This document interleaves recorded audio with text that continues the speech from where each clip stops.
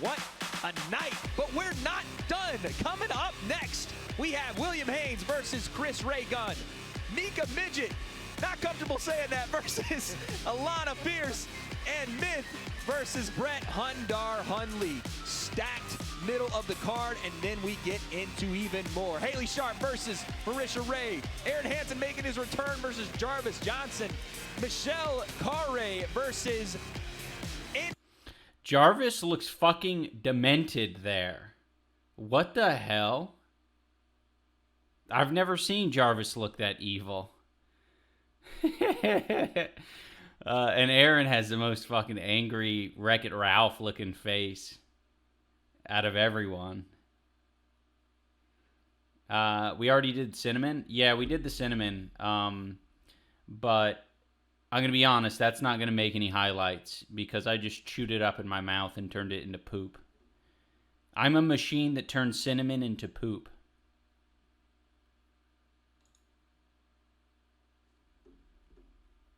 VODs, and to round out our card, Leonhardt versus Ethan Nestor, the mayor of Slamtown, just accompanied Dad. Look at these fucking... We need to... next year, we need to up the contrast on everyone's photos and up the saturation. Because I'm not comfortable with how white everyone's looking. Look, we look sickly.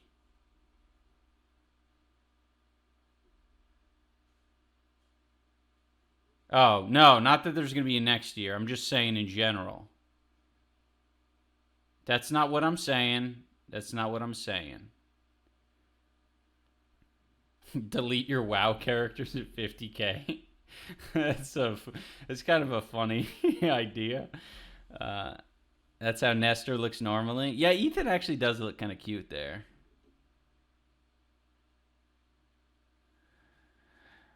All right, Rono links. A links. Ethan's a ghost. Jesus. To the ring, John Hennigan versus Harley Morstein of Epic Meal Time. His return to the ring. Also, we need to pay someone to get our own font. You know what I mean? This is all too plain. What is this, a sports broadcast? And then our main event, Alex Wasabi versus iDogs. And coming up next, we have William Haynes. As you can see, a late replacement, but game to go. He is taking on Chris Ray Gun. This one's going to be a fun one, gentlemen. Super featherweights going at it, and I expect a stoppage in this one.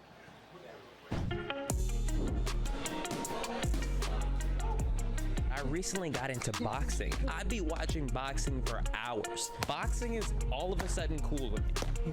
My time has come. My backup plan is I'm just gonna put my glasses on, and I'll just be like, you wouldn't hit a guy with glasses, would you? And then I'll win. I've been training constantly. I've been fighting like nonstop. It's exhausting and painful, but it feels amazing. Is there a way to check how long you've been following? I think followage, isn't that a normal Twitch command? Did we watch AB already? We did. That was, kind of a fast one. Guys, I'm here with William, and he is ready to go Super Saiyan. How are you feeling? I'm feeling amazing. Life is so beautiful, isn't it? Now, William, you've come in here at the 11th hour. You've gotten ready in 3 weeks. I heard you lost 13 pounds in 3 weeks to get ready for this thing. Is there any rhyme or reason as to how you were able to do that? Yeah, my trainer was just like, you gotta do it. So, yeah, I've never lost weight before in my life. I've always been the skinniest person. So, yeah, losing a pound nearly every day was insane. That's incredibly impressive, the fact that you're able to get ready on such short notice. You look good. You look ready. You're Vaselined up. I see that. You're ready. You're looking jacked. Very good. Yeah. Vaseline. Can't wait to see what you do out there. I'm ready to see what I do, too. And I hope Chris is ready, too. I know he and Yeah, I think if I were to box again, I think I'd need to get some... I think I need to box in a lower weight class and get really sucked up, really cut, so that I could do some of that that William Haynes nipple Old Spice odor buck or body wash or whatever it's called with your pecs. I'm trying to do it right now and I'm struggling.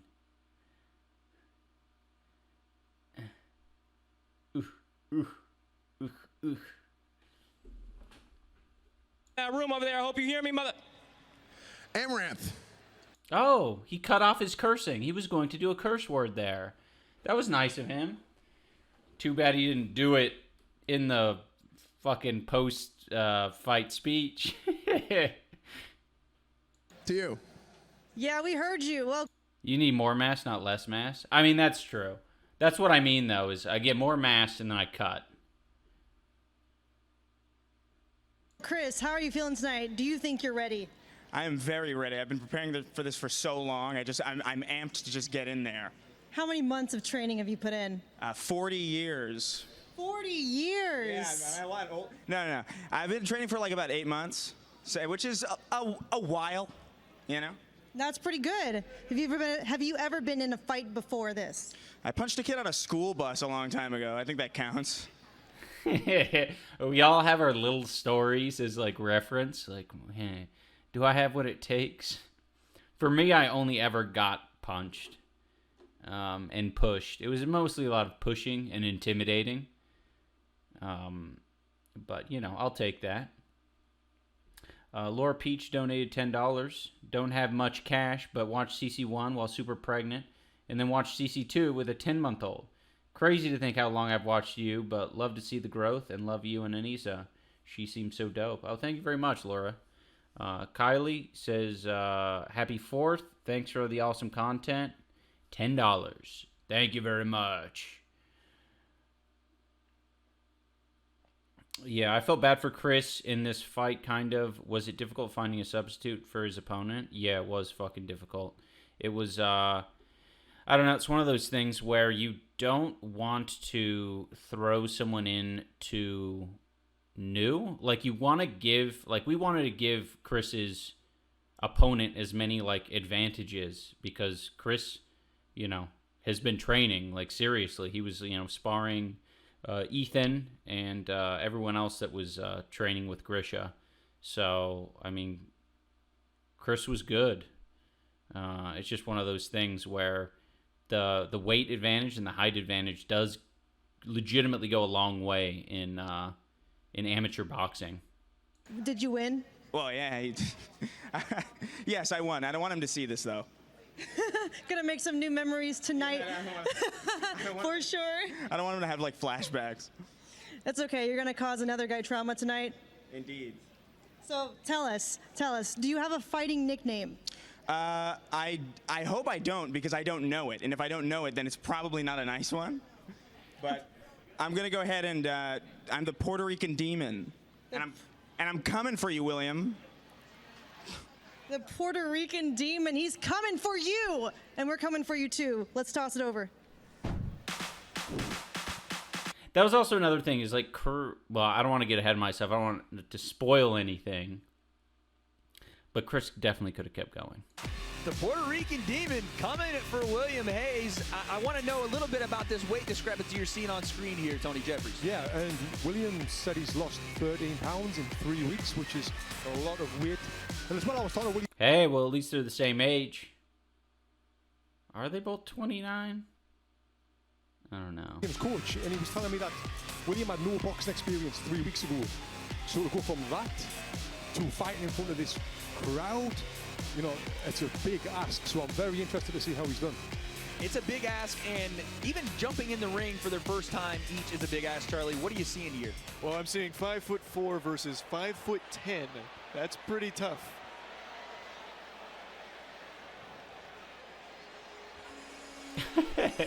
William's walkout was so strange. I didn't know that he's like a Star Trek guy. Oh, also, he just had, I think it was just a mix. He just like kind of threw everything out there.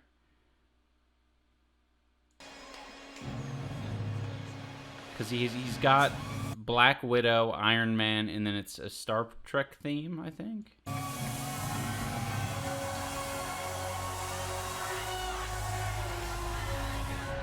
And someone's wearing Hulk gloves in the background.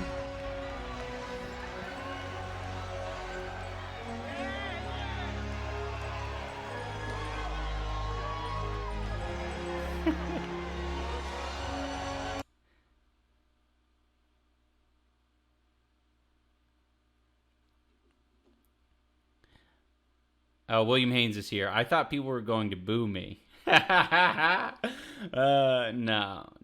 People don't boo. Not in this environment, unless you're evil. They'll boo you if you're evil. That's how you can kind of know if you're an evil person or not. You walk out into the crowd. If you get booed, sorry. One of the evil ones. So I wanted to address one of the comments. Did they target Chris? I'm confused. Why was this an even match? It was over when he walked in. This is a 5'10 dude, could have double the reach. I mean, that's not necessarily how boxing goes. Like, it would be nice if... Well, I shouldn't say it would be nice. It would be nice for some people. It would be nice for William if it just automatically meant he won.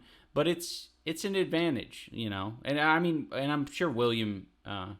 would admit that that's an advantage. He's got a weight advantage. He's got a height advantage, but it's not, you know, it's the advantage that I would say it's like the only advantage you can give someone who doesn't have boxing experience, right? Like, it's kind of one or the other. You know, there were some options to put Chris against people who are like experienced, like potentially amateur fighters. And that's just like not, I would much rather, you know, fight someone who's like bigger than me than someone who's more experienced than me and at my same size. That's just me though.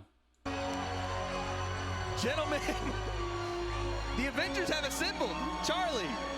Yeah, they got the whole kit and caboodle out there. They must The have whole went to kit and Universal caboodle. Studios or something pretty recently and just grabbed some of the performers. That they got them out here now. Well, listen, they're only missing one man, and it's Thor. I think you maybe toss the coat off and get. Yeah, he only had a couple weeks to train, so it's, again, huge disadvantage for Will in that case. The hammer going, and you're fitting right in, brother. I don't know if we need to go down that road, to be honest with you. I don't want the people to fall out by the absolute chisel in stone physique of Moist Critical, but Tony Jeffries, a very calm individual walking in here, and a bigger guy than I expected. Yes, he is very calm. He seems very confident, and he's in good shape. You can see the abs are popping out there a little bit, I think. And look at that, stoic, posing to the crowd, understanding the weight of this moment. While I do want to get my hands on that Iron Man armor, I think he's looking to make his own statement in the ring tonight. William Haynes, ladies and gentlemen. It's like the ending to a movie right now. I'm saying that the Avengers have won already, it seems like. Yo, Spidey, you got to chill over there, bro. Chill. Suavemente, bésame, que quiero sentir tus labios besándome otra vez. Suavemente, bésame, que quiero sentir tus labios besándome otra vez.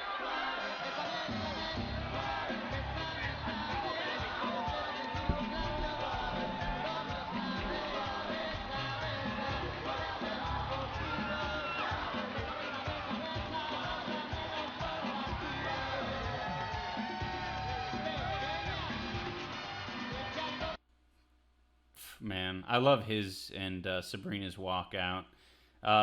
Thick AF donated $100. Love the insight on the event. Still have my wristband from attending. Hope the goals get reached. Thank you, Thick AF. And thank you, Conservative Grifter, for donating $10.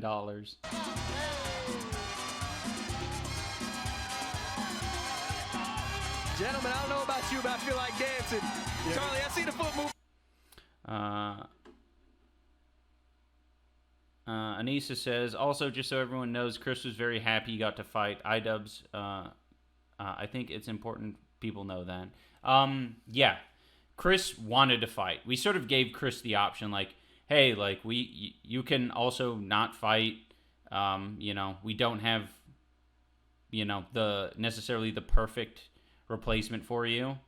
You know, it's obviously good. I'm happy with, you know, Will as a replacement, but, you know, Chris wanted to get in there. He was like, I fucking trained for 9 months. Like, what is the point of not giving it a shot? Like, even if you have some disadvantages, like, you're still going to fucking go for it. And Chris wanted to go for it, so we said, hell yeah. And if you want to donate, we have donation links down below that directly support the Critical Role Foundation. And there's options down there as well for the other charities that will contribute to this goal. Whoa. Anonymous, you just brought us over 50,000 on this bar. On the official Tiltify website, though, we are at 52,000. All right. Let's keep going, baby.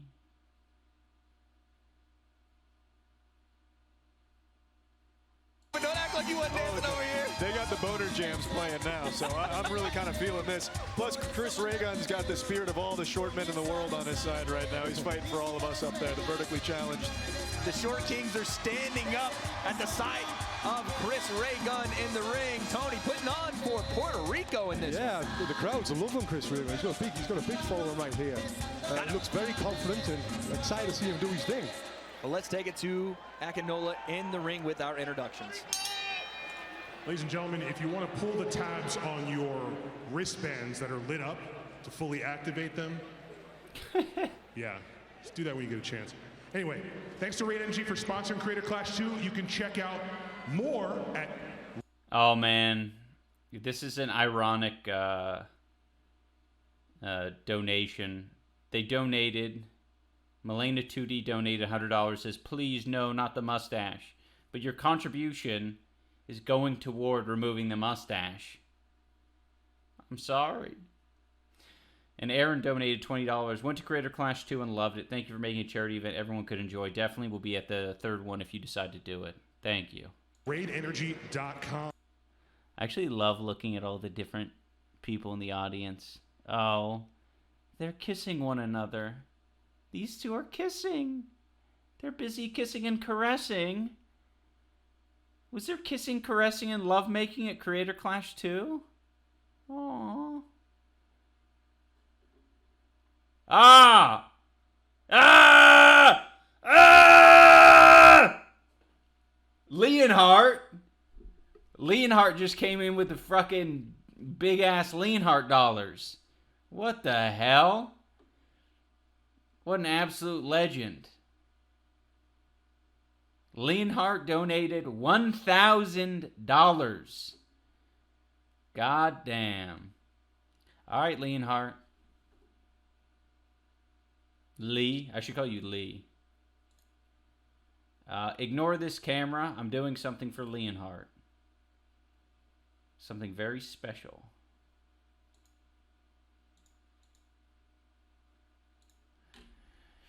All right, Lee, we have something that we do for all of the new people in here who donate. Technically, it's anyone who donates over $5,000, but because I'll take what I can get, we got something called Throat Cup. Wait, what's it called? Throat Chup.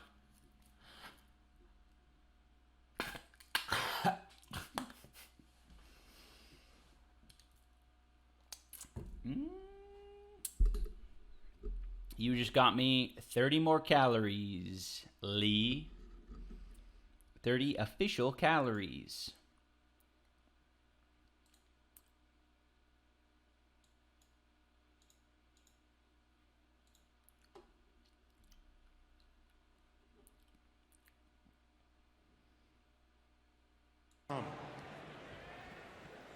Introducing first, fighting out of the blue corner. He's a pop star, actor, and comedian. His videos focus on self-improvement and making yourself the best you can be. He stands 5 feet 10 inches tall and weighs in 143 pounds. From Oakland, California, William Haynes.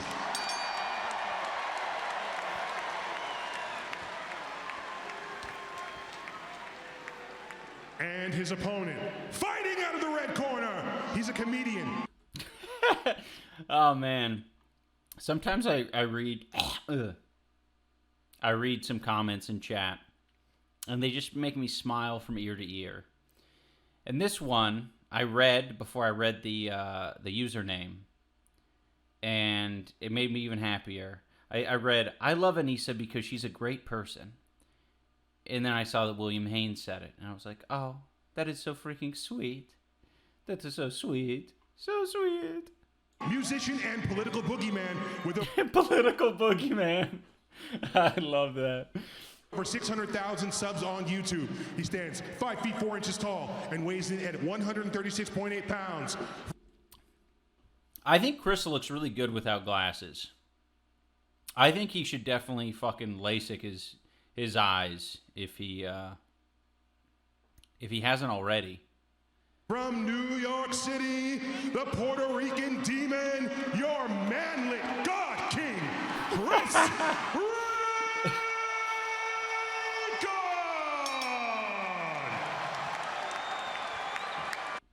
Did he say manlet God King?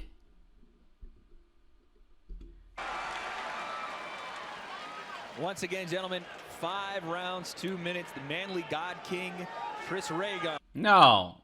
Wade. Manlet. Manlet. Versus the pop star himself, William Haynes. The size difference is ridiculous here, man. It's going to be interesting. Debut fights for both guys, 5'10", 5'4". You're going to have to see Chris get inside and work the body, maybe come upstairs after. If you're William Haynes, stay with those long, rangy punches. Round 1, let's go. And both guys very hesitant to come out there. And Chris, 1-2s down the pipe. Okay, well now we're heating up a bit here. Man, this is... Oh, Caleb donated $250? Caleb, thank you. And just... and the only message he left? Smiley face. Sam R. donated $20. Said, traveled from California to see Creator Clash 2 and was a blast. One of my favorite events I've been to. That is so awesome. Thank you, Caleb. Thank you, Sam.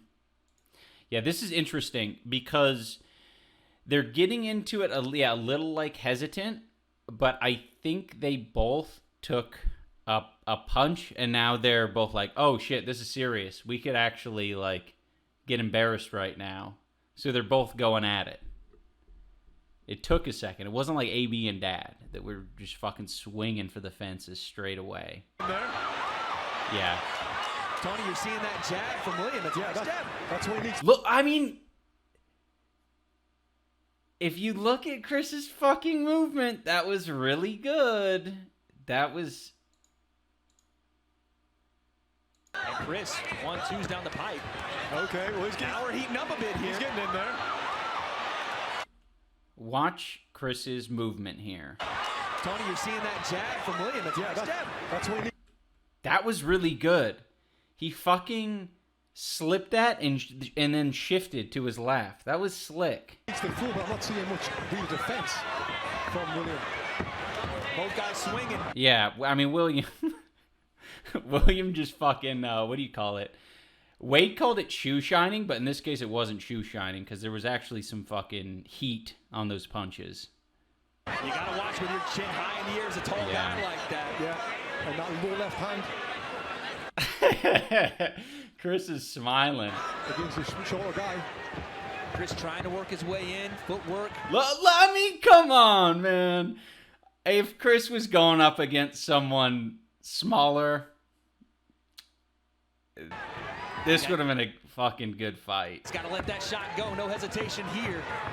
1-2's right hand lands, but a left hook behind it. Right hand from William Haynes. That lands. And Chris bouncing around the outside here. Oh, good body shot. And a right hand behind that. Tony, how do you get inside here if you're Chris? Yeah, he's got to move his head, throw some feints, and then get in. When his feet closer, because right now when his feet's far away, he's going to fall short with every single punch. Like there, you see, he's short with the punches. His feet need to be closer to William to land the punches. Throwing some combinations there, but William fires back 1s and 2s. Oh, right hand, but then he gets clipped with a left hook. Right hand again, William Haynes. Back and forth.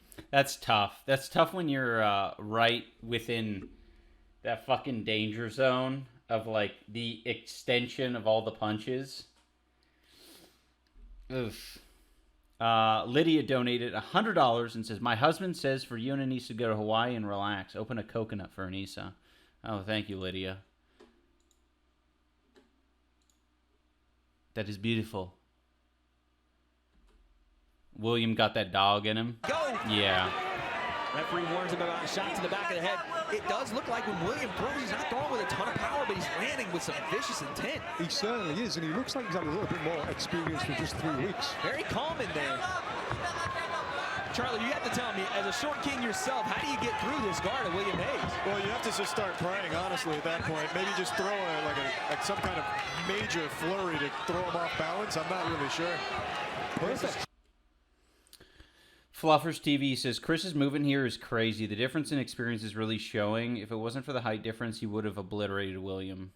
I agree. I mean, that's why it's such a hard matchup. Like, how the fuck are you gonna match someone up who's been doing it for, 9 months? You have to give the other person advantages. Trying his best. He's trying his best, but that jab is keeping him right at bay like the Tampa we're in. My goodness, right hand again from William Haynes. 10 seconds left, round one. Oh, short right hand, drops him. That right I think that was a trip. and puts Chris Raygun down. The first knockdown of Creator Class 2 goes to William Haynes. He set that up lovely behind his jab, threw a couple of jabs, then boom, a right hand straight on his temple, and down he went. That looks like that's going to be the end of round one right there. Well, I guess they'll show a replay maybe of the knockdown. Now that was what we call a flash knockdown. Yeah, it was a flash Play it knockdown. back. He's recovered, he's back here, but let's listen to the corner to find out. Sometimes double just dab, right hand. Keep using that jab. You see how you blinded him with it? Let that right hand go, baby. You good. Oh, shit. Oh, man, all the ice is melting now. Now I got a bunch of puddles in my room.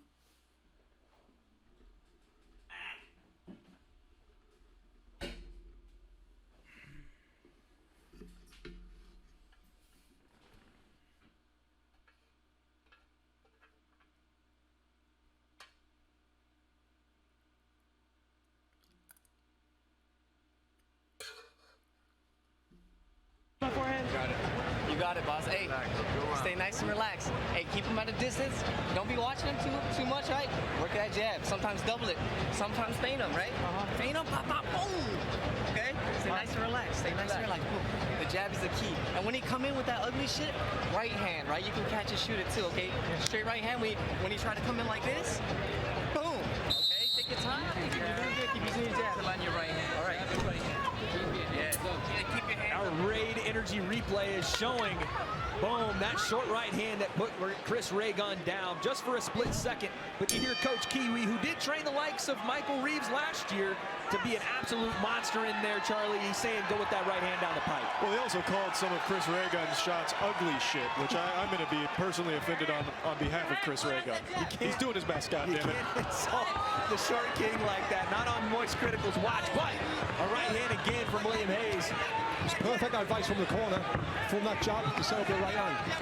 Single jabs, double jabs, then throw that right hand. And a nice, again, short right hand from William Haynes as well. What you're trying to see here, if you're Chris Raygun, is how you maneuver getting hit with those right hands over and over, how you maneuver away from the power. Oh, goodness. He needs to move away from William's right hand. He needs to be moving to his right. Oh, man, but he's getting stalked right now. William, everything it seems like he throws with great composure, but also great power. We talked about it in round one. Yeah. Oh, there's a right hand. There's something. There's some signs of life. He's got to follow up there, though, as well. One shot's not going to do it in this fight. And he smiles, gets a little distracted there for a second. And Williams just putting foot in the middle of the ring and saying, move me. Yeah, perfect job by him. Oh, yeah. He's still nice and relaxed. Oh, and once again, and sweat flies all over his Charlie.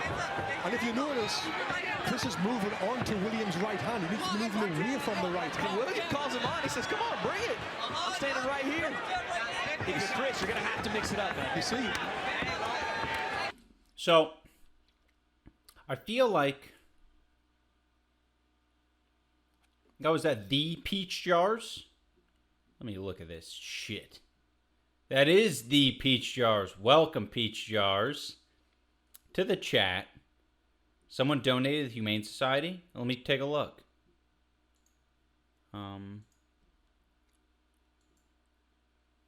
Whoa! Holy shit! That is a lot.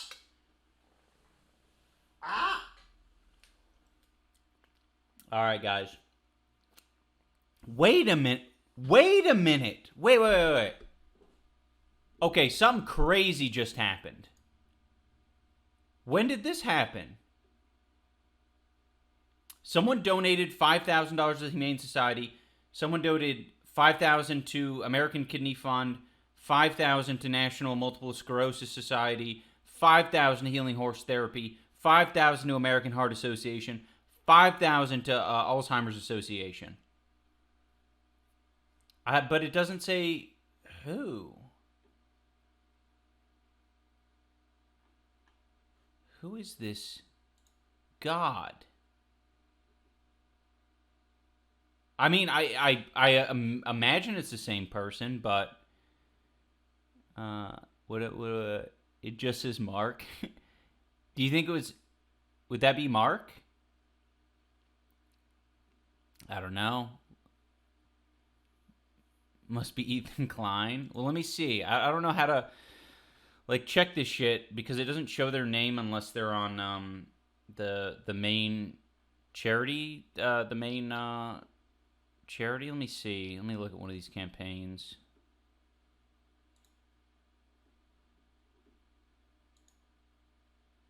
Oh. Yes.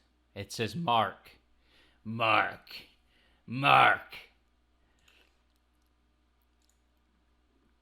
Man. Mark. Yeah, it's all from Mark. All right. Let me make sure they're all from Mark. Oh, this is sweet.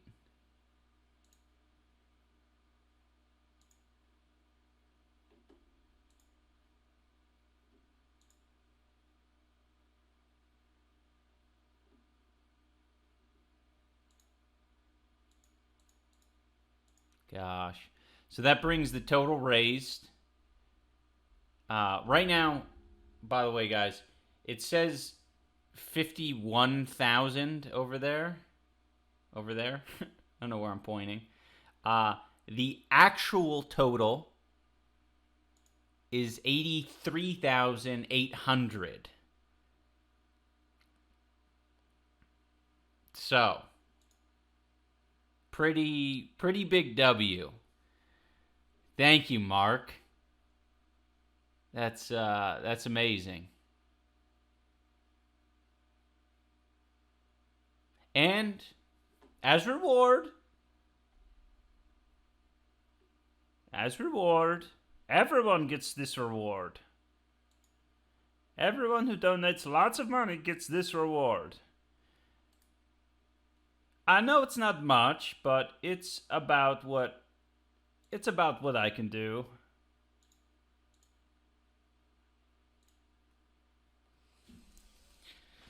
For each $5,000 that Mark donated,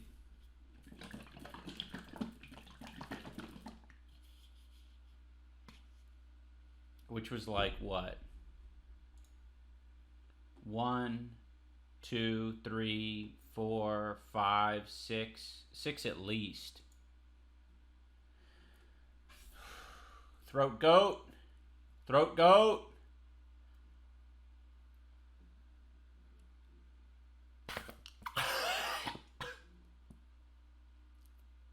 Throat goat.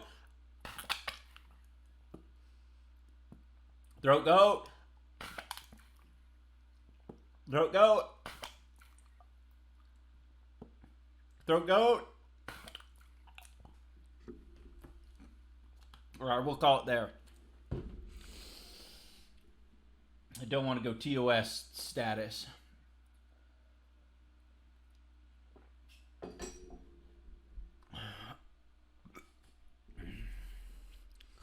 Don't be worried about my heartburn. Worry about my indigestion.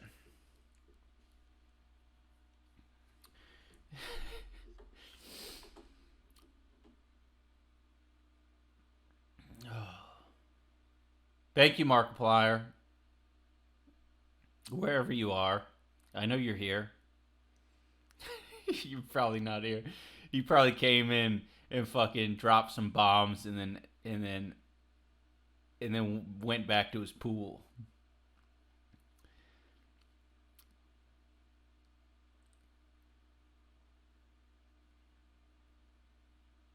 Mark deserves a glizzy chug.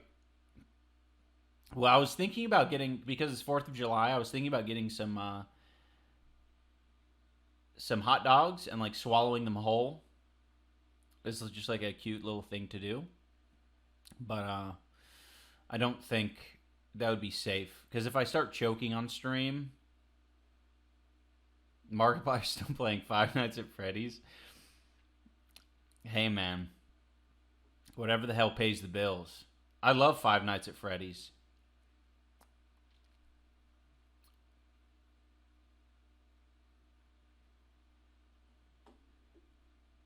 Can you wipe your chest? It has ketchup. Yeah, I can. I have a ketchup shirt for that.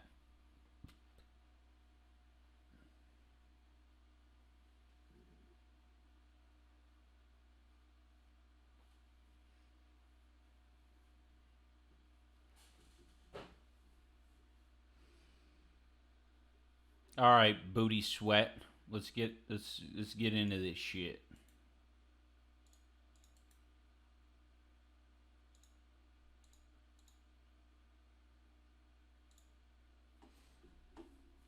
Come on, Chris. Kick his ass. And Williams is taking shots here. Yeah. Oh, yeah, that's what I was going to say. I was going to say, when you're the shorter fighter, you are at this really fucking tough spot where you got to be out completely or you got to be in completely. You can't sit in this like middle area, and that sucks. That's a sucky position to be in, because you know the fact that like, I mean, take Alex Ernst and Ryan McGee. Can I manually add the 30K? I don't think I can. Yeah, because we want the visuals there. I can. Maybe I can. Let me see. Critical Role, Tiltify.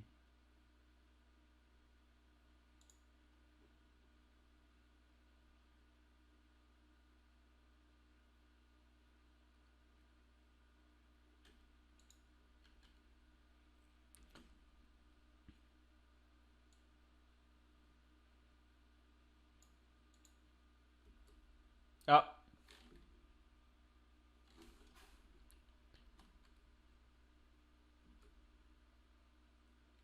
No, that is not the thing to do. Yeah, there might be a way to do that.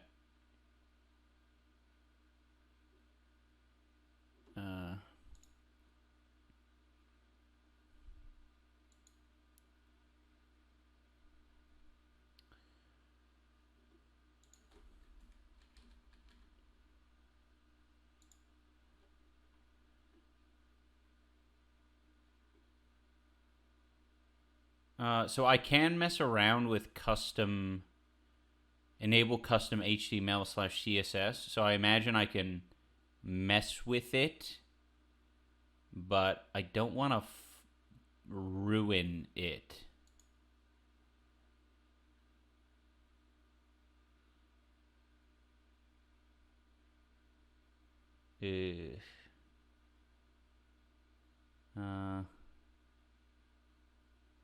It shows the total. Shows the goal bar. Goal continued.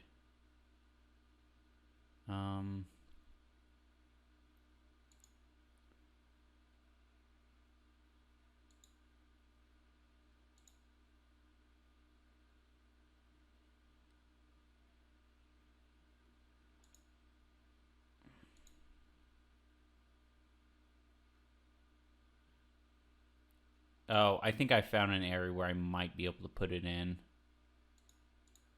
Okay, goal current plus. Wait, no. I should.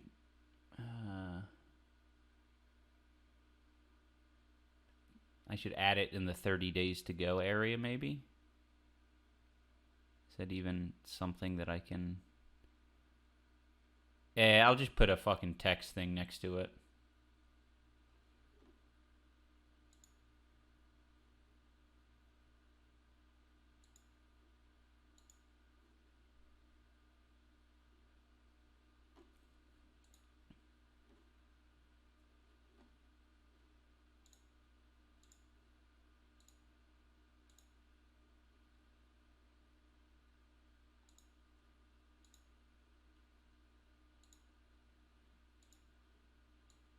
Oh.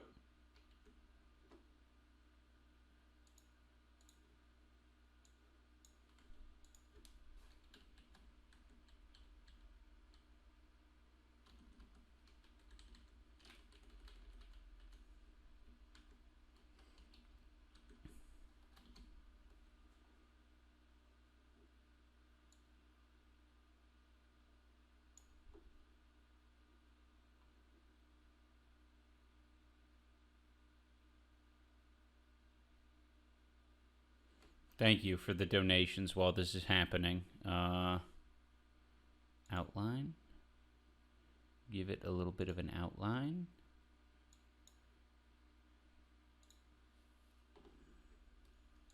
Oh. How do I grab this? I mean, I'll put that there. It looks kind of ugly.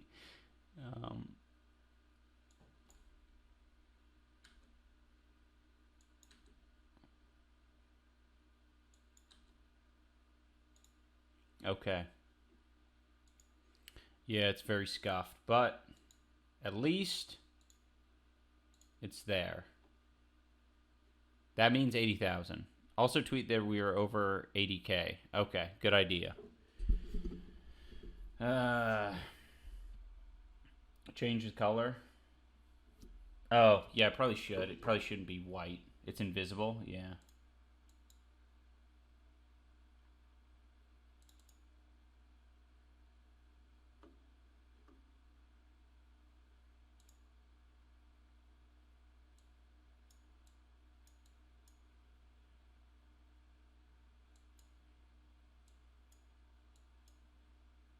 I like the green because that stands for money.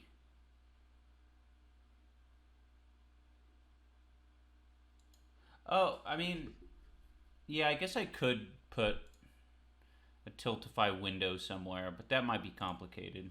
I'll just update this 30,000 on occasion. It's over 90K. Oh, is it? Oh, yeah, it's not... What? How the fuck is it 94,000? Who's doing this? Is this just more Mark? This is just more Mark fucking sneaking around on all fours? Putting money in different places? Creepy. Creepy. Okay, yeah. Wait. Where'd you put this money, Mark? Yeah, you put it in the fucking American Kidney Fund. It might even be more. You might have donated to other ones as well. Did we just assume that Mark donated to Merrimack Hall as well? Because right now I think I probably need to fucking shave my mustache.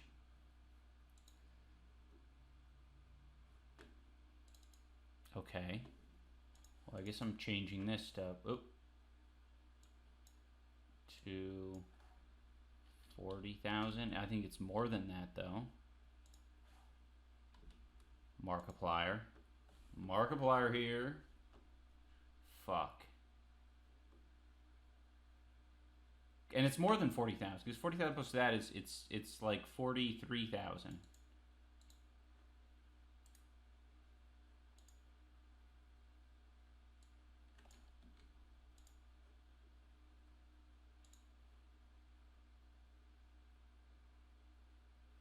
This poor guy, random dude named Mark, not going to get credit. Markiplier taking all the glory here. You trying to get Joji to fight? No, but I will tell you what, because I've told my regular viewers this. I'll tell you guys here and now. because this is the only benefit I have. I need to share my experience. I invited Joji to Creator Clash, and that motherfucker came, and he was in a little private suite because we didn't want to fucking blow his cover or anything.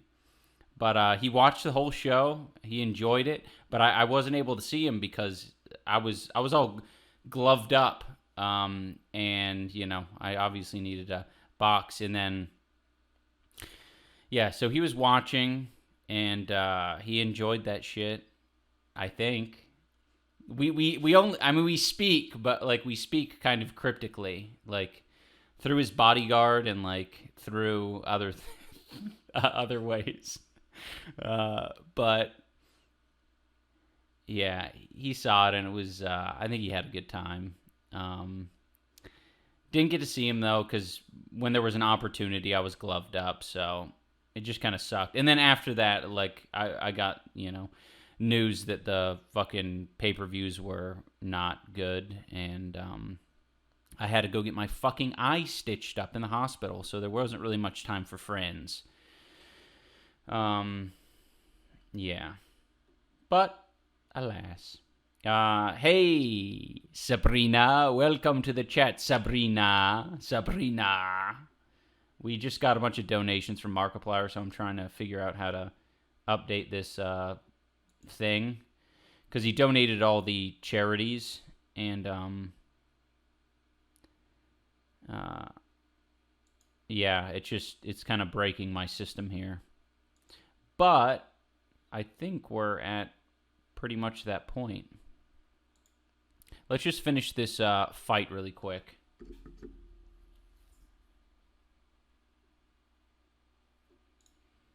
Nicely. Yeah. But Chris is moving to his left, while he should be moving to his right. Absolutely. See, he's stepping to his left. It's very natural to want to do that, to want to step to your left, especially if you're Orthodox, fighting an Orthodox person. I mean, it shouldn't be, but, you're just stepping in the direction of that big, fat right arm. As William comes forward, right hand again. He's catching on the chin. This is bad news. See, that's what happens, man. It's like you get disturbed. If someone's punching you fast and hard, it's like you just break your shit's getting broken up. Can't even fucking think. That's it. See, I mean, that was in the middle of a fucking crazy-ass William Hayes flurry. Ethan Nestor says, I'll fight Joji next year if I can give him a little smooch. It has to be in the contract. He might like that.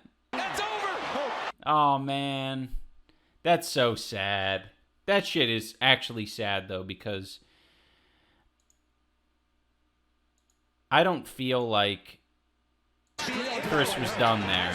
I mean, he just fucking rolled that punch. He's moving. He's still moving. His fucking legs aren't even stopping. It's just disturbing. Look at Chris's fist. Looks like it's about to hit William. Let's see if it does. I mean, I think it got retracted a little bit because he was getting hit in the head so much. This is bad news. Referee taking a look. See, that's what I mean, though. You have these moments where he was just sitting there and he was like, oh, I got to retaliate. He had this like moment of thinking. He wasn't fucked up there. He was like thinking like, all right, I'm getting overwhelmed. I need to fucking do something about it. And then when he went to do it, it was like, oh shit, William's getting pulled off of me. That's it. That's over. That's all. We're waving that one out. It's like William was sprinting right into Chris's face. William Haynes with a second round stoppage. She is waving that one off. Your winner by TKO stoppage. Let's go. William Haynes. Come in the middle of the ring, baby. It looked like the referee took the punch there. Yeah, the referee ate one there. She caught one. We can put that on the scorecard for Chris Reagan. No, That's another big shot landed as we look to our shot. Bansley Slam Cam replay. Just lefts and rights all night here. Cringy Crypt TV, thank you for the $20. Really cool of you to do this. Keep your chin up. You're doing great things with Creator Clash. Here's number 3 when the time comes. Been a huge fan since the start. Thank you. Mark and Ethan were both here very recently. I hope they get to watch Ethan's fight. I know, but it's near the end. Oh, don't forget to tweet. You're right.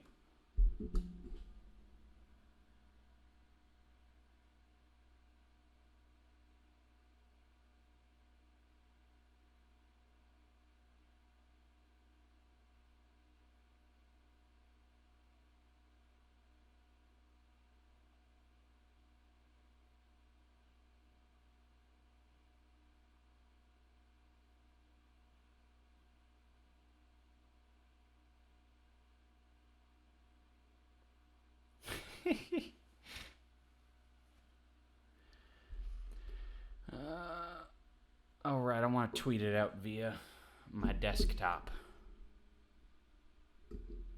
Don't forget to Snapchat. Welcome, Uncle Dane.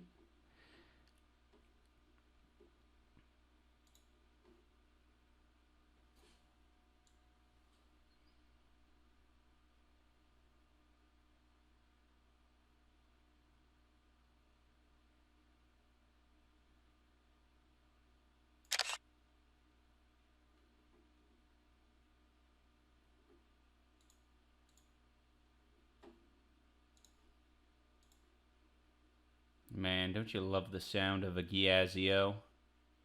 I love the sound of a Giazio.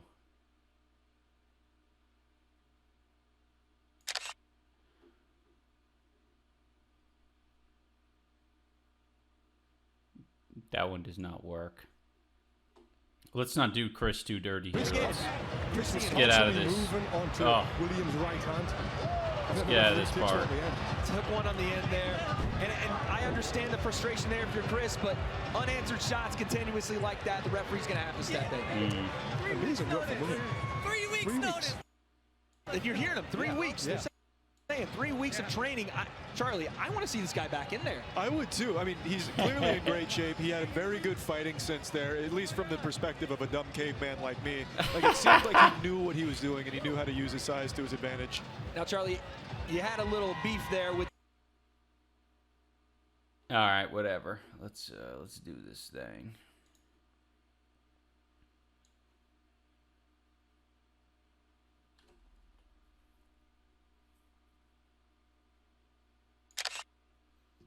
You guys get to see thumbnails live.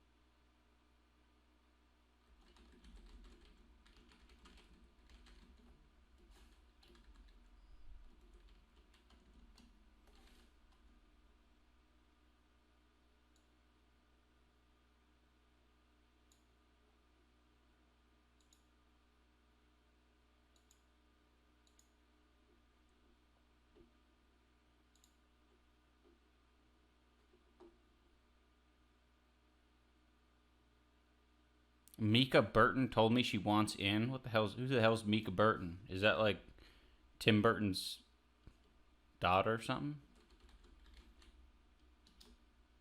Oh. She's part of Critical Role? Cozart Burton. Oh, Stephanie Cozart Burton. Oh, that's her parents. Oh, from Star Trek. What? Did she do something with Critical Role?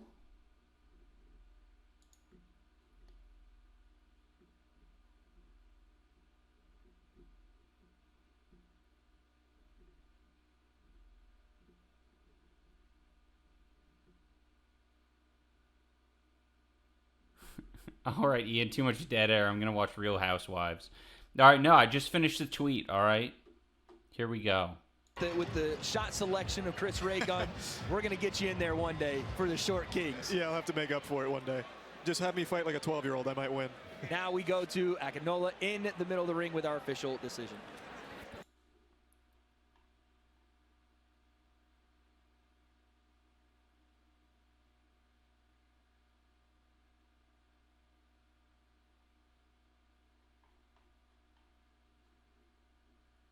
Ladies and gentlemen, the referee has stopped the match. At 1 minute 50 seconds left in the second round. Here's Yeah, your I winner know. by TKO, William Haynes.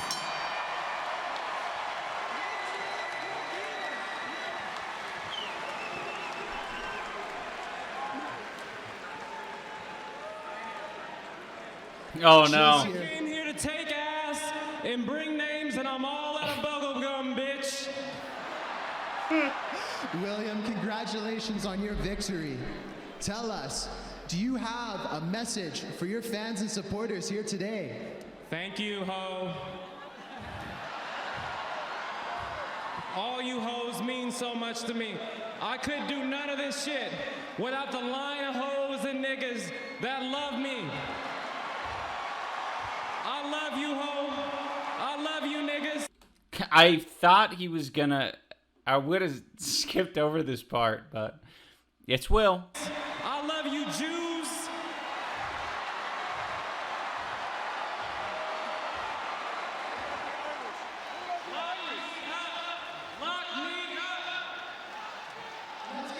Did you just say lock me up?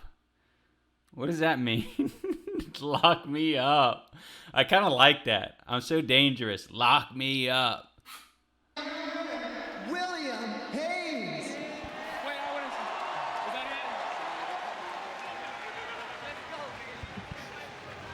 There he is. Did Will want to say something more? What a character in his own right, Charlie. Well, I'm extremely excited to see more from him now. Absolutely. What a fantastic speech at the end after such a great victory, too. And like I said, an amazing fight there from William Haynes, but we have more on our plate, gentlemen, as we have Mika Midgett versus Alanah Pearce. Super middleweight action coming at you live and direct right now.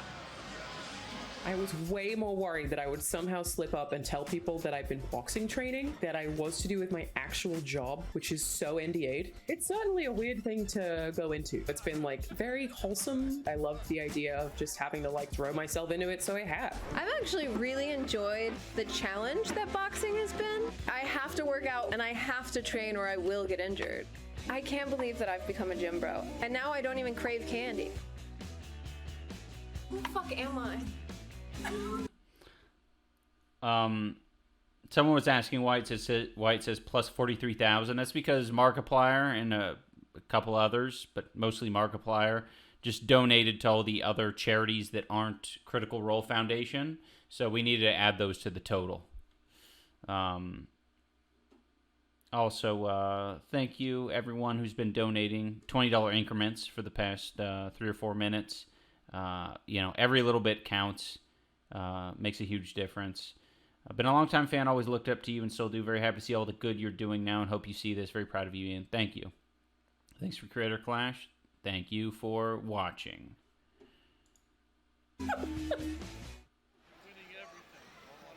Here we are, man. looking like a tough warrior princess today. How are you feeling tonight? I'm really calm. I know that's weird, but I'm very calm. I'm excited. Mika's a good friend, which kind of sucks, but I'm just like, let's have a good time, do the best we can. It's very wholesome. It's okay. Friends can have arguments, you know? Yeah, exactly. Maybe we'll hug it out afterwards. Exactly. That sounds great to me. So how long have you been training? You look shredded. Thank you. That's a lot of food. I've been eating so much protein. I've been training for 6 months, but really since January when I got my new coach. So it's been a short amount of time, but a lot of very hardcore work. Wow, you look absolutely amazing. Could you flex for us? Woo! Look at that. Wow. So do you think you're going to keep boxing after this? Definitely, and I highly recommend it to like everybody I know now. It's so much fun. Even if you never fight someone, it's such good cardio. You use your whole body and you use your brain. Everybody should try boxing. I agree. Do you have a fighting nickname yet? Well, you'll have to wait and see. The announcers might tell you. Ooh, we like that. No, all right. very Espen, good. what do you got over there? Hey, Amaranth, we got a big one coming up here. You're ready to rustle some feathers, aren't you? Oh, yeah. Russell? You ready to rustle some feathers? You ready to wrestle someone who's got feathers? Wrestle's a good term for it, sure. Yeah, it is. It really is. So what do you, I mean, this is obviously something you're very excited about. I've seen your training. I've seen, you know, you're very close with Alanah, and you're really ready to take it home here, right? I'm ready to take her home, that's for sure. But yeah, I'm ready to take the match home too. Yeah, remember, you're fighting, okay? Not any other F word. You're fighting, okay? Yeah, we are fighting. Your definition of fighting, I think, is different than mine. Back to you guys. Well, not sure what I want to make of that, but I like how you can hear Wade chewing on some fucking food in his gaping maw. What the hell? Mika Midgett and Alanah Pearce, both with our 5'9" height, 168, 165, and around similar age. Tony Jeffries, what are you seeing here? Yeah, I'm excited for this one. These two girls, you know, they've been looking good in training. One of the footage that I've seen, they're both hungry and they both love boxing. As we heard Alanah say there, everyone should try boxing, and I totally agree. Everyone should try boxing for fitness or for fight. I think it's worth mentioning right now Mika's charity is the American Kidney Fund. So if you want to support specifically Mika's charity, the one that she put forward, that link is down below. That still contributes to the total up there because it is through Tiltify. So, you know, feel free to show your support in that way. Awful for Career Clash.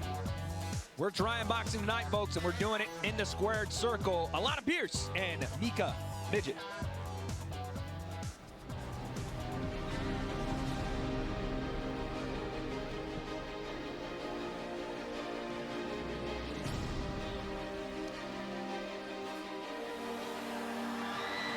Oh, that's one thing that made me sad. Mika, I think it was Mika, she wanted to come out in fucking all the Mad Max makeup. Right? Because that's her fucking character. She's got the fucking jacket on. She's going like Fury Road style shit. And it would have been really awesome. But I think it was the day of, you know, we were talking to all the boxing people and the commission, and clearly they didn't end up approving it, but it was like good, like costume makeup that was like essentially, you know, permanent for the night. You know, it wasn't going to like rub off and like, you know, blind anyone or do anything bad. So it's kind of unfortunate that that she didn't have her Mad Max makeup on, because that would have like, I think, made this a much cooler look.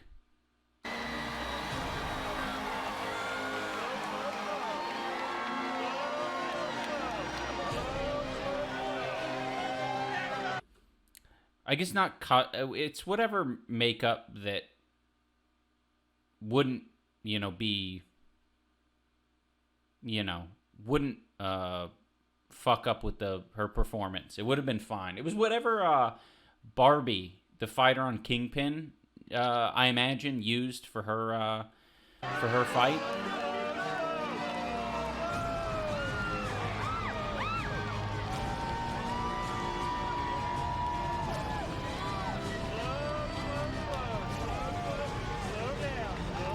Nah, can't use masks. Can't have any like headgear type shit. That's why everyone who like wants to like keep their identity, who like thinks that they'll be able to like go to the end while, you know, wearing like a ski mask or something, it's like, no, sorry. If you're boxing, you have to reveal your identity. You can't be anonymous.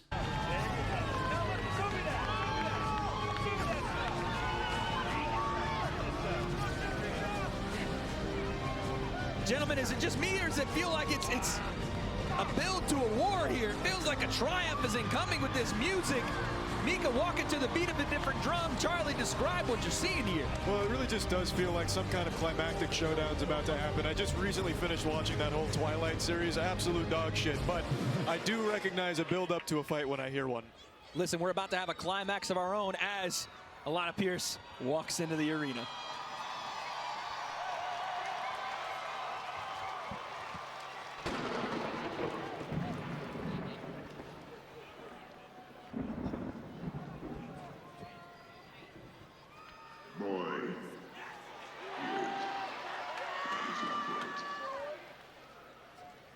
I think face reveals at Creator Clash would be a spectacular failure. I think face reveals in general are just so difficult to do. It's like, because people really make out in their head what you look like, and it's just kind of it's an awkward thing, I feel like, every time. Girl, go out. Whoa, what the hell?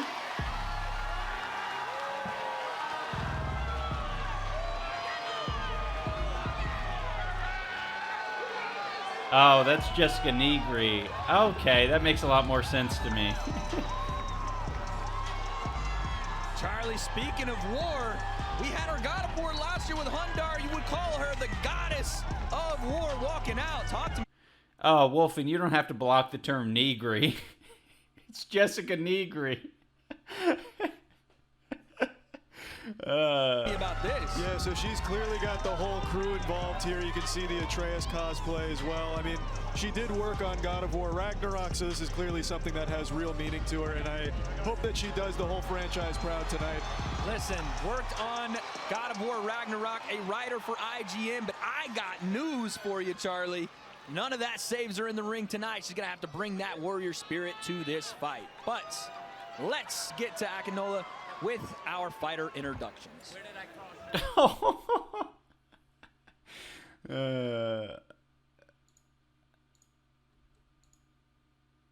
That saves her in the ring tonight. When she gets her thing taken off of her, it hits her in the damn face. She's going to have to bring that warrior spirit. These are the little things that you don't know, but that's a kind of a big deal when you're going into a fight.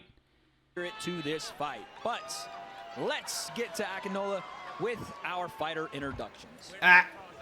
Just remember, if you go to fantasy.com/Creator Clash, you can check out all the behind-the-scenes action for tonight's event. Let's get into our next bout. Introducing first, fighting out of the blue corner. Okay, that's also one thing I've noticed about Akinola, is he'll say his little thing and then start fighting out of the corner, fighting out of the blue corner. It's very intense, but he doesn't say it all with that level of intensity. She's a variety streamer on Twitch, a self-proclaimed horse girl, and an inspiring voice actress. She stands 5 feet 9 inches tall and weighs in at 168.4 pounds. From the Outer Banks, North Carolina, fighting out of Austin, Texas, Mika Midgett!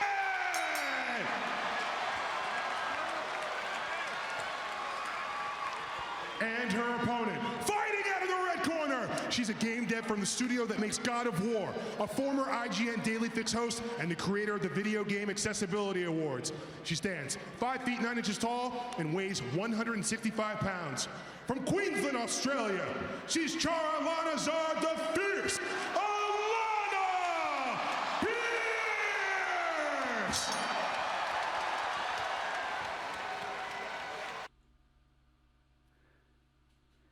The queens are fighting, yay!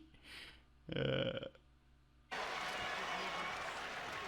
fans are behind this one, gentlemen. This has got a big fight feel. I cannot wait to see what happens here. Again, 5 2-minute rounds. Oh, we get a hug here. Don't usually see that in the boxing ring, Tony Jeffries. I think that's the first time I've ever seen a hug like that in the boxing ring. Listen, all of it goes to the side now because fists are about to fly. Round 1. Mika, Alanah, let's go.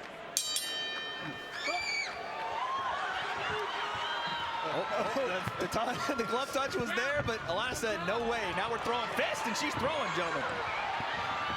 Yeah, a bit of a slow approach, but now it's just opening up. Jesus We've Christ. seen a lot of this from her first fights, but we're seeing the circle run here from Mika. Yeah. Not something that's going to help Oh her. She's my gonna throw God. back here. Alanah's just literally running at her. Just running and punching. Like different cadence. Just like, what. She's got to throw punches back. Alana's just letting the punches, letting the hands go. No footwork, just throwing punches and walking forward. Just the vertical approach here from Alanah, but it's working so far as Mika's got to sit down on some shots here. You can't be intimidated by that pressure. When you throw punches like that, you're going to lose a lot of energy, and not all of them landed. But Mika seemed to land a good right hand there. That was a sneaky right hand that got through the guard there. And here comes the jabs again from Alanah. Yeah, we need to see more jabs from Alanah. It was a nice little turn to get out of range there for Mika. She's got to put it together coming forward, but nice footwork there. Again, good jabs from Alanah. Mika needs to do the same and throw some nice long jabs. Oh, there's a 1-2. Oh, overhand right from Mika. Best shot of the fight so far. Very nice work there. Not seeming to slow Alanah down.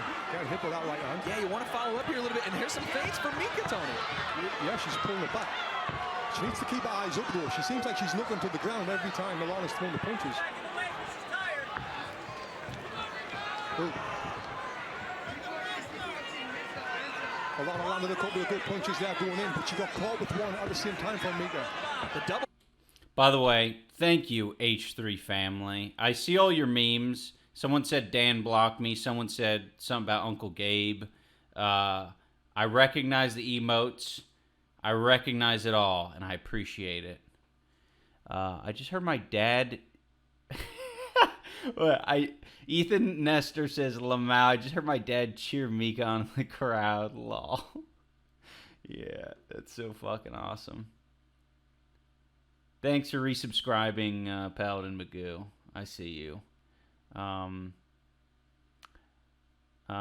said, donate $20. Says, wouldn't normally be able to afford to donate, but I won some money off a scratch-off recently, so I want to put it to some good use. Hell yeah. Punch there. Rare to see in boxing from Alanah, but she gets it through. Oh, nice little right hand again from Mika. Another one off the back foot. That's her go-to shot, Tony. She just needs to sit down on it and let it go. Yeah, every time she's landing the shots, it's stopping Alanah from coming forward. Again, she's landing another one. Ooh, great right hand. There is the end of round one. Furious pace started out from Alanah Pearce there. Mika, when she sits down on the shots, they're big time. Yeah, it seemed like Alanah's tactics here were kind of like a schoolyard bully, just throwing out as many punches as possible to pick on the nerd or something. Like, there was a lot in the beginning, but then it slowed down once Mika started to respond a little bit. And you see our Raid Energy replay. Look at this overhand. Boom! Oh, I think I'm hearing Alanah's coach, Christo, in the background. He kind of sounds like, what's his nuts? Ben Shapiro a little bit while people are talking. On the chin, thank you to Raid Energy for sponsoring Creator Class 2. Check out raidenergy.com. Once again, check out raidenergy.com. A furious start, like we said, to the round there. I was wanting to hear a little bit of the corner there from Alanah Pearce, but they're basically just telling her to keep going. Yeah, if I'm in the corner, I'm telling them to get behind the jab, get behind the solid jab to set up the other punches. So let's see if that's what they're doing. If you're Mika here, Tony, what do? Do you go back to sitting down on that right hand, or do you start to activate that jab and come forward a little bit yourself? She had success with the right hand, but you have and look at this! Oh, shit. She comes forward. That was sick. They were going all slow, and then she fucking... She striked like a snake. That's a nice one, too. but now she's in trouble. Problem is the defense behind it, Tony, and you're starting to see that. Yeah, as well, Alanah's just walking forward, stepping forward, losing her boxing stance, which is removing the power from the punches. If she kept that solid boxing base, she would be able to punch a lot harder. And now she's stopped for anything. And both ladies being a little bit more patient here. Left hook from Mika, right hand.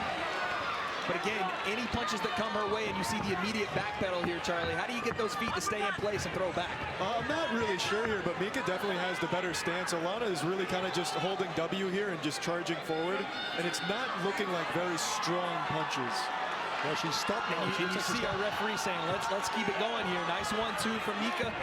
It is a very much counter-punch heavy approach here from Mika, Tony. Yeah, it looks like Alanah's getting a little bit tired now. She keeps stopping. Like now, she's stopped. Yeah, right here. It doesn't look like either girl really wants to initiate. It's more so let's throw counter-punches as somebody leads it. Perfect right hand by Mika. Now Mika needs to be putting the pressure back on. Yeah, this is where you turn the tide, where the goddess of war had started out very quickly in round 1. If you're Mika, now it's just space and opportunity. And there's another right hand. Now you follow up there. That is where you capitalize instead of letting a lot of recover here. Seconds go by. This is where you need that action. Exactly. Oh, nice body shot. Beautiful shot to the body there. Follow up. I wish you would put more pressure on right now, but it looks like Mika's getting a bit tired too. They're both tired. And Alanah, just as you said, Charlie. Man, Alanah reminds me of Hundar, the way she fights. Very fucking, like, high guard right here and just fucking walks forward. It's crazy. Holding that W key. Really no attacks, though. Just walking forward. Yeah, she's kind of just slow approaching like the Undertaker out here. I have to imagine it's due to fatigue. Someone call Paul Bearer because we need to activate an attack. It's overwhelming. It's scary when it's happening. Alanah throws some. And there's the end of round 2. A bit more of a stoic, paced round there, Tony Jeffries. Yes. Yeah. We've still got 3 rounds left as well. These girls look tired. Yep. So let's see what the corners here. And don't follow her pace. If you see that she likes to slip and throw back afterwards, don't give her that. Okay? Try what we talked about. The uppercut came in a couple times good. I want you to try to give me an opportunity. It's okay. Deep breath. Fill your lungs. Come through the nose. All the way. Full breath.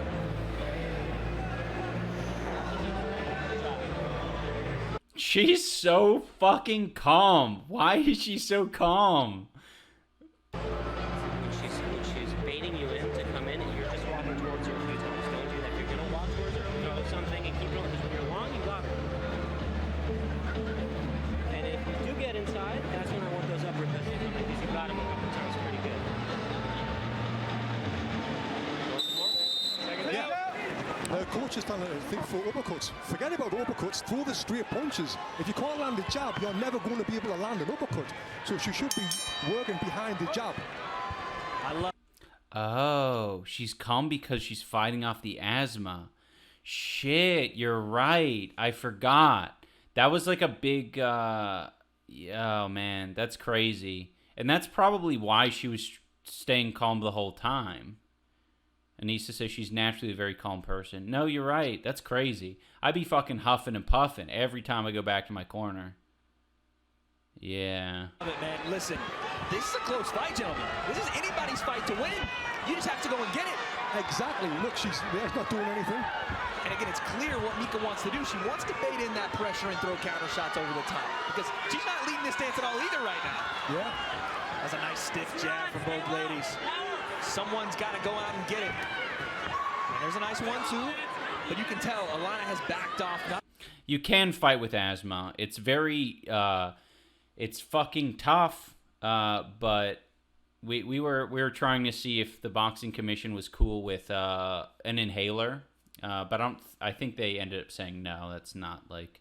I think you can kind of have it before and after, but not during or something like that. No, you can't fight with a boner.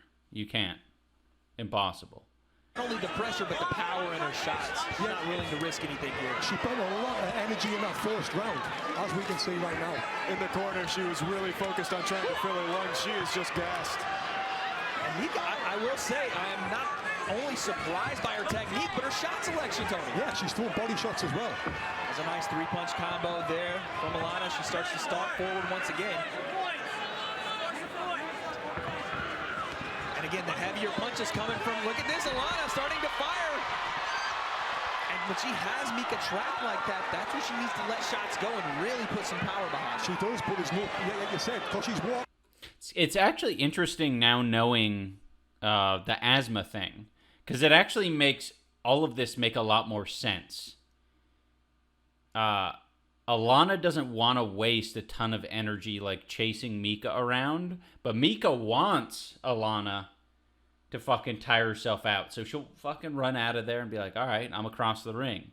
And Alanah isn't in any kind of hurry to get over there. And forward, there's no power behind the punches, and she's exhausted now. And while Mika does have some pop in her shots, there is no follow-up. So it's a dichotomy of two people here that we're trying to get the best of. And again, you see that right hand, and immediately Alanah comes back with some flurry. Oh man. So she's thrown this flurry that might look good to the crowd, but there's nothing behind it. There's no power behind it. And what it's doing, it's just zapping the little bit of energy she's got left, zapping out the body. And it's very easy for Mika to just escape there, just slowly get out of it. I mean, Mika is turning her back and running from that pressure at certain points because there is no fear of what's coming behind it. She's just trying to get back to her spot. Yeah. And the overhand, not quite there for Mika, not set, her feet not in the right place, Tony. Yeah, no, if I'm Mika's coach, I'm telling her to go forward and throw that right hand. And even there, Tony, you want to see, she goes double to the body there. That right hand over the top has a home. It definitely does, it definitely does. Another round in the books. Let's go into Mika's corner and see what the strategy will be. How are you feeling? Good? Right. Hey, save energy. If you don't go to her, she's not coming to you. So she's getting tired too. Right? Same old thing. Keep the jab, keep the distance. Move your head. Try to throw some hooks now. Right? Left hook, you got power one. Jab, boom, hook to head, hook to the body. Every time you feint, she reacts. He said every time you feint, she reacts too. Alanah is not actually reacting to too much of the fainting. Hey, babe. Hello. Just some people asking questions about the inhalers and stuff, and I just thought it was kind of interesting. Yeah, you talk to him. I'm going to do something. Okay. So basically the way that they enforce it is every dressing room on red and blue side for men and women have like not only a rap guy, but they have boxing commission people that just stand in there and watch what's going on and who's coming in and out and how hands are being wrapped. It's very strict. You can't have anything. They'll like yell at you if they're like suspicious of what you have. But inhalers are technically considered an enhancer. So it's unfortunate. We tried really hard because it was like it wasn't a pro bout. It was a exhibition. We tried to, plea with them to let Alanah and Jarvish have their inhalers, but unfortunately we could only have it on the medics and not on their person. Why care about the boxing commission if they're so insane? The boxing commission is the only thing that is keeping these fighters safe to the level that we're comfortable putting them in the ring. The boxing commission is very important. You shouldn't actually support any events that don't have the boxing commission involved. They have all the refs that are trained properly on how to look for if a fight's done. They make sure that wrapping is done properly. There's no cheating. A lot of safety requirements that go into boxing, so you have to respect. I mean, it's government regulated. You can't have like non-regulated boxing events are extremely dangerous. There's a lot of liability that comes into it, and much higher risk of serious injury or death. They also provide medics. We make sure that there's an ambulance there. There's trained boxing doctors there. We have insurance, both life and health insurance provided through the commission. So they're super important to have. And I know it seems unfair. The asthma thing seems unfair, but this is a very unorthodox situation, right? Like we have fighters that are not athletes. A lot of athletes that do have asthma, over time their lungs become more accustomed to dealing with high stress situations like this, and some people with asthma continue to box and can fight through it, or they drop out. So it's usually not an issue that the boxing committee has to deal with. So it was a unique situation, but it is what it is. Yeah, it is very unique because, like, typically if you have asthma or something like that, you're not going to be like a professional boxer, but that's who these the commissions deal with, is professional athletes. And so this is so different. Yeah, it was giving me a lot of anxiety. The other Alanah also had a scar on her head that we were concerned was going to rip open during the fight as well. It didn't, thankfully, but that was another thing we were trying to solve, because you can't wear like headbands. It's like very strict on what you can wear in the ring. So we were trying to decide whether or not to put them in headgear or not, or if that would make it worse, because headgear kind of moves around and rubs. I'm very thankful that her head didn't rip open, because we were concerned about that too. But I want to make it clear too, like all of the fighters, like these were very informed. Like, you know, Alanah went to her doctor and talked to them about this. We were very open with everyone about like what was going on and what the limitations are. And these were very informed decisions that were made responsibly, and people just decided if it was worth the risk for them, you know, part of the time. And Alanah decided that that was something that she wanted to go forward with, so I respect it. Can we get some Subway Surfer up in here? Maybe another time. Maybe that'll be for the second half of the stream. Yeah, it's crazy, man. Like, also the amount of fighters that have vision problems. Like, we have so many fighters, including myself, who came into it like, you know, with shit vision, and we're like, well, maybe it's a good idea for me to be able to see if I'm going to be boxing. You know, we had Alex Ernst, Michael Reeves, Leonhardt as well. He got some sort of advanced laser eye surgery before the fight. Crazy. Typically, Pladock, you are correct that exceptions can be made. The problem with the boxing commission, or just boxing in general, is that boxing, even at the exhibition level, especially for things like a charity event, have betting involved, and betting becomes a huge problem for corruption and like cheating in the sport. So like even there's only a certain amount of people you're even allowed to have in the dressing rooms, because they're afraid of tampering with things like betting. There can be like a lot of money involved in these things. So unfortunately, boxing also comes from an angle of protecting it being fair.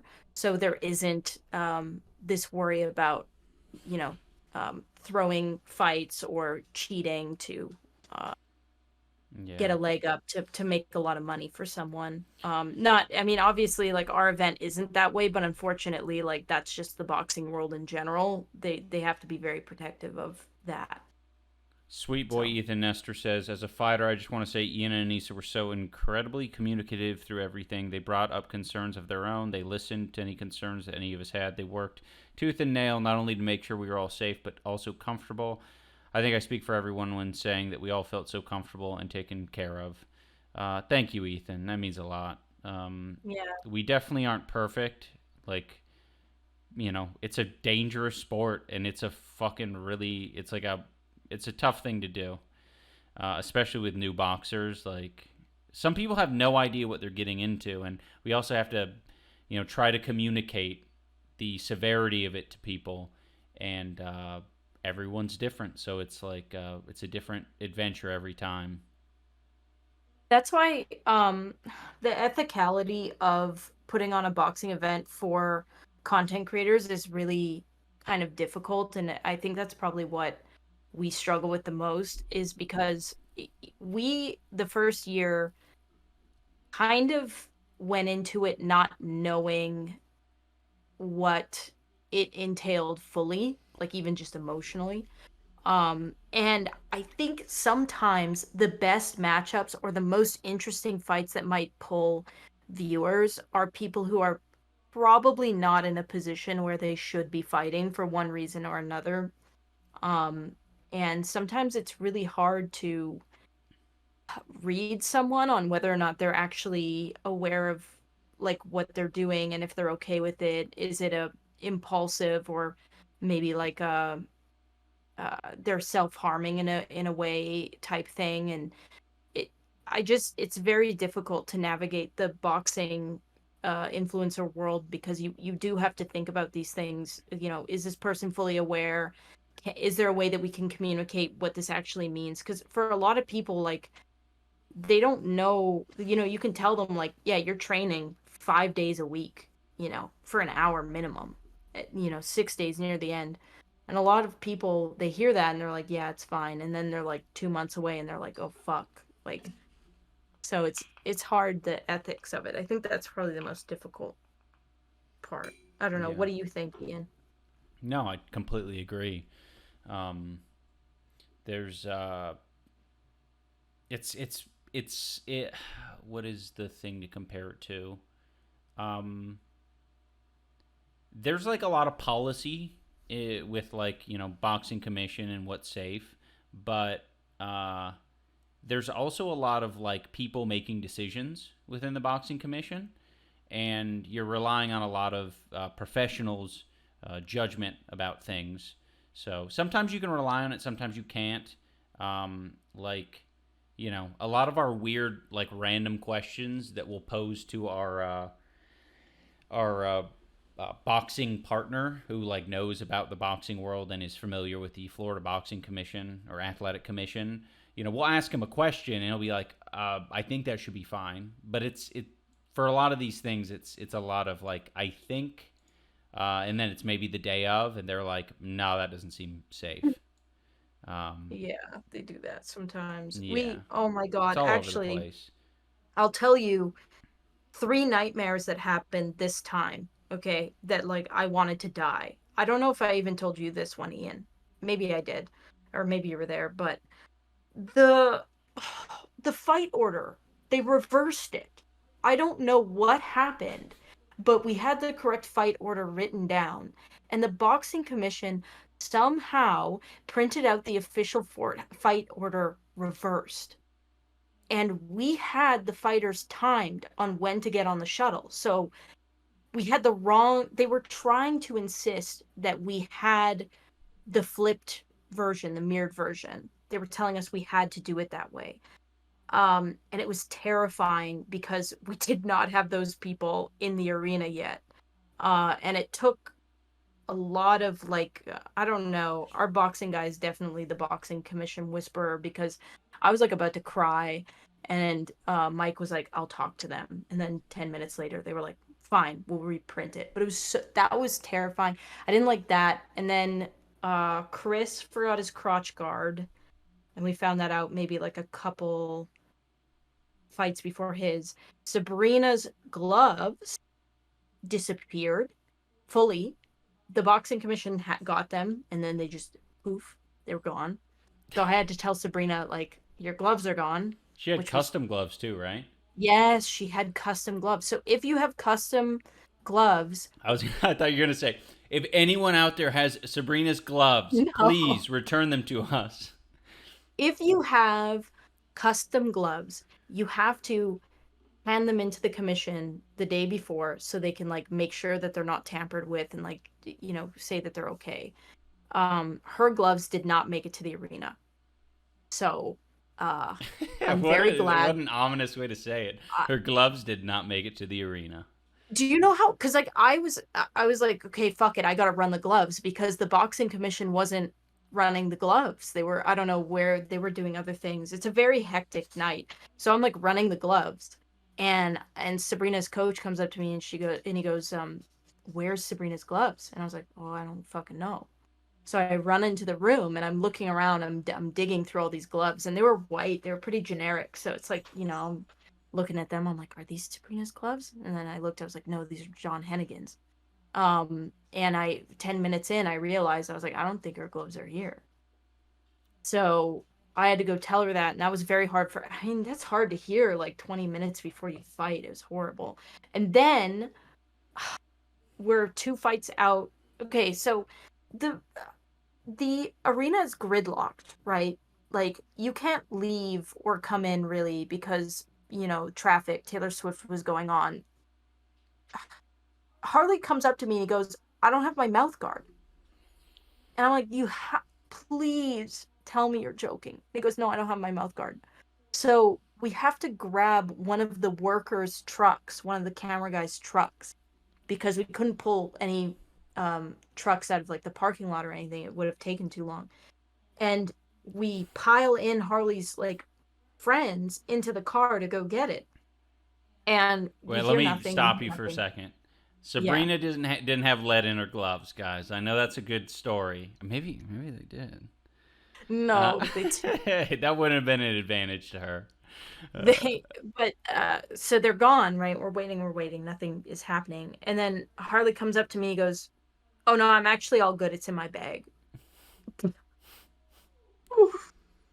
Oh my god. Yeah. I felt so bad. He looked like he was gonna shit himself because he's the co-main event and he didn't know where the fuck his mouth guard was. He didn't have an extra. Well, it's hard, right? It's like, well, because I think he did have an extra, but it's one of those things they want you to have. No, he didn't. He didn't have an extra. Oh. He had a boiling bite. Yeah. So I don't know. As a fighter, it's one of those things you're so focused on all these other things that you have to worry about. You got to have your crotch guard available. You got to have your robe, your shorts.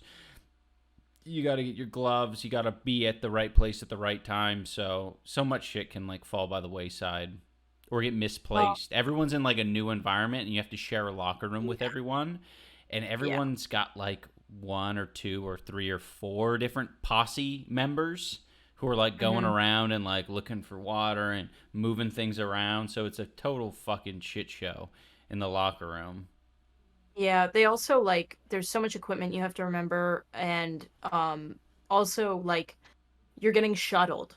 You're not driving there, right? Like we shuttle the fighters to the back of the arena. But somebody asked what a boiling bite is. So all of the fighters, there's like certain equipment that we really strongly advise all fighters to get, and one of them is a dentist fitted mouth guard.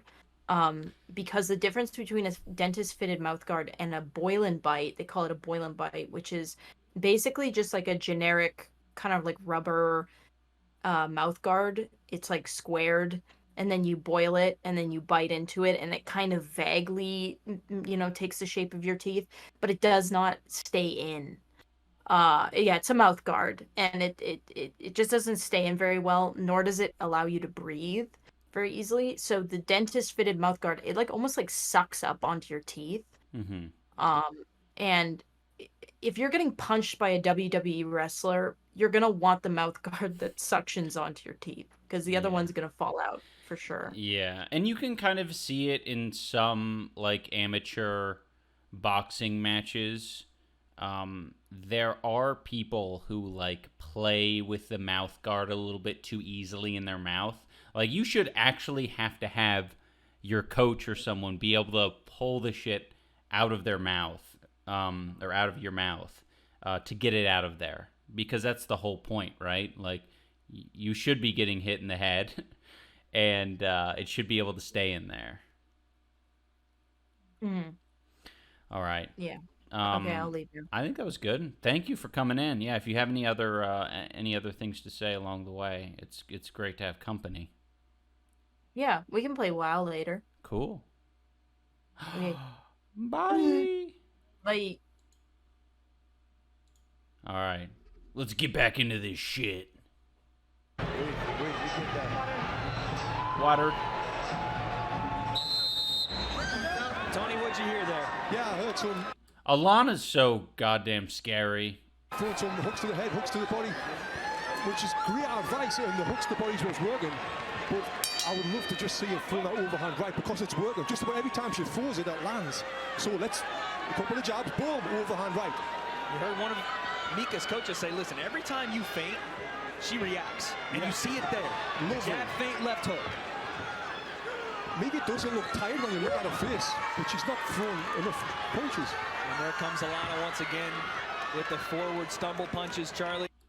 Yeah, AB's fight already happened. Sorry. How do you fix? Oh, right hand from Mika.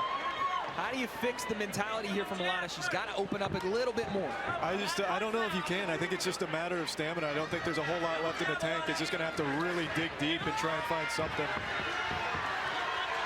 And here comes Alanah once again, and you're right, Tony. You're going to hear the crowd react to this, and everybody go crazy, but there's just... These are landing shots, fair play to her, but there's just not a lot of damage here. There's not a lot affecting Mika. Yeah. She's just stand square and say, well, we're going to fight. Look at our referee is having a laugh as well. He's trying to figure out if we're going to exchange some leather here. Double jab, Alanah. Stay away. This might be the longest time. And now we throw some bunch of separated fighters in a boxing. I'd love to referee this fight. It's the easiest job ever. You don't have to break up any clinches. You just sit there and you're like, all right, do your thing. They're not hitting each other in the back of the head. They're being so respectful. It's just like two different styles. Match, but it is because of the danger that Mika has shown, and from Alanah, she's... the ref was just like, all right, come on now. Please fight. Put it out there and gotten caught for it. I understand the withdrawal there, the hesitation. And there's another right hand. What you have to do in these situations, Tony, we're 30 seconds left in round 4. When these fighters come back to the corner, what do you have to tell them to remotivate them heading into that You've really got to tell them to sucker up and tell them, you're going to lose this fight. This is it. You've got four minutes left of work. Do this if you want the victory, and then you'll see how much the fighter wants it. And that's really what it's going to come down to, these last 15 seconds here in round 4. Who wants this more? Who wants to skate out of here with a victory? And who wants to just get out alive? Because right now, someone's got to come and take this fight. Is it going to be Mika? Is it going to be Alanah Pearce? Round 5 will give us our answer. Yeah, Alanah's doing a great job of just generally guarding her face. Like, this being her zone, it's just, like, super good. Super good.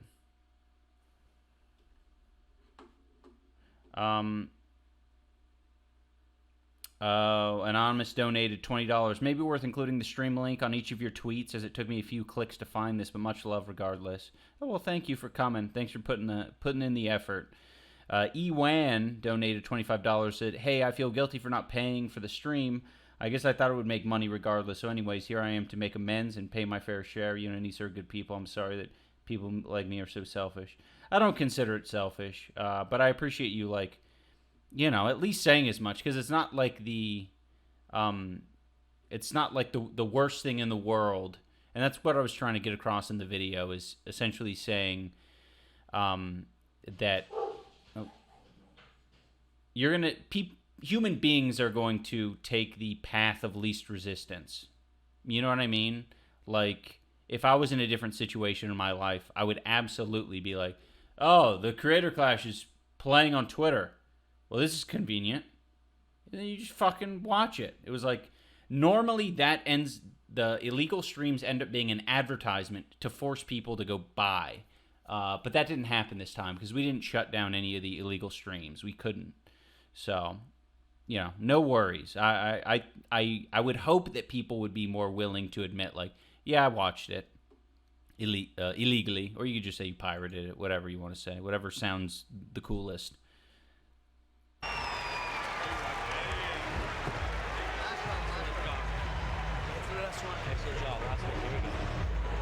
And again, gentlemen, a close fight.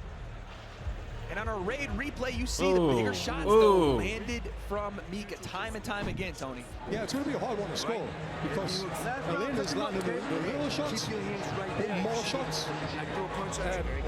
Mika is landing the harder single shots, so how's the judge going to score this? Yeah, we looked at the stats a moment ago. Mika's landing all the power shots right now. Right, yeah. And as we see on screen, again, a tight fight. This is going to come down to what do you value, volume or damage? Oh! Mika is owning that. Oh my god. How fucking awesome is that? What the hell? Alright guys, we gotta pause this shit. Simply Nailogical. Coming in with 5K. And says, delete the mustache. Delete the mustache. Well, it's time to delete the mustache. We're there. Whew. Oh, man. I'm going to look so fucking cring.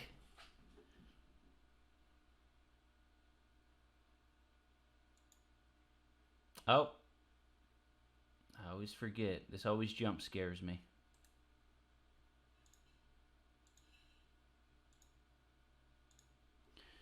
All right. Thank you, Christine. And Ben. Thank you for being here. Thank you for donating. Thank you for putting us over the goal.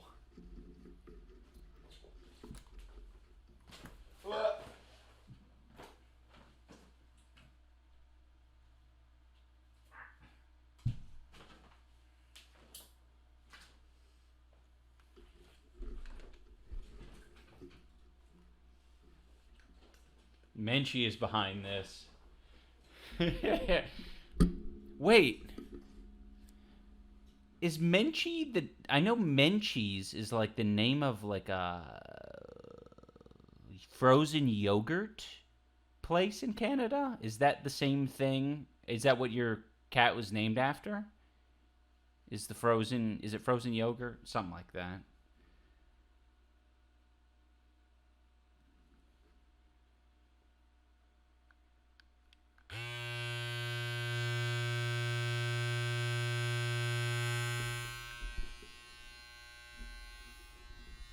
Is your mustache naturally that blonde?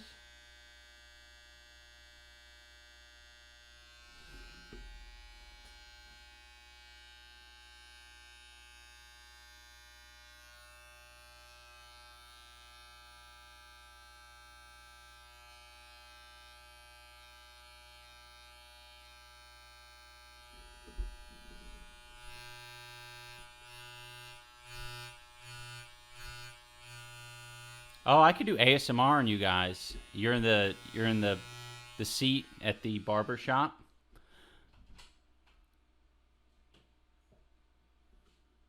Hey, babe. Hello. Are you creeping on me? Yeah, come on.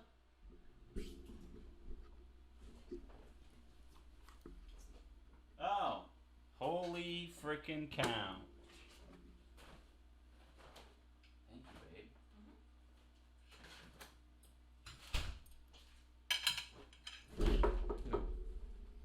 Look at that. Do you know where this is from? Nando's. Nando's. Alright, I'm gonna put this over here because I don't want to shave mustache hairs into my Nando's. And no, I'm not stalling. I'm here to do it. I'm here to do it.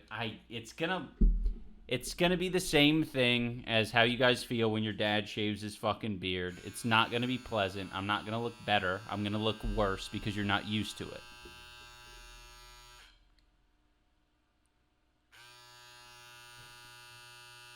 Oh. I gotta update. Sorry, guys. Before we do that, I think it's important for people coming in here to know why I'm doing this. And I need to add a little text thing so that people know that this is plus 43,000 in total.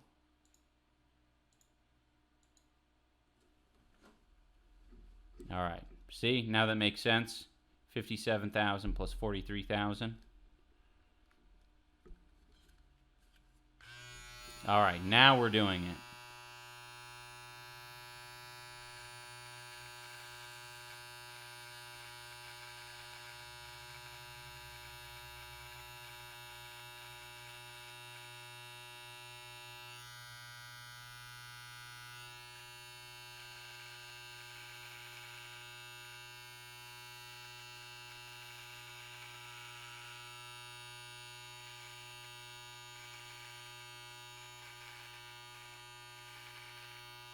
It's actually super... Ugh. I'm already starting to see it. Ew. It's like someone's deep faking my mustache off. Yuck.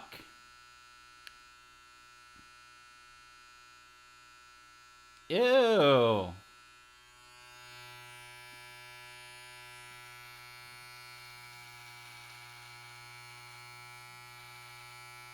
It's so gross to see these mustache hairs fling everywhere as well. Ugh. Make me sick.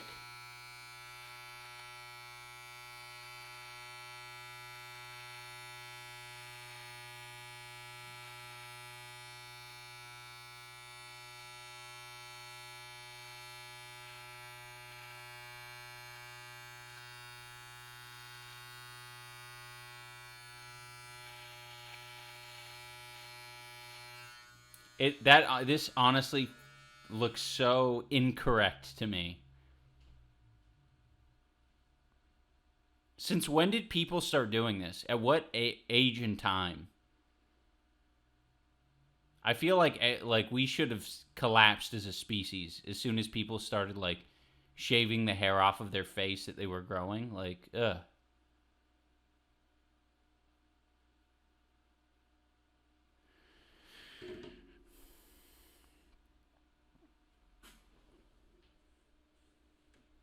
Ah. I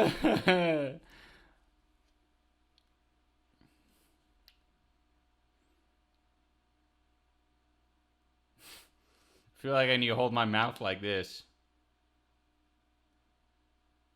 Love it? What do you mean love it? Hey, how's it going? I look pretty cool. I'm 18. Hey everyone, I'm 18. Did that take years off of me? Do I now look like a 23-year-old? 18-year-old? Alright, I guess I got a fucking screen... Wait, let me see what the Tiltify's at. Thank you, Christine. That was fucking awesome. You got us. You really got us going. Wait, someone said, say the lines. Well, I don't know how many of those lines I can say. I could say, hey, that's pretty good.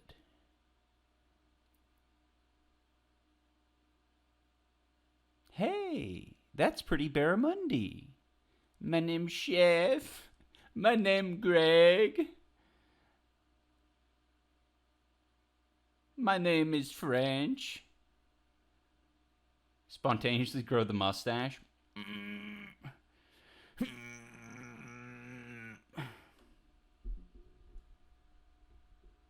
Do the roar. I don't know what do the roar is. Okay, I need to eat the food. Oh, right. I wanted to take a picture. All right.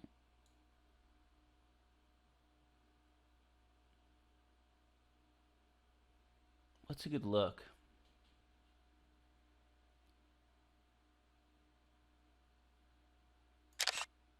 Yeah, that's a good look.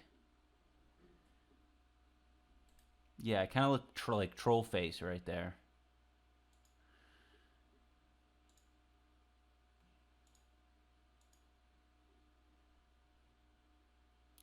La la la la la la la la la la la. Ho ho ho ho ho.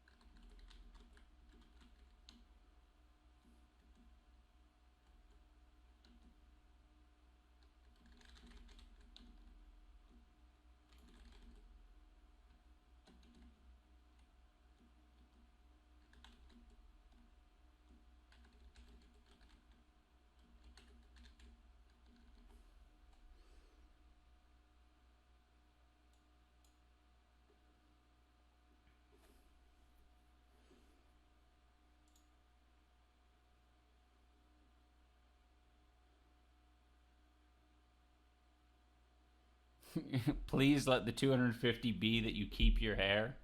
I know, it's taken so long to grow it. But to be honest, like, 250 is a long way to go, man. We just made it to... I mean, sure, we're 6 hours in. Like, if it kept up at this pace, then...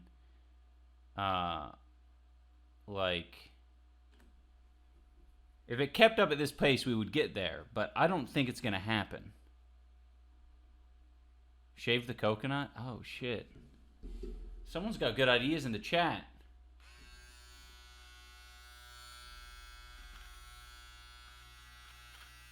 Someone get this guy in contact with, like, Mark Zuckerberg or Elon Musk. He's coming up with some freaking pretty good ideas. You know what's actually crazy? Is I can't tell the difference between the coconut hairs and my hairs. They look the same.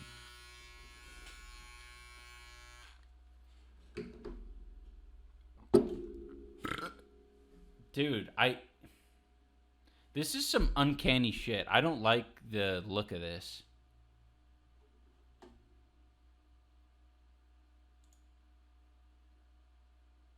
Man, that was a good time.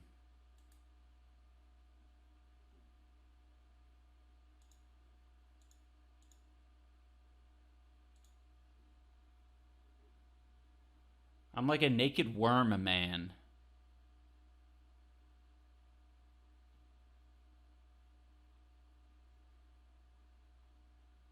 Don't I kind of look like a worm? Damage. Alanah pushing forward, trying to create some volume. This 5th round is going to be our determining round. Yeah, Alanah can't just sit here like a turtle in her shell with her defense up. She's going to actually have to stand her ground and throw some real powerful shots. You're absolutely right. No Franklin in the turtle shell here, folks. As Mika... That's what I look like. A fucking Franklin in a turtle shell. You look like Germa? I don't think I do. Oh, Corbin donated $100 and said, family. Conrad donated $10, said, we need to see you on Cold Ones ASAP, brother. Well, that's the plan once I'm in Australia, which will be happening later in the year. Spontaneously, oh yeah, I already saw that. Thank you, Andrew, for the $50. I look younger, less threatening. Wow, okay. Slowly stalks forward. Yeah, the round's gone. We're ready to go here. Round number 5. A little bit of playing possum for both girls there. Oh, and the counter right hand again. Yeah, again. We've seen it time and time again, which is great. She sits down on that right hand and just waits for Alanah to come forward. That might be the first follow-up we've seen from Mika. Yeah. And now look. Oh, man. Mika does not like getting hit. It doesn't look good. She's very close to winning in this fight. Very fucking close. But every time Alanah says, I'm going to come at you, Mika like puts her head down and like backs away. Jesus, it looks like a swamp in here now. Alanah's trying to stalk forward, throwing some shots from the body here, and a jab. That lands. You got to keep following up here. And now Mika blows the kiss. Says, Wait, poll has spoken? What? Oh, there's a stash poll? Wait, how'd you... Hot or not? 332 people like it? So it was an advantage for me to... It was a good thing that I shaved it.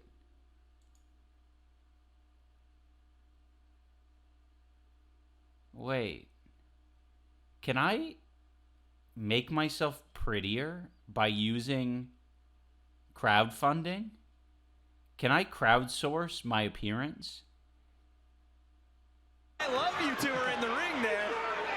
We're still trying to figure this thing out in a fight, but hey, sometimes there's some room for love, Charlie. There's got to be. I mean, if love can't bloom on the battlefield, then where? I mean, I don't know if Alanah loved that right hand, but sometimes it's all you need. Well, Charlie, I think love can bloom anywhere.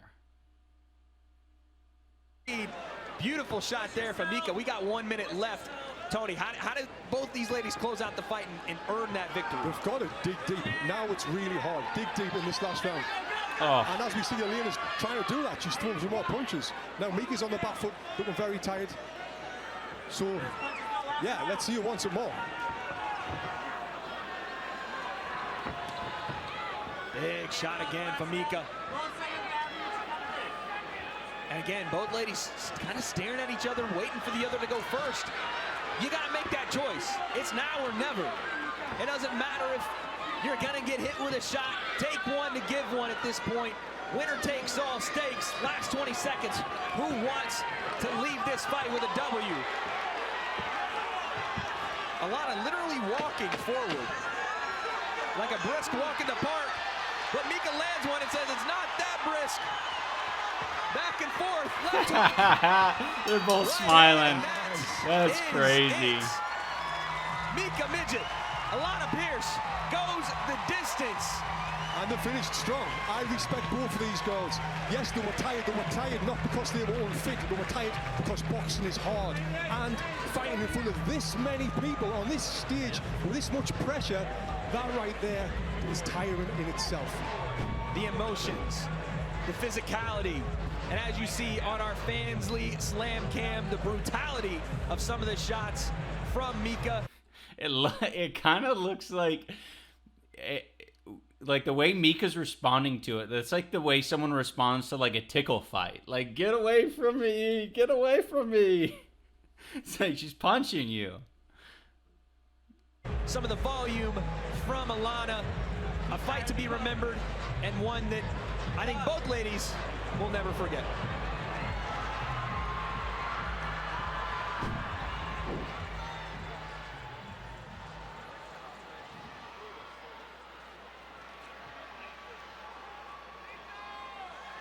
Yeah, as we see there. And there's our stats. Yeah, Tony, we see some volume from both ladies, a tight round. Anonymous donated $20. I don't know how this works, but I just want the charities to make something. I bought pay-per-view tickets hoping that would be enough, but another $20 doesn't seem too bad, to be honest. Yeah, I mean, honestly, like, any amount from people who at least enjoyed the show is absolutely fine. What people can, afford to pay is good. Because a lot of people fucking watched it.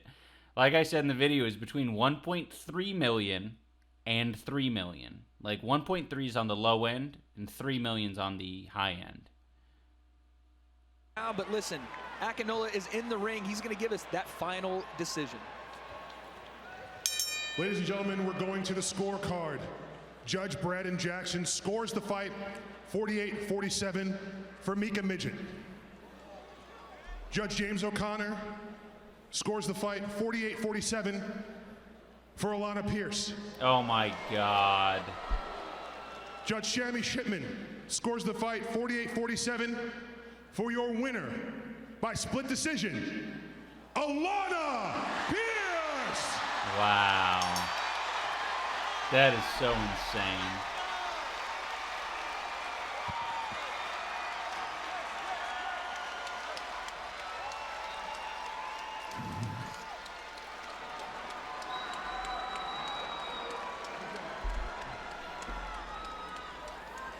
Alanah, congratulations. You just won your first boxing match and the first split decision of the night. Tell us, what do you think was the key to you securing the victory? I hit really hard. I ate a lot of protein, I lifted weights, and I just practiced punching. Fair enough.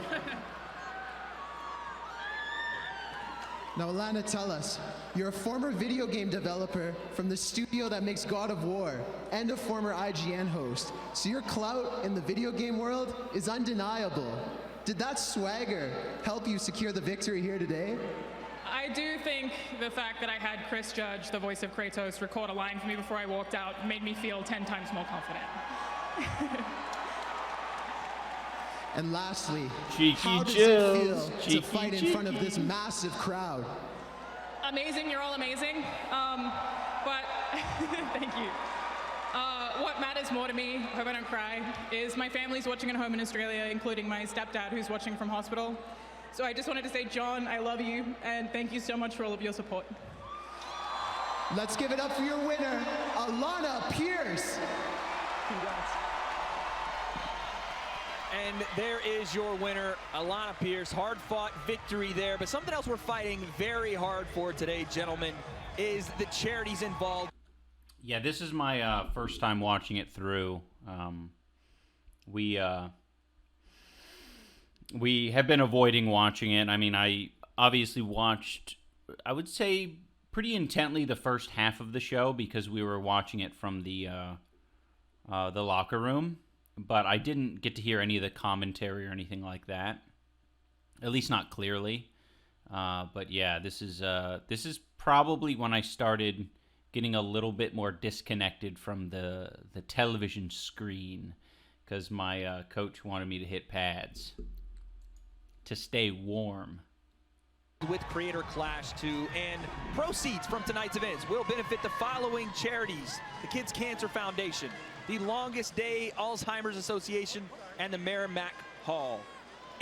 Well, that was the intention. If you want to donate to one of these charities, go to thecreatorclash.com/charity tab. Once again, I will say that was our idea. We wanted to throw people to the charities while the stream was going. So like if people wanted to donate more rather than just buying a pay-per-view, they could. But I don't think there was enough emphasis. It's like pretty easy to ignore this sort of stuff when you don't get like a little shout out on the screen, kind of like these streams, right? With these streams, you get a little bit more immediate feedback, even if it is just like popping up in the corner.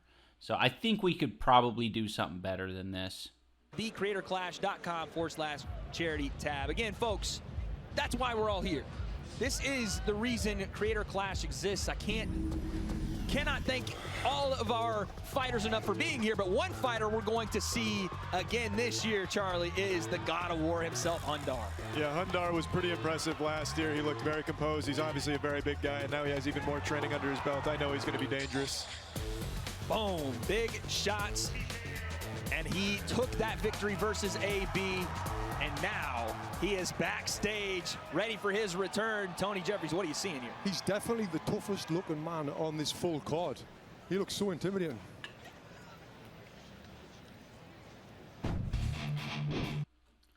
You guys heard what Tony Jeffries just said?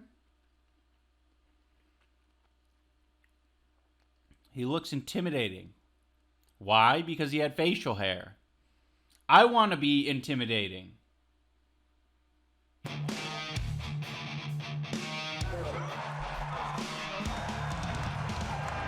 Train like a real champion. Train like a professional. That's to make all the difference. Oh, look at the feet!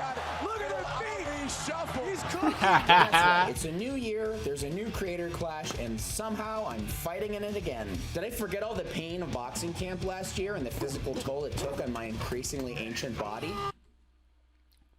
Shout out to Blabberdookie and Bubba Ganush and get some drums. I recognize you, Blabberdookie, from Twitter. Thank you so much. Thank you, Thalen. Thank you, Ronnie Rune. Ronnie Rune said, pirated the event. Hope this makes up for it. I mean, it does. It absolutely does. No shame in taking the...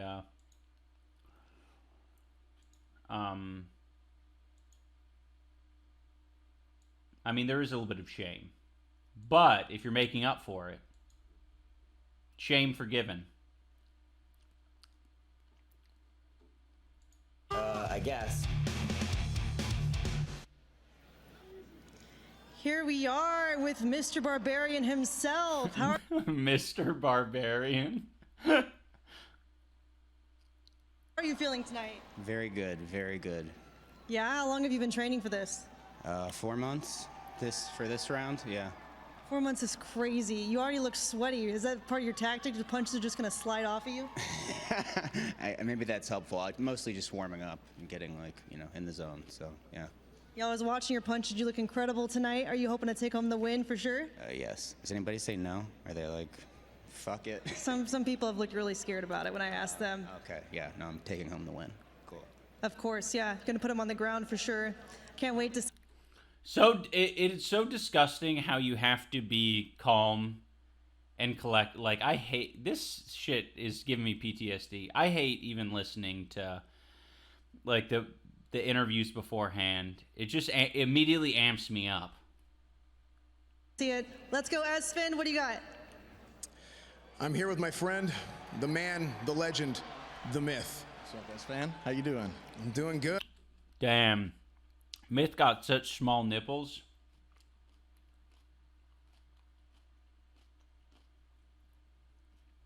Anonymous donated $200. Thank you so much for your anonymity and your charitability. Thank you. And thank you, Ruby on Nails and Oige. You did chess boxing 3 months ago, so you're already recovered, you're ready to go, you're ready to fight again? How do you feel? I feel great, man. I've been, these past few days, I've just been super excited to get back into the ring and show people what I got, so I'm ready, I'm locked in, dialed. You're a man of many faces.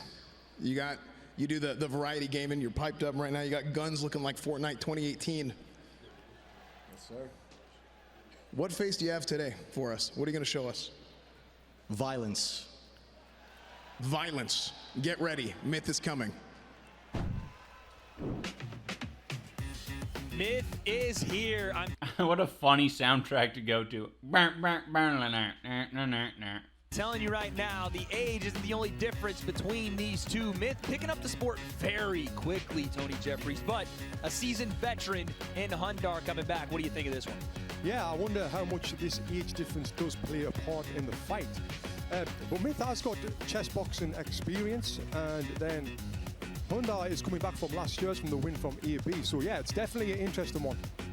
It is going to be a fun one. We have Myth, we have Hundar ready. Let's get into the fight.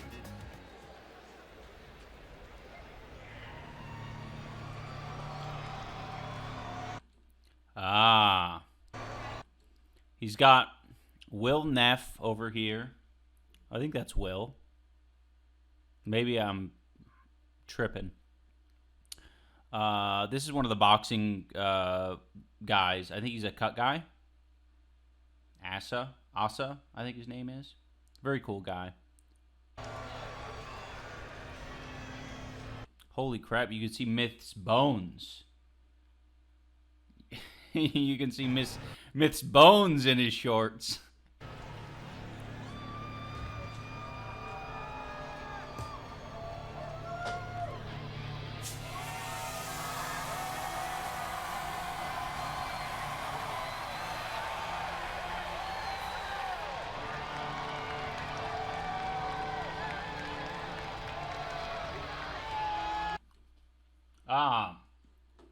Mousy-haired lab rat said, Hi, Dubs. Always love your comedy. Happy to have the opportunity to repay you for getting me through the pandemic and graduate school. $100. That's fucking awesome. Now,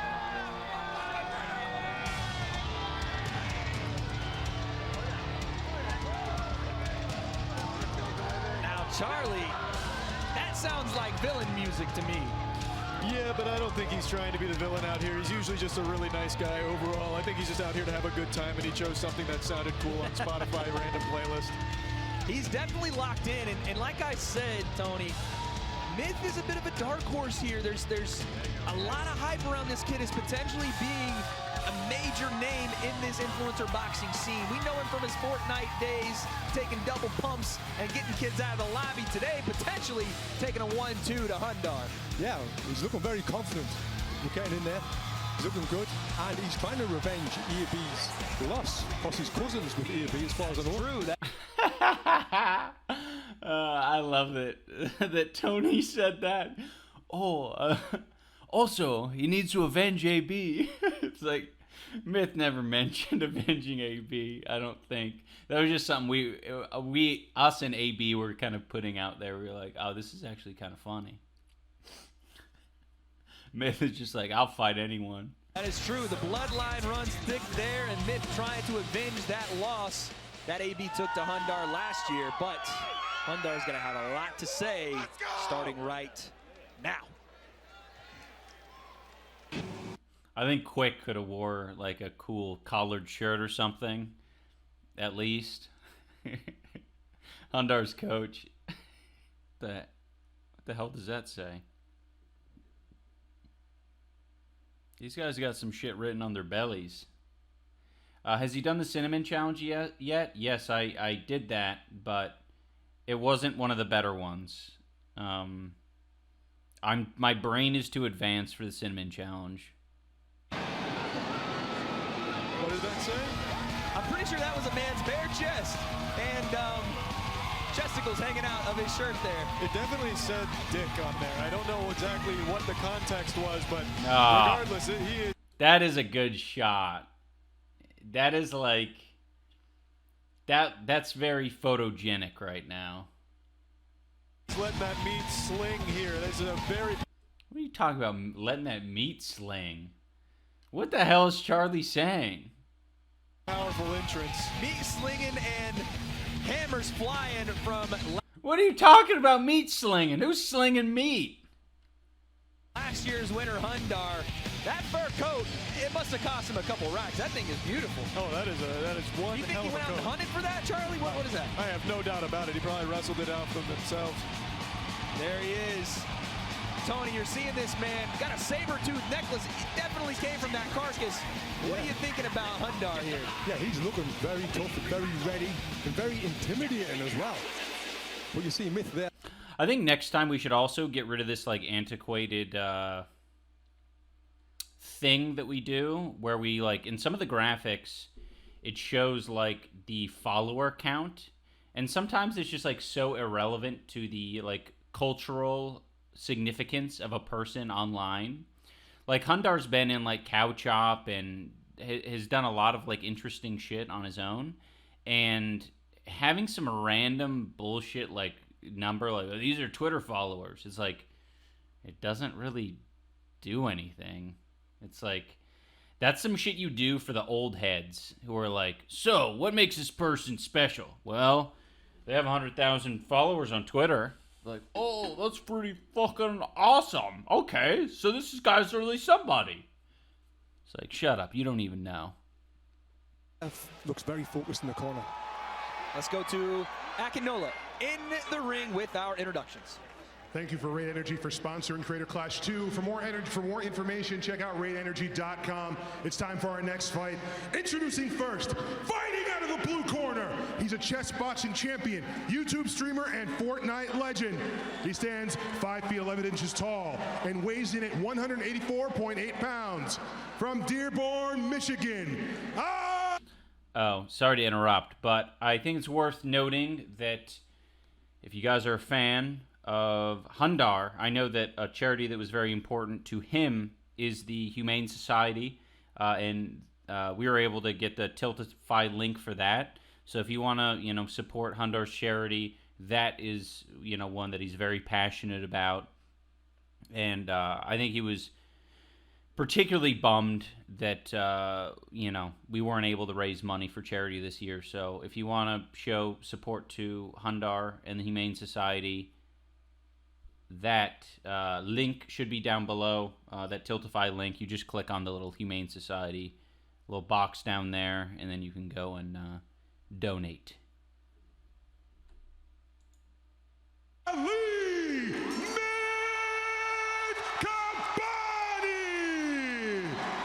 That's a fucking cool ass name, Kabani.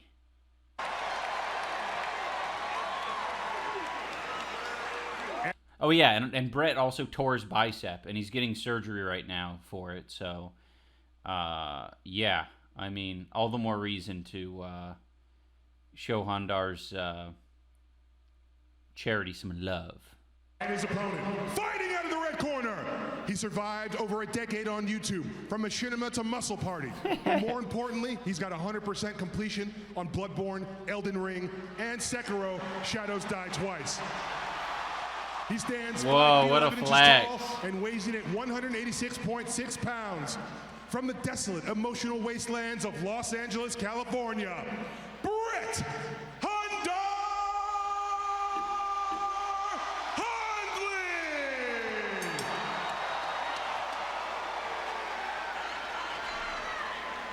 Gentlemen, business is about. Yeah, I agree, Ethan. Having survived over a decade on YouTube is like a very powerful statement. To pick up. The crowd is at a fever pitch for this one. It's one that's been probably one of the most anticipated fights on this card. I can't tell you how excited I am for this one. Breakout star performance potential. Hundar versus Myth. Round one. Let's get it started. And Myth comes right across and goes straight after Hundar. Wow, nice jab. He is lighting him up, Tony Jones. Man. Wow, Myth means business. He's actually... Some of those... The way those punches were coming out, it actually reminded me a lot of the way William Haynes was teeing off on Chris. Just kind of like a little bit low, like not super protected, not like from up here. Bah, bah, bah, bah. I just think that's interesting. I think that ends up being like a very overwhelming. I think Myth does the same thing that William did. He's just like completely overwhelmed. Real hard punches. They're not just any punches. They're real hard punches. He looks comfortable too. Ooh. Comfy, sticking the jab, combinations. Hundar covering up here, but he's going to the body, Tony. Fuck. He's going to the body. But he needs to save some energy because every one of them punches is not landing. And that's a big boy in front of him. Hundar, chock full of muscle. Those body shots are going to add up, but it's going to take a bit. He goes right back to the jab, right hand underneath. Both gentlemen clinch. Double jab. Hundar hanging in there, though. He is. Myth's used a lot of energy in that first flurry. So let's see what his condition is like. That was a nice jab from Hundar as well on the return. And he looks like he wants to parry a little bit with that backhand, Tony. Yeah. He's seen a couple of those jabs from Myth. Maybe he's seen a pattern a bit, and he smiles at him. Oh, lovely jab from Myth. And a right hand. Hundar's legs seem to buckle a little bit there. Yeah, he's gotten hit with a couple of big ones, and he's starting to buckle a little, Charlie. He's starting to look a little wobbly up there. Myth's punching hard. And if you remember last year, he got caught on the chin from AB. Myth trying to put on for the family once again. And you see Hundar. We need a Cherdleys Myth rematch. Oh, we don't have... What? Here, let me take a look at the... We should have the Humane Society down there. It's got 5,100 right now. Here, let me double check.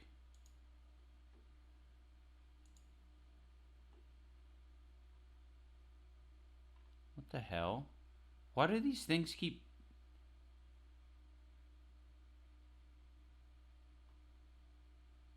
Yeah, Mark donated to it, and some other people donated to it, but... Yeah, no, I see it. It's so weird.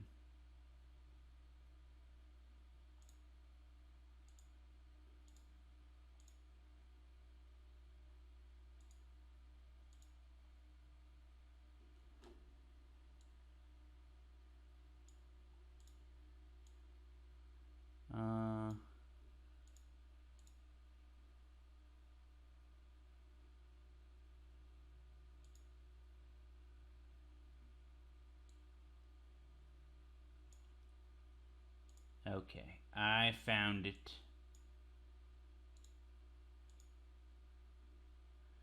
I think the problem is, I didn't realize this, I think, on, I kept having to remind myself that, when you add little widgets on Twitch, you have to, like, click submit after you put it in there. And, if you forget to click submit, it won't save it.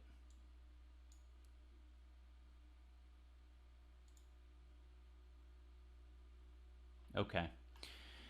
If you guys refresh the stream, it should now be there.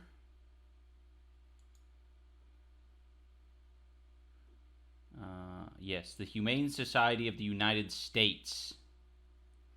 Man. Oh, someone's... Wait, Throat Chop for Sabrina.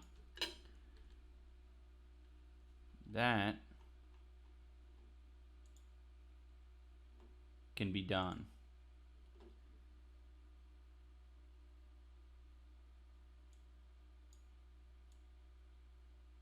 Did Sabrina donate or something? Or is she just here? I saw her here before. Let me see. And let me put this away. Gotta do a little throat chop.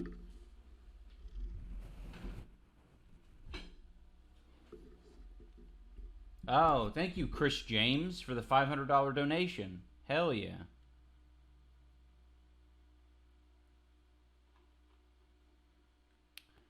Oh,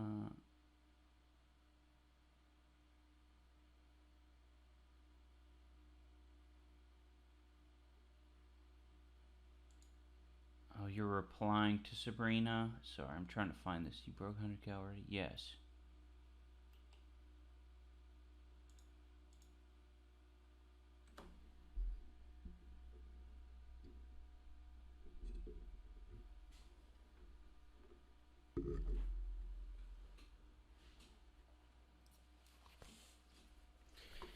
Sorry, I didn't set up a Nightbot command for exclamation point donate. That's not really a thing in my stream, but you know.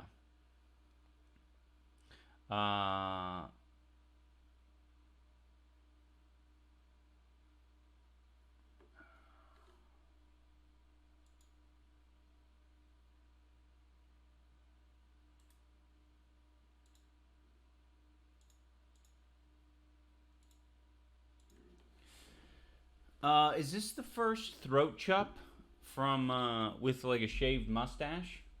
With no mustache?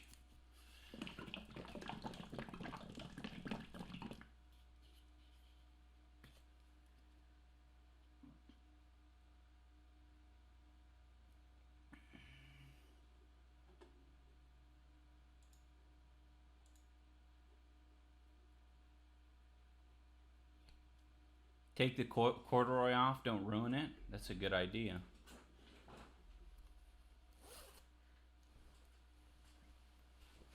What the fuck is throat chop? You're about to see what throat chop is. Man, I look so fucking bad with no mustache. Actually, you guys have never seen this version of throat chop.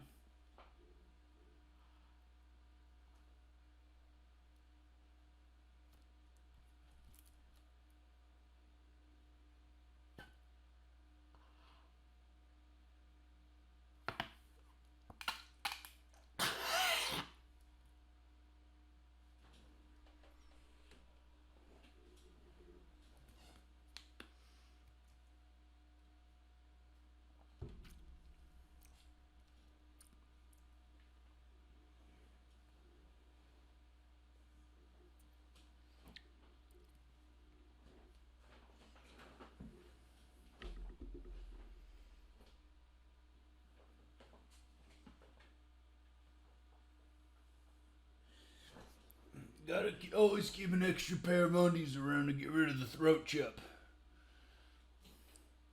Always gotta have extra undies around. Otherwise, what are you gonna do when the throat chop comes around?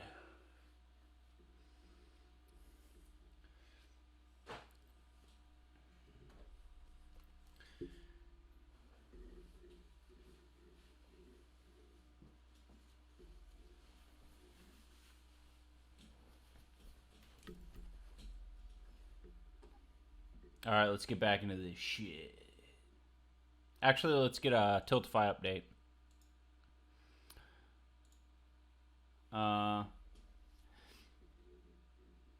Okay, we got a little boost from the Humane Society donations. We're now at a total of $102,703.47. Booyakasha.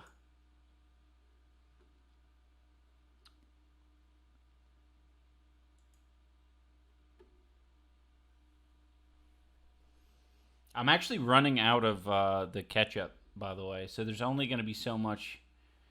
I wonder how many calories that's going to end up being. I know a lot of it's getting wasted, but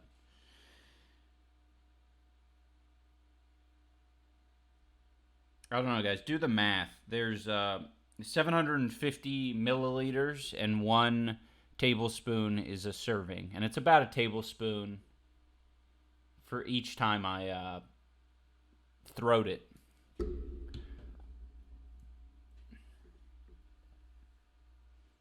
Do ranch. Have a $20 donation that says, "My name is Chef." $20 donation that says, "Keep it up. Sorry you got weird people hating." Thank you. Selma 512 says, "Thank you for the amazing content." A lot of just $20 donations. Uranus Anonymous. Cursink says, "Hey Ian, been a fan of your video games since Think or Swim. Eagerly awaiting Pocket Squirrel." Hell yeah. Man. Y'all are lit.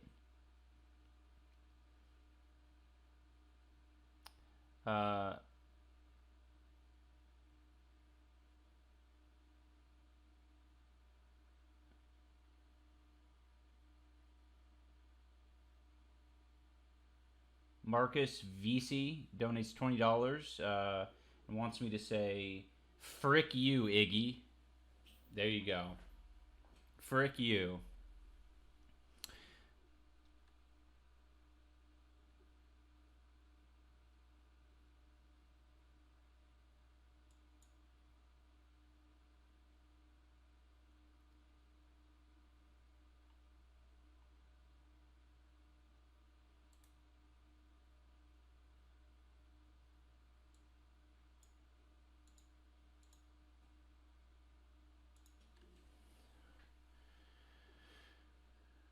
All right.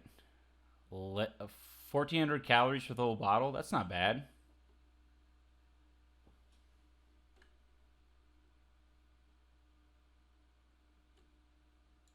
Tony trying to peel down that hand and throw behind it. Yeah, he is. His defense is pretty good. He's blocking nicely and coming out with counters. Ooh. If that uppercut landed, that would have been fucking devastating. Jesus Christ. That was a pendulum. See Hundar there, Tony, trying to peel down that hand and throw behind it. Yeah, he is. His defense is pretty good. He's blocking. Watch this fucking uppercut. It is crazy. Nicely and coming out with counters.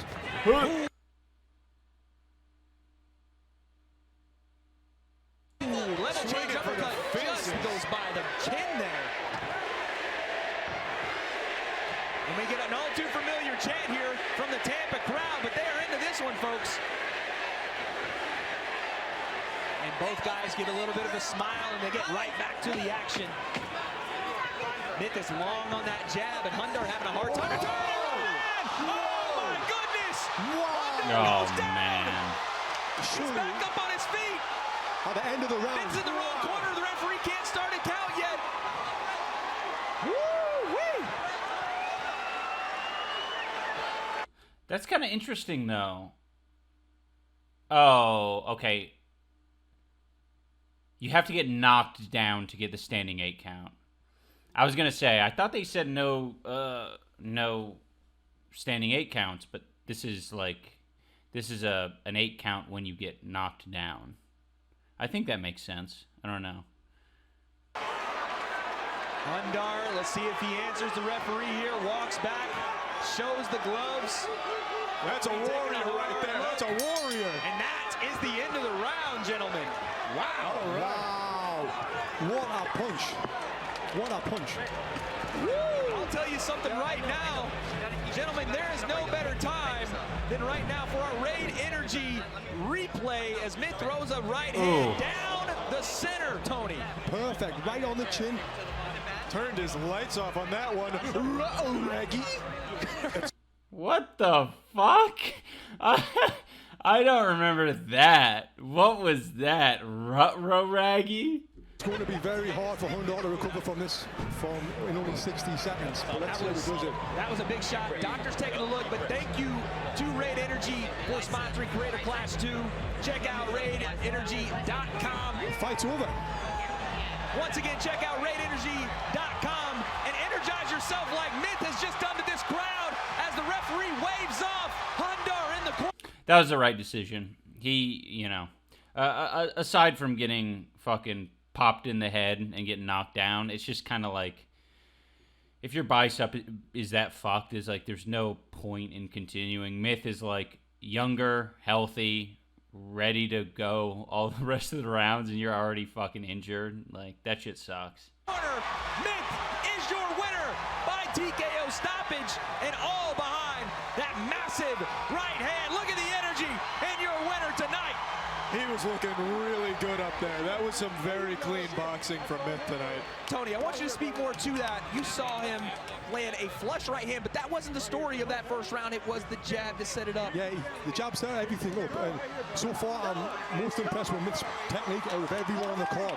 It was great. His defense, his offense, and his power. You hear him in the camera said, that is what we came here to do.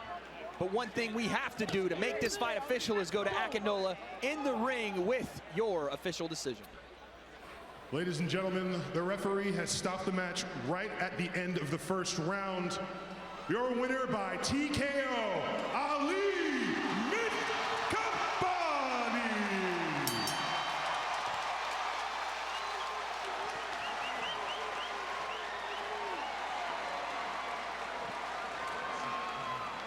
Good, how are you? Good, man. Chills here with your winner. Chills here. That's so fucking sick. I wonder, that must have been a plan for him. Like, I can get some, I can get a couple of follows out of this if I let people know. Because I don't think a lot of people knew last year that we had Chills doing in-ring interviews. Myth. Now, Myth, you're a chess boxing champion, and you just won here at Creator Clash 2. Tell us what is going through your mind right now. Man, I'm just so happy that all that hard work paid off. That's really it. And you know, he kind of sounded like a country boy there. He was like, man, I'm just happy all that hard work paid off. It's funny, like, right before I threw that punch, Hundar went, hey, you're really fun. And then we fucking clocked him with that one. So that was kind of a cool moment, I'm not going to lie. Yeah, that was, I mean, it was almost immediately after Brett said that. It's a good memory. Good memory. It seemed like throughout that first round, you were throwing a barrage of punches, focusing also on the body, but it was that headshot that ultimately landed in the knockout. Tell us, was that your game plan coming into this fight? Yeah, I mean, our game plan went pretty flawlessly. I mean, we knew that we're going to come in and stick him with the jab. He broke down after those first few jabs and opened up everything for me, so grateful for that. Now, this was one of the most anticipated fights coming into Creator Clash 2. Is there anybody you'd like to call out here right now? Shit. Honestly, I don't have anybody. Yeah, he didn't get that far. That's fair. I wouldn't do that. If I won, I'd be like, Free Palestine or something. I'm sorry. You know, one thing I do want to say, though, is I'm sorry that it was only one fucking round. No, fair enough. But what a round it was. Let's give it up for your winner, Myth. What a performance, guys. I mean, Myth, he said it. He came here to do this. As he feints that jab and then throws it in the right hand behind it, Tony. What a shot. Yeah, he got his body weight behind it, as you say here. Boom, turned straight into it. The hand was almost as straight as it could be, flush. And yeah, that's what happened. And you're seeing when Hundar stood up, he wasn't right. And I thought, 60 seconds wasn't going to be long enough for him to recover, and it wasn't. Hundar went down faster than my account after going to fansly.com. But we're back in the ring, guys, because Chills has a special guest. Spoonani, eat up that cup. Cherdleys? Where's Cherdleys? Calling it slam cam is so wrong. I thought that was so fucking cool. Anissa and I think our sponsor guy, David, came up with that. I was like, when I noticed that, I was like, that is so fucking awesome. Thank you, Anonymous, for the $40. And thank you, Game Scrap, for donating $20. Thank you for everything you've done in the past and present, Ian. You're truly a Cadillac of men. I mean, I might have been a Cadillac if I had that mustache still, but now I'm a fucking Toyota Prius of men. As we wait for... Now, the Prius is pretty cool, though, to be honest. For Chills to go ahead and find our special guest on the night, I do want to say congratulations to Hundar to get in there, man. It takes not only to do it once, but to do it twice. It takes a lot of heart. He came out, fought a good fight, Tony, and it just didn't go his way. Yeah, he did. He gave it his everything. Just like everyone does on this card. They're giving it their everything. They're dedicating their time. And like you keep saying, Wade, it's for charity. They're making a fortune for charity, so respect to everyone on this card. And he looked. We're going to have to tell everyone next year, hey,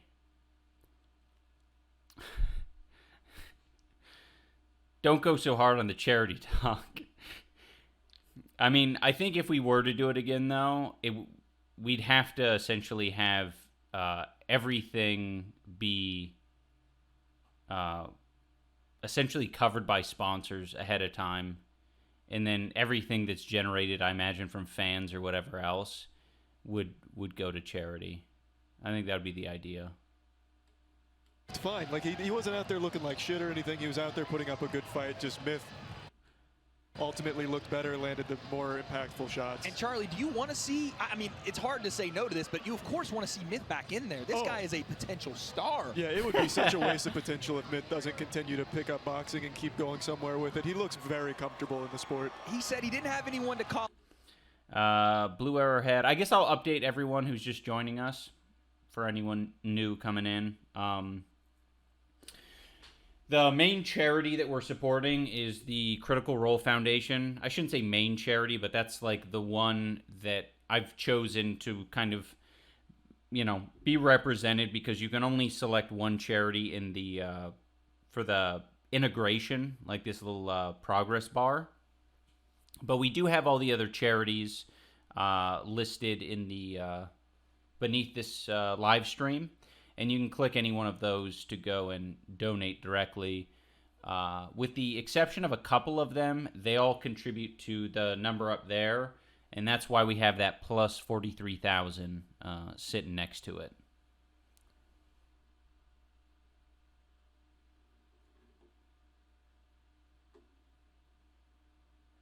Yeah. Actually, Anissa, do you want to come in and talk about that?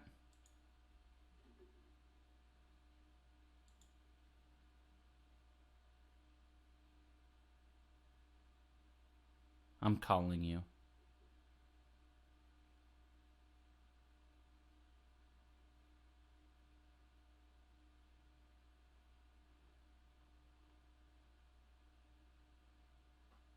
Hello. Hello.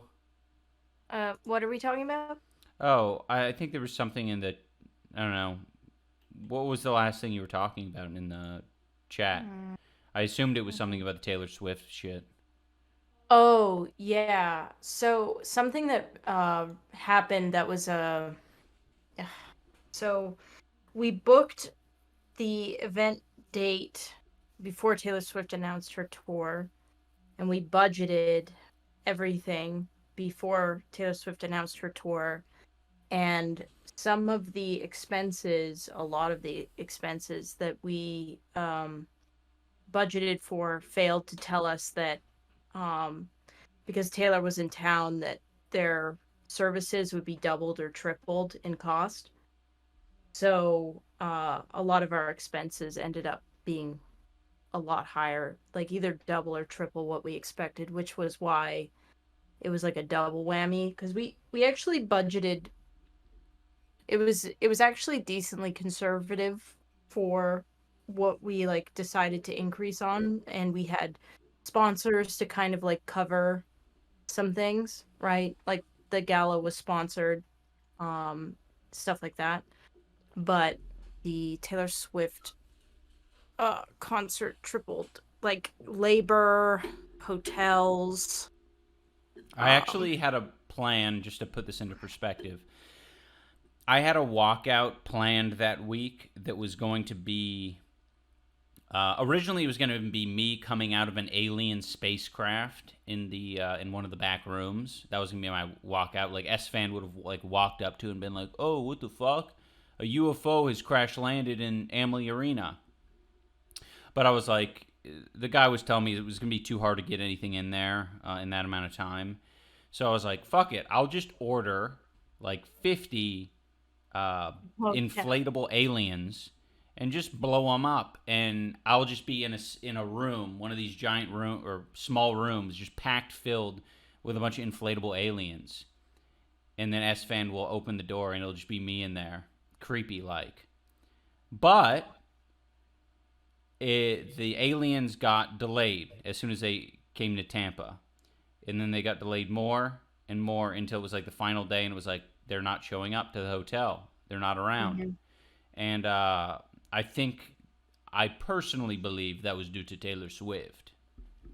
Yeah, well, I also like, man, my brain like kind of spaced, but I think that was the thing that made me the most sad was like, here's a good example. Our broadcasting team was brought in, right? And we had to get hotel rooms, like 20 hotel rooms for, these guys, and hotels were like $400 to $700 for a room. So like hotel rooms for 20 guys, instead of it being $150, it was $700, so it was stuff like that. It's stuff that you would like be so shocked, like getting I don't want to throw them under the bus. There was things like, we were getting extra chairs for something. They were like, "Oh, you guys need extra chairs." They'd bring them out, and then they were like, "Oh, $30,000 charge for that." They didn't like tell us about like crazy shit that it's like, what the fuck. The reason why it took Ian so long to come out with the numbers is because we were trying to negotiate with some of these price gouging situations for like a month. I mean, on top of trying to call the cherries and stuff. But yeah, I don't know. I think a lot of places like were mad that we kind of like reserved them before they knew Taylor was in town, and then they like felt like they were missing out on money. So yeah, it also just makes everyone's life harder in Tampa when like everyone's trying to like get the shit done. There's no like extra labor or extra hands on deck. And just even driving around the city was fucking hard. I also want to be clear. I'm not blaming the Taylor Swift fans. I'm not blaming. I mean, it's not Swifty's gonna Taylor Swift. Yeah, they didn't know. Like, who the fuck? It's just the most unlucky. They may have showed up and been like, "What the hell? Why are all these weirdos here talking about?" It was just boxing? It was just bad timing. Like, it was just the way it was. Like, we planned it the way that we did was because last year we planned it right after spring break, I think, or was it Easter? It was around spring break, I think. We planned it like it could have been more optimal. So this year, because we had a bunch of time, we were like, well, let's plan the most optimal time to like have an event. But the problem is when you plan for the most optimal time to have an event, other big events are also planning, for the same time. So we just rolled unlucky. It's not the Swifties' fault that like, it's just things got expensive. And to be honest, we almost sold out the whole arena during like hotels being triple the price, which is pretty like cool. It was very full. So yeah, I mean, very happy with the crazy amount of in-person support, despite it being so expensive to even get a hotel room there. I couldn't imagine booking a hotel room. When we looked at the prices, we obviously had the hotel all booked out, but when we looked at individual prices of hotels, we were like, oh, fucking $700, $800 a night, yeah, like, for not even special hotels. It was crazy. Yeah, shuttles became more expensive, and that was like a necessary thing for fighter safety. Let me just quickly say thank you to Anonymous for donating $100, Veronica, and Addison for donating $50. Oh yeah, airfare was ridiculous. Food, like catering, like there's certain things like I think that people don't think about. Like here's another one. When you book uh like event spaces, a lot of them have a required catering. Well, one, you have to do catering because you have like hundreds of staff members, not only arena staff members, but also broadcasting and production staff members that need to be fed. So you have to feed them, but also there's a catering minimum at a lot of places that you rent out. So you have to do catering, and you're feeding a lot of people. But then on top of that, with Taylor Swift, like, it's harder for catering to get there. It's harder, they're understaffed, so like they'll charge more. Like it's just, you have a catering budget, and then things happen, and there's, mandatory, like your mandatory costs are. It's just there's a bunch of weird shit that like unfortunately just comes with, the territory of like doing events. That's why it was really hard for me to hear. It was hard for me, especially because I look at how things are being spent and like why, things worked out the way that it did. It's really hard for me to hear people like say that like we pocketed money or we were being like irresponsible. Like there's so many hidden costs. Like you're employing thousands of human beings to do a event. The refing, there's refs, there's judges, the commission takes, to make sure that everything's safe, the commission takes money. You have to rent an ambulance. Like there's so many hidden costs that are, and yeah, I don't know, you budget for it and then you get all these surprise costs because of, circumstances, and it just sucks. Yeah. But and I think it's probably worth talking about right now. I feel like saying this on occasion is good. This doesn't mean that there's, not going to be a Creator Clash 3. I think it was a success in terms of, like just the event itself, the entertainment, and I think, all the people who came and even those who watched it pirated, they watched it for a reason. It was a fun event, and I think we can do that again, but we would just have to be, more responsible with the format. Yeah, like I'll speak candidly about. So immediately after it happened, we were pulled into like a back room by our, partners, and basically told the numbers, and it was very hard. Like, Ian had just lost, and now we got to go to the hospital.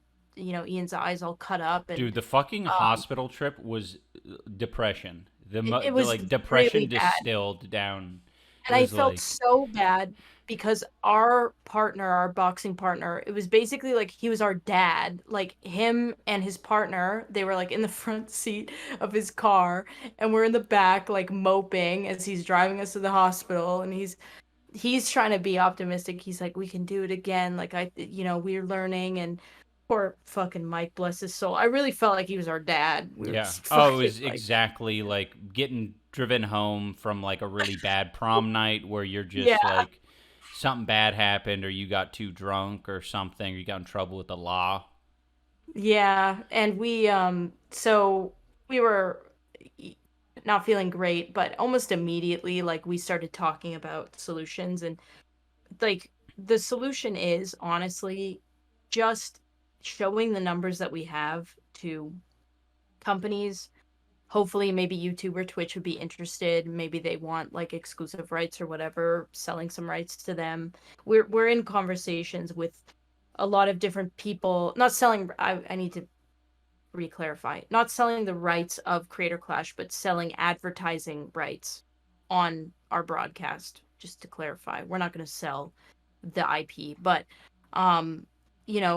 getting people to come in and sponsor beforehand, so we have a set amount of money that we know is definitely going to go to charity, and then putting it on either YouTube or Twitch, maybe, have a Tiltify link up and see if, companies can match donations, things like that. Like, there's definitely a way forward. I think where we're struggling, or at least where I'm struggling, is I'm like candidly more tired than Ian is. I think, like, emotionally, mentally, I'm not as tough as he is. So it's been hard for me to like. The last couple of years, it's been me kind of, every day, like, what are we doing? What do we need to do? And that's kind of how our relationship works. Is like Ian does things, but he needs me to be annoying as fuck to him to do them. So when I'm tired, like, I'm not annoying, and then we just kind of like procrastinate as a unit. And we haven't like been moving on things that we should be moving on, and I think that's what I'm stressed about for Creator Clash 3 is like because this is a long project. Like, you have to get people like you have to get matchups now. But and you have to get... I think it's worth just reminding ourselves that it doesn't have to happen at the same time every year. Next year it could be in the fall, right? Maybe that's a better time. Either way, it could, someone even mentioned like, oh, you could do it every 3 years potentially, or something like that, where like some time is built up in between. But... Yeah, I think, like, candidly, I would like to do it within a year and a half. Like, I think it's okay to not hit the April-May mark. I think that it's important for everyone, including us. But, like, our team is so genuine, and I feel a lot of love for everyone that we have. Nobody's there for money. Everybody really cares. And I think that everybody that's in the arena really cared. And like, people, I mean, even like we talked to Charlie. We called Charlie because we were like, hey, we just want to give you a heads up that this video is coming out. And even Charlie was like, I would be so sad if you guys like stopped. And I think that it's important for everyone for us to not stop, including ourselves, obviously. So I hope that I can get a little bit less tired and we can start. The problem is like, I want Ian, it's so hard, right? Like, I looked on the Reddit. I hate that I go on the Reddit, but people were like complaining about like another video like this coming out, and like, trust me, like, we would love to not put another video like that out, and I want Ian to be able to make fun videos. I want him to be able to focus on himself and like make entertaining content. I don't want him to like break his back, doing stuff. But I want him to, I want you to do videos that you enjoy and entertainment, and I want us to, focus on that. But I also think that if we give this up, like, it ultimately will be like not good. You know what I mean? No, you're exactly right. I agree with that. And it is hard to hear people saying like, whoa, what's up with these depressing videos? Oh my God. Guess who just donated? Who? Myth. Oh my God. Yeah. Myth, we just saw you win. We did. Yeah. Myth donated $15,000. What? Yeah.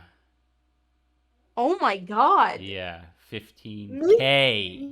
Myth is throwing hands on Twitter tonight, by the way. Oh, is he? You should, yeah. How exciting. Yeah, Myth's throwing hands on Twitter. Crazy. Yeah, so. Damn, Myth. Thank you so much. See, that's what I'm talking. But like, this is, Ian. We have been surrounded by every single human being that we called, charities and fighters alike, when we explained what was going on, were so sweet and so like understanding. And man, that is hard to find. Like, I remember I wasn't there for the phone call with Myth, but Ian got off the phone call and he was like, Myth made me feel, oh, you know, a lot better about it, and he was super understanding, and I don't know, it's just like everybody was very understanding, so. Damn. Thank you, Myth. That is fucking awesome. But I do think, just like end my thought, I think there's definitely a world, especially like I've been so happy. I'm like trying not to get emotional, but like I've been so happy seeing you stream today because you seem genuinely very like happy. Stupid. But you seem really happy, so I don't know, it's been enjoyable to watch. Yeah, I mean, it certainly feels good to get the support. Nice. I love you. I love you. I'm sorry. Oh, no, it's all good. Okay, I'm gonna hang up. All right.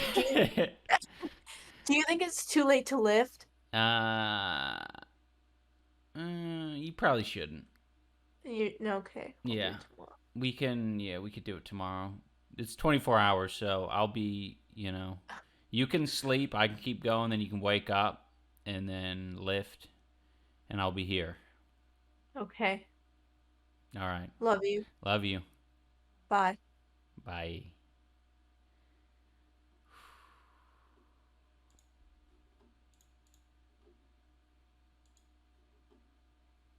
Anise is very sweet.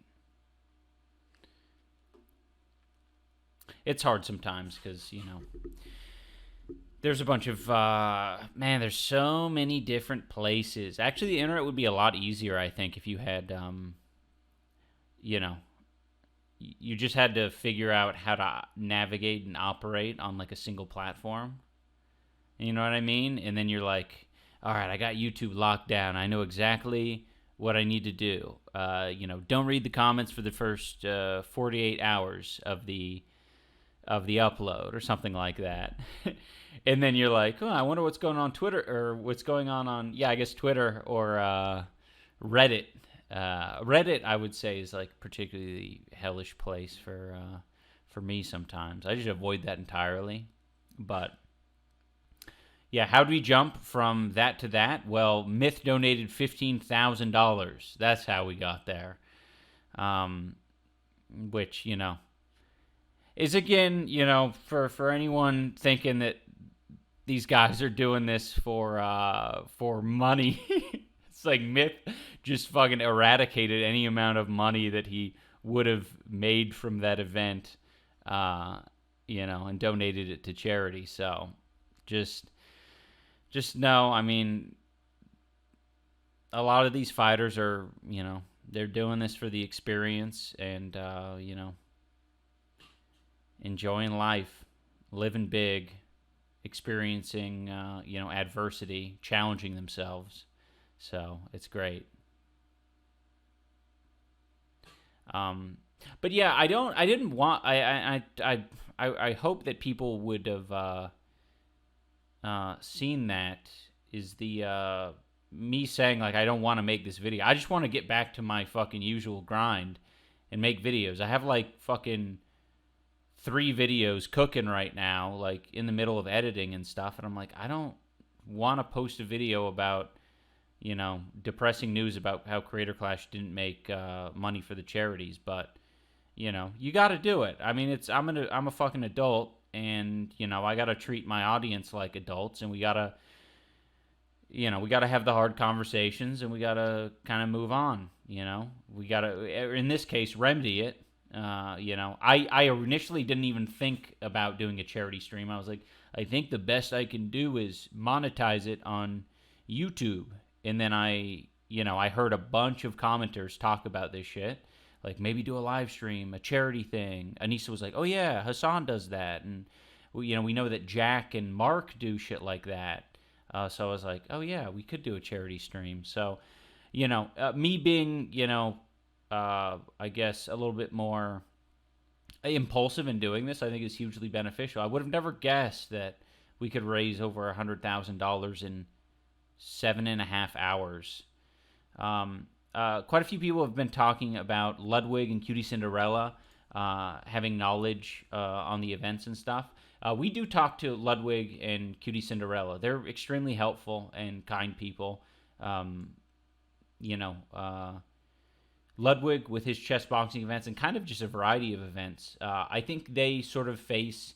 I think the difficulty is they also face similar challenges where it's like you want to put on an event and you're dealing with a lot of people who do not want to pay for the live stream event because it's more of just like,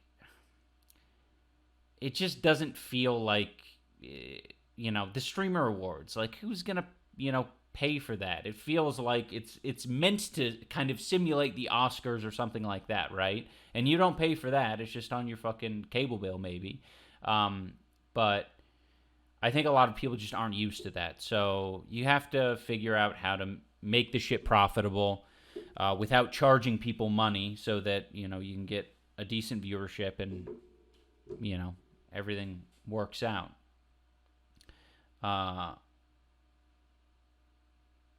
Yeah. I mean, yeah. I think a lot of streamers and a lot of people trying to do this stuff is, they face the same problems. You got to get sponsorships or sponsors to foot the bill a lot of the time. Hopefully we can figure out how to do that. Here's hoping.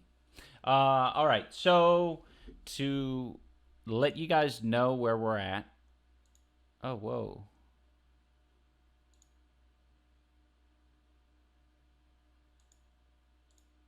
Did Tiltify fucking... Uh-oh.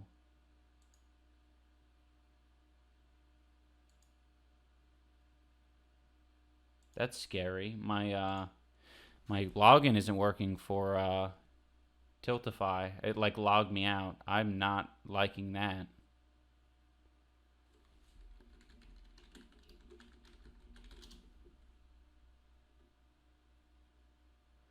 One second, guys. Hopefully everything's good.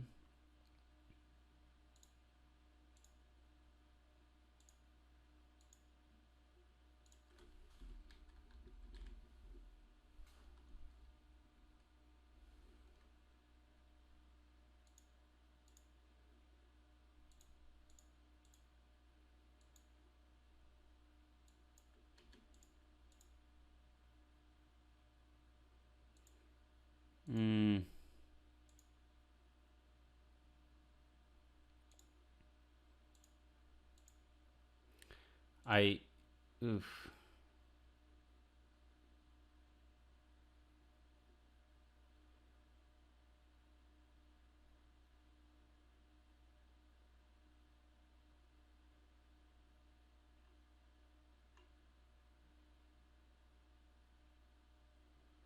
Yeah, I need to not furrow my brow as much. Yeah, it's not, I mean, it looks like a few seconds ago someone was able to donate on Tiltify, but I'm not able to log in right now. Oh, caps lock? Oh, I mean, that is a good... Oh, no, it wouldn't have been caps lock. I have a password manager, so that wouldn't have been the problem. I don't know, though. It's fucking creeping me out.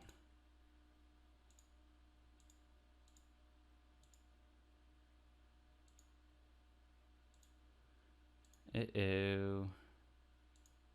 Uh-oh, uh-oh.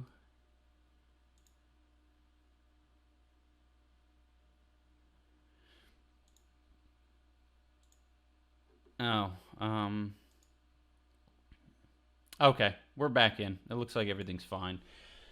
Whew, that fucking really spooked me out. That's the last thing I need right now is someone hijacking the Tiltify account and, like, shitting on everything. All right, so far, the total is 118,473.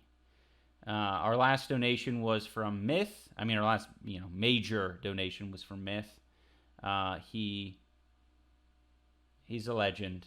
And we got some big donations from Ethan Nestor has been here the whole night, and he donated a fat stack as well. We had Jacksepticeye in here. We had Philip DeFranco in here. We had a lot of the fighters. Jay LeRae was like the first one in here, and she just popped fucking $1,000 into the donation, and that was I don't know, feeling a lot of love tonight. So thank you guys.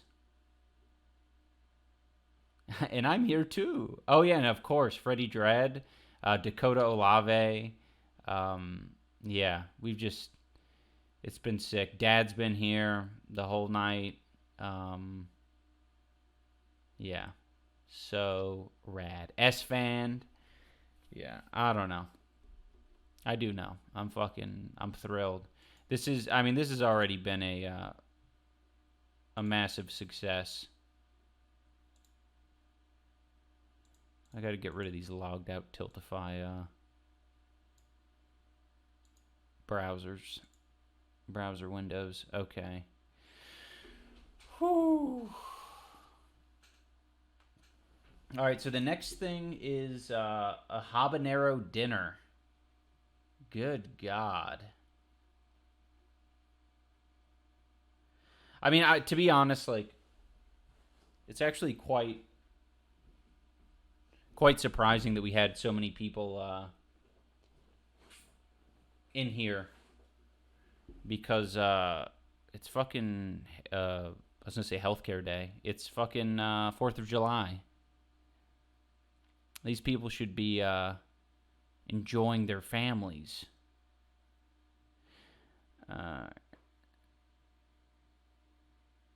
118. Okay, just put that amount. Yeah, that's probably a good idea. I'll adjust the text. Yeah, no one cares about the 4th.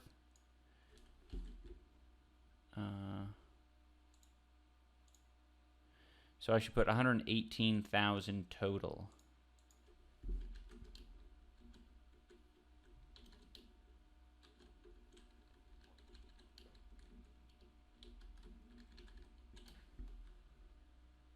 Oh, I like that. I'll just put that right here.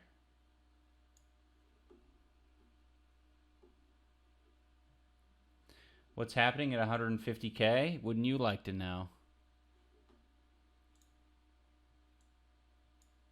All right, let's get back into this. Out, but I have a feeling there's going to be a lot of guys calling him out after that performance. I think he just woke up the influencer boxing scene, but now we have someone else to wait. That's fucking is Connor Eats Pants? I think it's Connor Eats Pants. The ladies and gentlemen watching this broadcast, and we'll go to Chills in the ring with our special guest.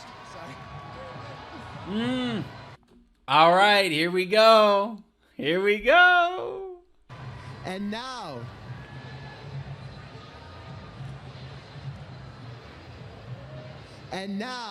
time for a special interview.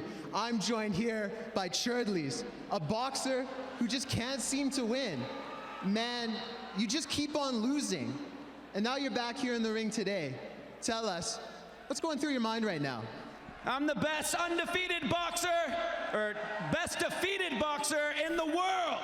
And it feels great to be back in the ring, even though I'm not getting beat up this time. Because every time I'm in the ring, I get PTSD, ASMR, every type of thing. And I'm just glad I could be here and not get beat up. And I'm sick. I'm sick of being unprotected. Anything unprotected is awful. So good thing I have my boys here to back me up so I don't get beat up ever again. It's so on the nose. Oh, man. Where are you boys? Where are you boys? What is this? I don't think they have a walkout song, so I'll just do it myself. It's the eye of the tiger. Dun, dun, dun. Dun, dun, dun. Dun, dun, dun. Yeah, oh, oh, oh, oh, oh, oh, oh, oh, oh. I'm out of breath. I'm in the worst shape of my life now. Well, good idea bringing your boys. Clearly, man, you need protection, and I'm not going to protect you. Every single time this guy stepped in a fucking ring, he has had his fucking ass beat. All the dudes here tonight, too, are so hot, or I mean strong. And I know they can beat him up, so I'm scared. Literally, I just want to say, Chev, you're freaking epic, you're freaking awesome, and yeah, let's freaking dab on this. All we can say is this. Bruh, all we can say is this. We're never gonna let him. Yeah, Anisha says we didn't tell the commentary team about this, so they were like very unaware what the fuck was happening. They're like, okay, clearly this is like a something because Chills is here, but they had no idea where it was going. Another human being beat you up ever again. Uh-oh. What's going on? No! Why is there music? Good luck, boys. That's literally not human. So it may be you up, Chev. Sorry. You boys That's aren't gonna literally leave me, not right? You're human. Not gonna, leave me now? No. Is that Crash Bandicoot? No. Oh, come on. Okay, good thing my boys have my back, and I'm not gonna get hurt. Oh. Live, laugh, love, Crash. Live, laugh, no! Oh,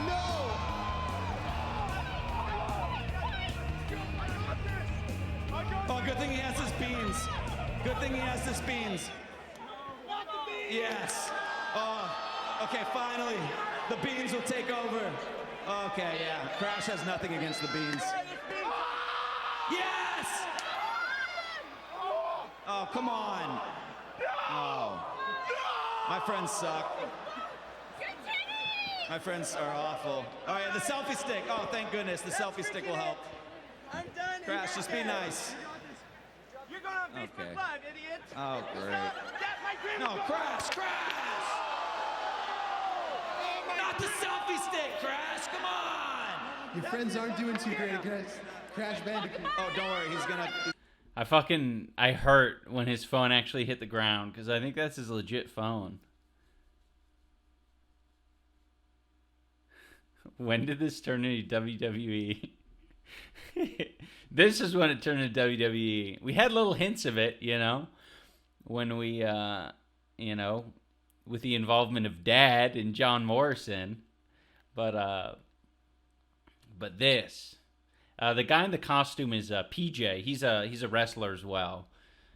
He was super down, such a friendly guy. We're super grateful he came and did this. He has glue. He has Elmer's glue. Don't worry, guys. Okay, this is gonna seal the deal. No one's gonna hurt me anymore. Yes! Okay, good. It's so great. The fucking tiny stream of Elmer's glue. I love. Good. Now he's gonna charge up and beat Crash Bandicoot. This is awesome. This is great. And you got my back, right? Probably not. I think we could have filmed it better. Like, this was all, like, super last-minute rehearsal. If we had a little bit more time, I think this, obviously, could have been a lot better choreographed. But I think these guys did a great job. I'm super happy with it. Because each one of them is a different character, and I think they add a lot to the overall vibe. He's not human! All right, He's not human. Oh, come on, guys. Do better. Come on. Help me. Dude, you gotta do it. You freaking suck. It's coming into the ring, man. Yeah, you guys suck. You're going to be with me, right? You're going to be with me, right? No, you have to help me. Camera guy's going to help me. Camera guy's going to help me. Good luck, man.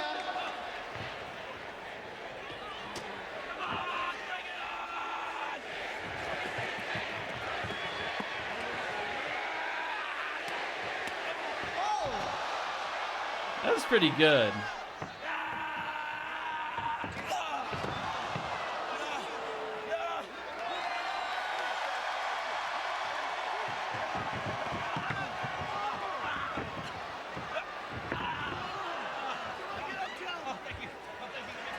I think they just need to, risk hurting each other a little bit more. Oh. I did not notice that this happened. He's giving him mouth to mouth. That is fucking beautiful.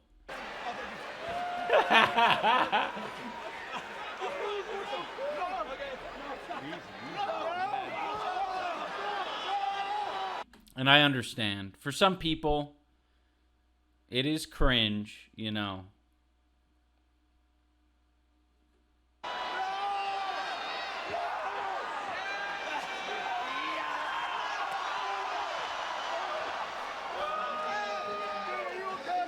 Winner, Crash Bandicoot.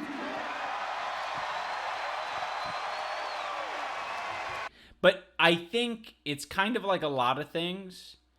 It's only cringe if you're taking it too seriously, right? If you know what it is and you're like, yeah, it's just a cheeky fucking last minute like sponsorship thing, like they're trying to have fun, like, you know, it's not cringe at all. It's actually the opposite of cringe. Pre-order Crash Team Rumble to gain access to the closed beta starting April 20th. I love Chills casually just giving an ad read at the end.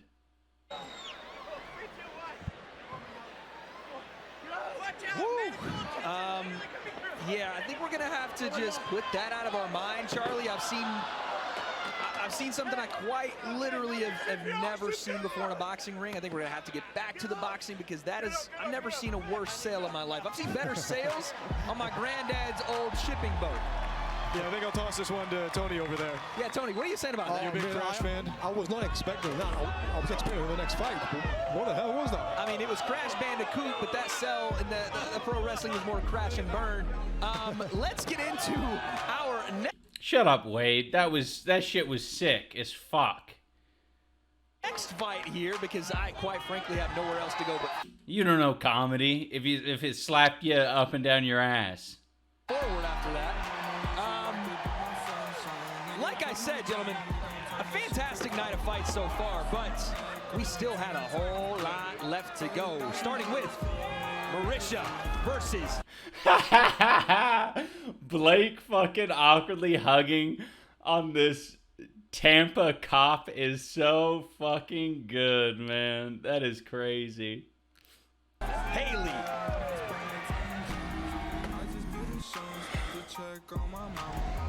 And Charlie.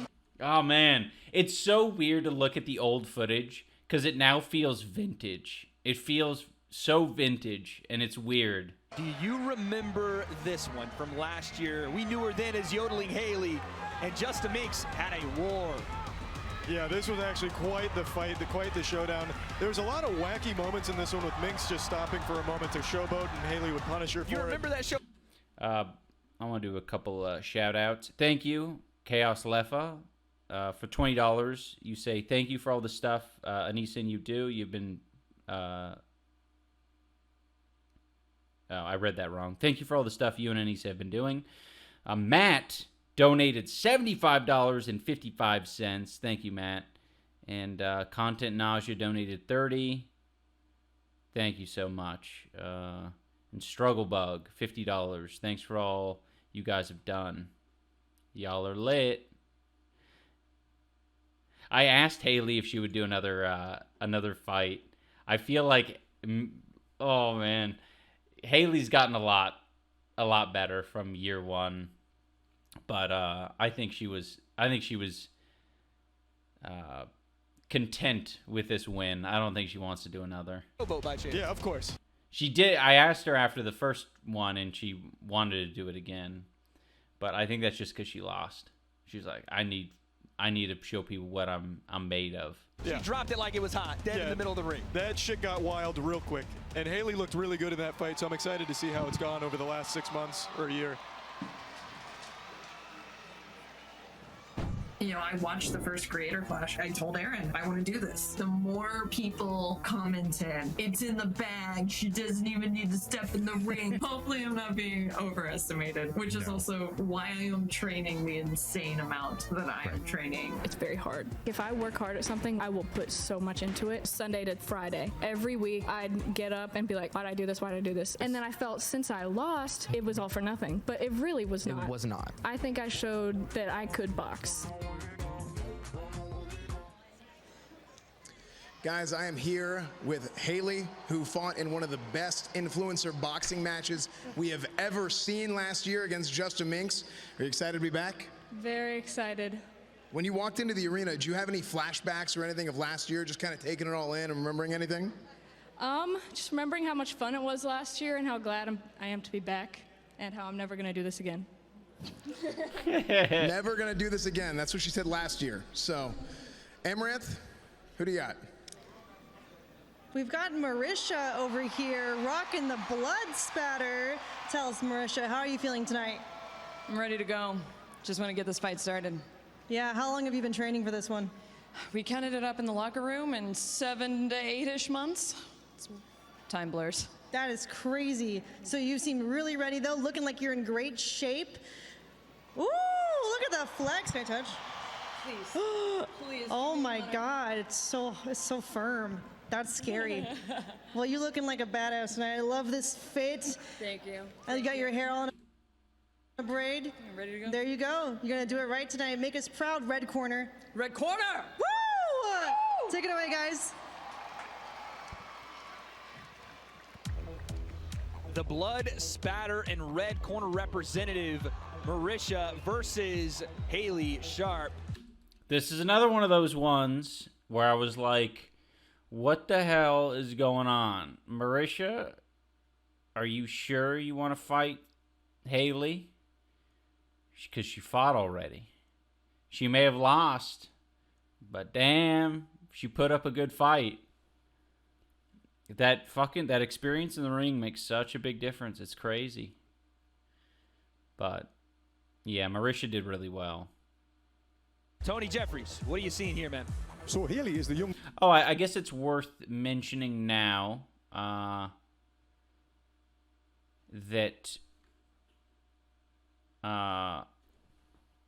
Marisha, charity Critical Role Foundation.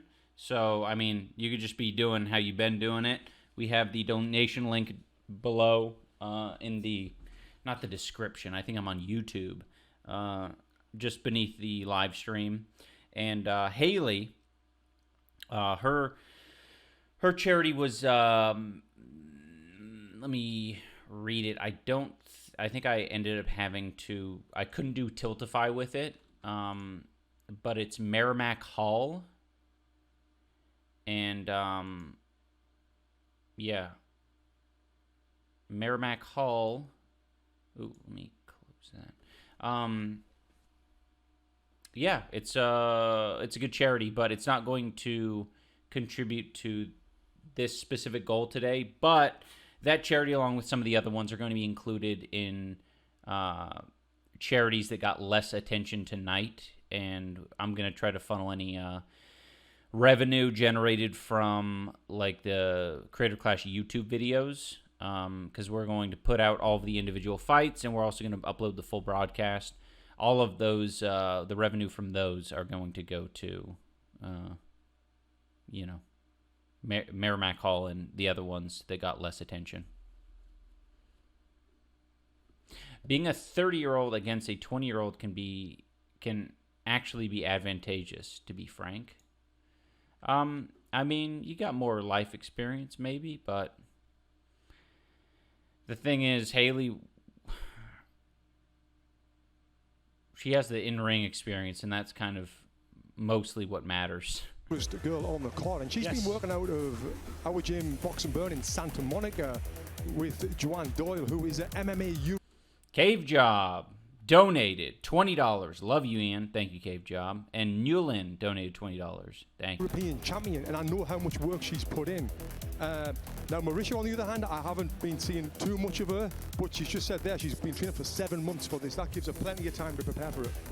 Both ladies are prepared. Let's get to it. Hayley Sharp versus Marisha Ray.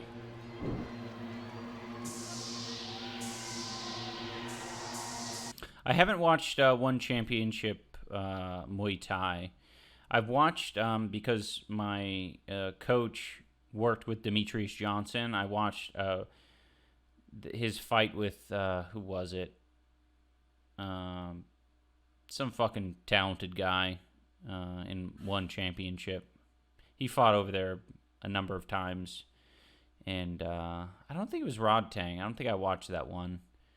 But another guy.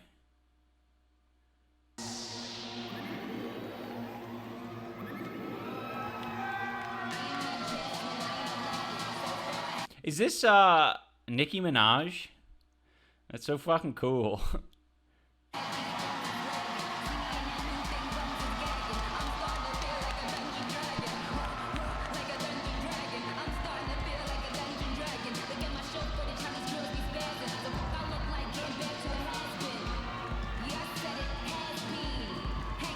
I don't know how people just walk through all the people. I wanted to touch fist bump everyone that I was passing. I was like, I don't know who you are, but fucking yeah, cool. Yep. Awesome. I'm going to do the fight now. Are you rooting for me? Or you just want to touch the glove because it's something to do? Thank you, Caitlin Hook, for donating $100. Makes a big difference. Thank you, thank you.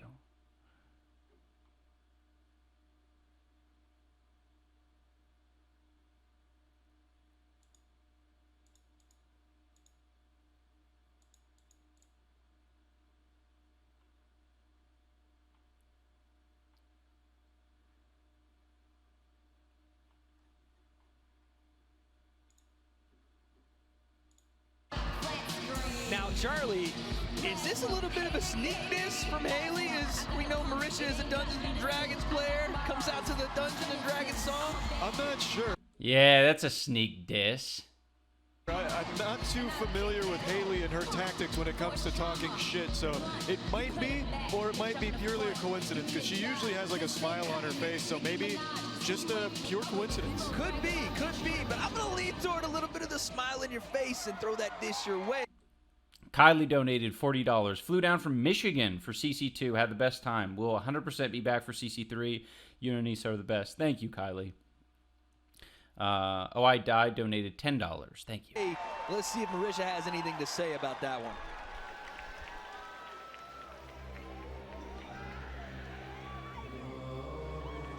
Oh, that's so sick.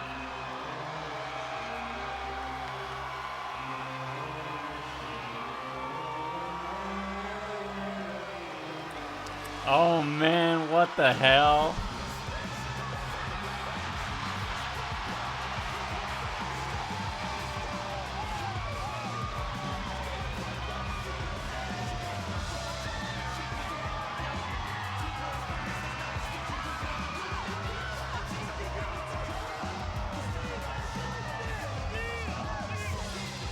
Pop, pop. Folks, you see it there, the words pop, because that's what... Huh? Can you hand me your plate and water cup so I can fill it back up? Oh, yes. Here. They won't be able to see you. Okay. My plate I'm still working on. Yeah. Thank you. Marisha just received from this crowd an absolute raucous ovation. Charlie, the longsword following her there. What are you taking away from this walkout? To be honest with you, I'm not entirely sure. At first, I thought it was going to be something very ominous, like she was coming out here to put her in the grave, but now it's just all of a sudden a big party, except for the guy with the sword. Oh, my Lord, he's going to hand it to her. Look at this. It's a little tough to grab with the boxing gloves. That's going to be a little tough. You gotta watch. Don't Kurt. Yeah. That's a good bit. We're just gonna leave that there. She doesn't need the sword. She's got two fists, Tony Jeffries, to bring into this fight. Yeah, she's used a lot of energy coming to the ring. Seems very relaxed. Seems very confident, and definitely Marisha is the fan favorite here. But just like Minx was last year, but Hayley kind of won the crowd. It was like kind of a Rocky, an Ivan Drago scenario last year. Let's see how this fight goes with our introductions, as always. Akinola in the middle of the ring.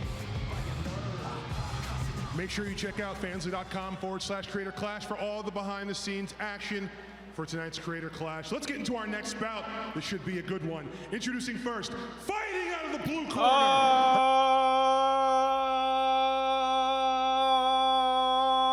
Oh! C418 donated $500. C418, I did see your DM on Twitter. I just haven't responded to it yet. There's a lot of DMs I haven't responded to yet. But, oh, I just dropped my fork into my bowl of liquid spaghetti. Fuck.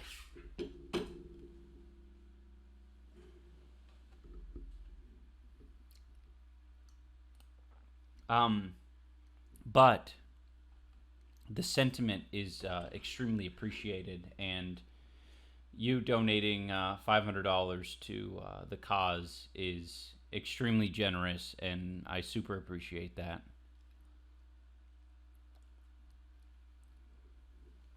Yes, this is the C418.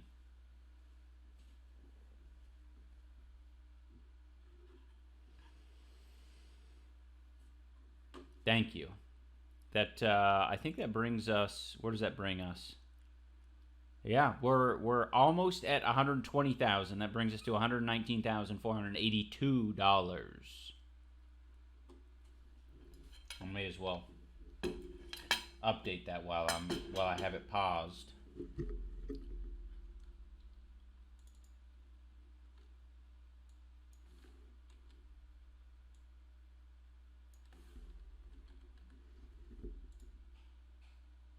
Cool. Thank you, dude. Her dancing videos have propelled her to TikTok stardom, gaining 3.5 million followers online. She stands 5 feet 8 inches tall and weighs 136.4 pounds. From Huntsville, Alabama, making her return to Creator Clash, Hayley Sharp!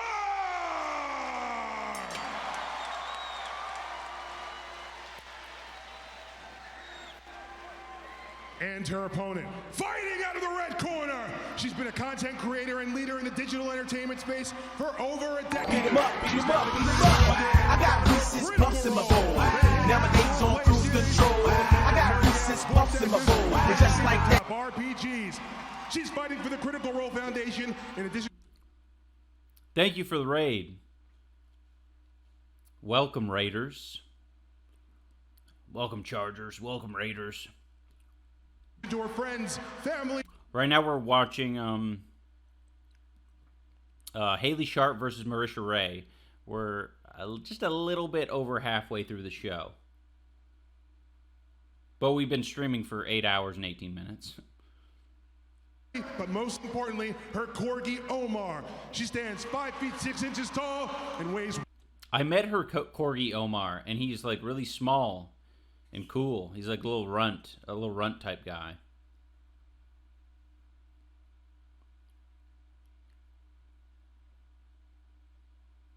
£132 from Louisville, Kentucky. It's her, Marisha Calamity Ray! You heard it, gentlemen. Marisha's doing this one for Omar. Hayley making her return to the ring. This is a big fight for both ladies. Tony, I have to ask you before we get going here, any last thoughts on Hayley? She's been in your gym. Yeah, she's been in the gym. She's been working very, very hard. She hasn't really left a stone unturned when it comes to preparation. She's got amazing, amazing trainers with her. So I'm excited to see this one. Round one, Marisha versus Hayley. Let's go. Already you see the feints and the jabs from Hayley. Comes out forward, nice right hand from Marisha. Now we're trading a little bit here. Marisha's got her chin a little bit high. I love the feints here already though from Hayley Sharp. That's nice work. Nice. There's the right hand. Yep. And another one behind. Oh, right hand over the top. And Marisha holds on. Great job from Marisha to understand the clinch was necessary there. Charlie, from what you're seeing right. Damn. Hayley's doing a lot of feinting. It's pretty fucking, it's scary. Right now, oh, Marisha get out from underneath all this barrage? I'm not sure, but it really seems like the experience from last year is paying off very well for Hayley. She seems to really have a much better IQ when it comes to the fight here. And let's not forget last year, Tony. Oh, nice right hand on the return. Hayley was fighting a bigger Minx, and she's teeing off here. Right hand again. I mean, look at that right hand. Oh, down the pipe. Man, that's tough. She was fighting a bigger Just a Minx. This time she comes in the bigger fighter, and that power is on display right now. Yeah, we can see it. She's full of feints, lovely straight punches, great right hands. Oh, she's looking to tee off right now. We get into a clinch. She's looking to separate and let shots go. If you're Marisha, you got to start working the volume and keep this pressure. Oh, my goodness. Right hand again from Hayley. Nice return jab. I don't remember Hayley going this crazy. Oh my god. Yeah. It's it is pretty crazy. I mean, there's a level of intensity that you learn about on your first go around. You're like, "Oh, we ain't messing around. We're hurting each other." You know. Like, especially when someone is like dumping their reserves really quickly. Like, I think the only fight that wasn't that way, to be honest, was Mika and Alanah. They didn't just dump out all their reserves. Like, this shit, like, Hayley is getting tired because she's punching, like, continuously. She's like, oh, you're running away? Like, I'm gonna keep fucking punching you. And, you know, kind of the only thing that Marisha can do in that situation, if you know, Hayley's the better fighter, is to do what she's doing and clinch up. There from Marisha. Right hand on the pipe from Hayley. Big swing and a miss from Marisha. Now this is lovely boxing from Hayley. She's feinting, great footwork, working behind that jab. Nice double feint. Right hand left. The referee's... Yeah, the double feint there, like, opened Marisha up. Marisha was like, oh, you're about to do it. You're about to do it. Taking a close look. Marisha. Marisha goes in for the clinch once again. A smart play, but she's going to have...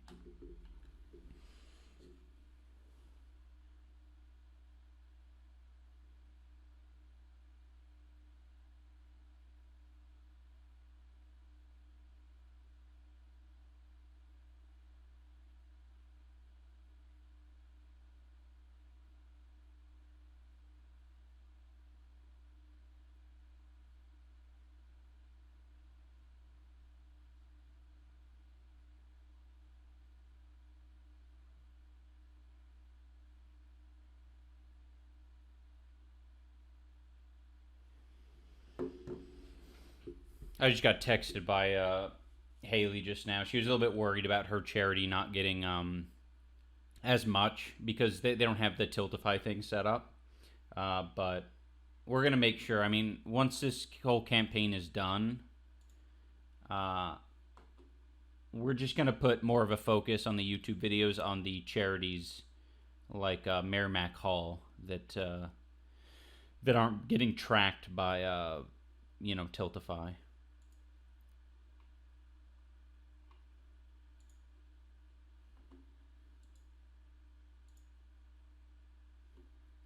To understand at some point that referee's going to continue separating them.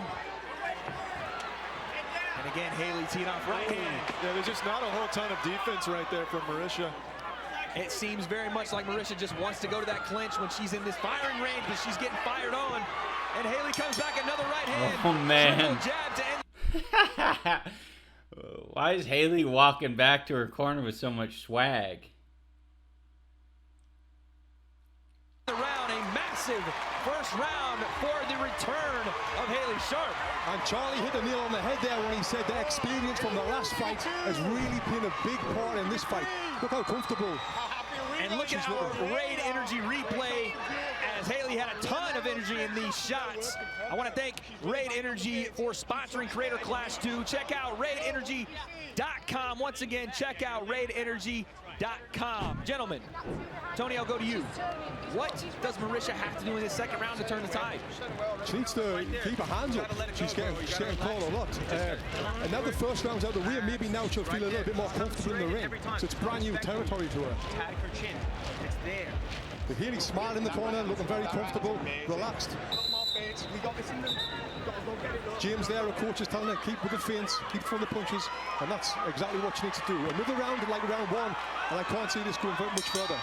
Charlie, Marisha's wearing the blood spatter top. It might actually happen here if she doesn't find some defense. It's looking like it right now.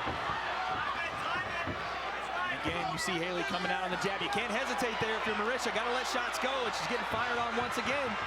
Oh! See, that's a tough thing. You see a lot of Marisha's punches are...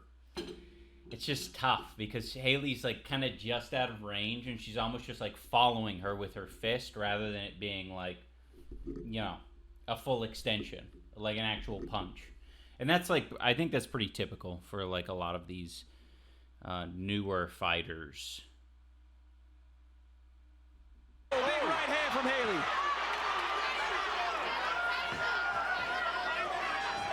And again, Tony, you're talking about that head movement. You're seeing the feints into range.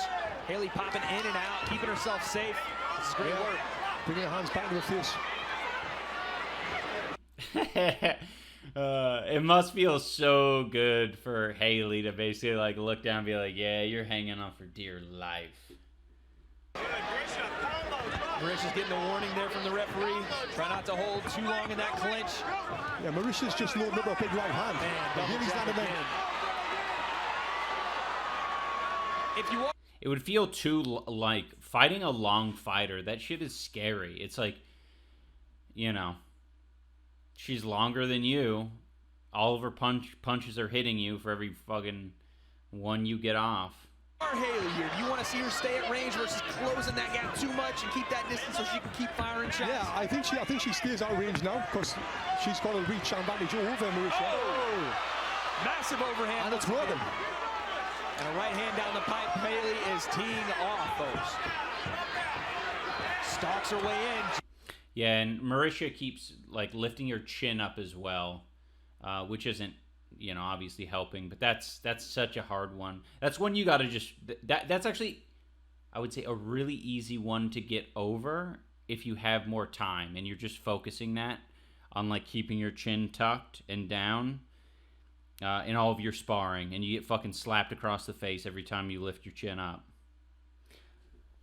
Carl Sagan donated $111. Dono appreciation for the friends and community that we've made along the way, thanks to the effort and energy y'all have put in.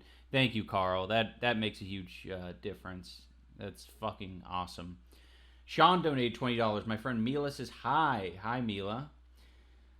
Cultography donated $20. I wish I was rich. I donate more. Love your content forever, no matter where you take it. Keep all the amazing work, Ian and Anissa. Mason F. Wish I could donate more, but just want to help out. Love you, man. Best wishes from Canada. $10. Hell yeah. And a $69 donation from Fire Legend. Stay hydrated, homies. Cheers to that. Hydro Brothers.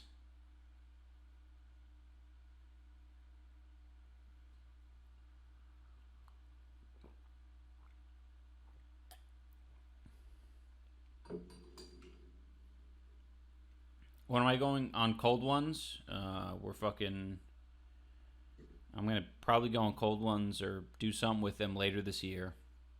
So, be ready for that. Jab, right hand. Whoa, another Oh, one. man. Another one.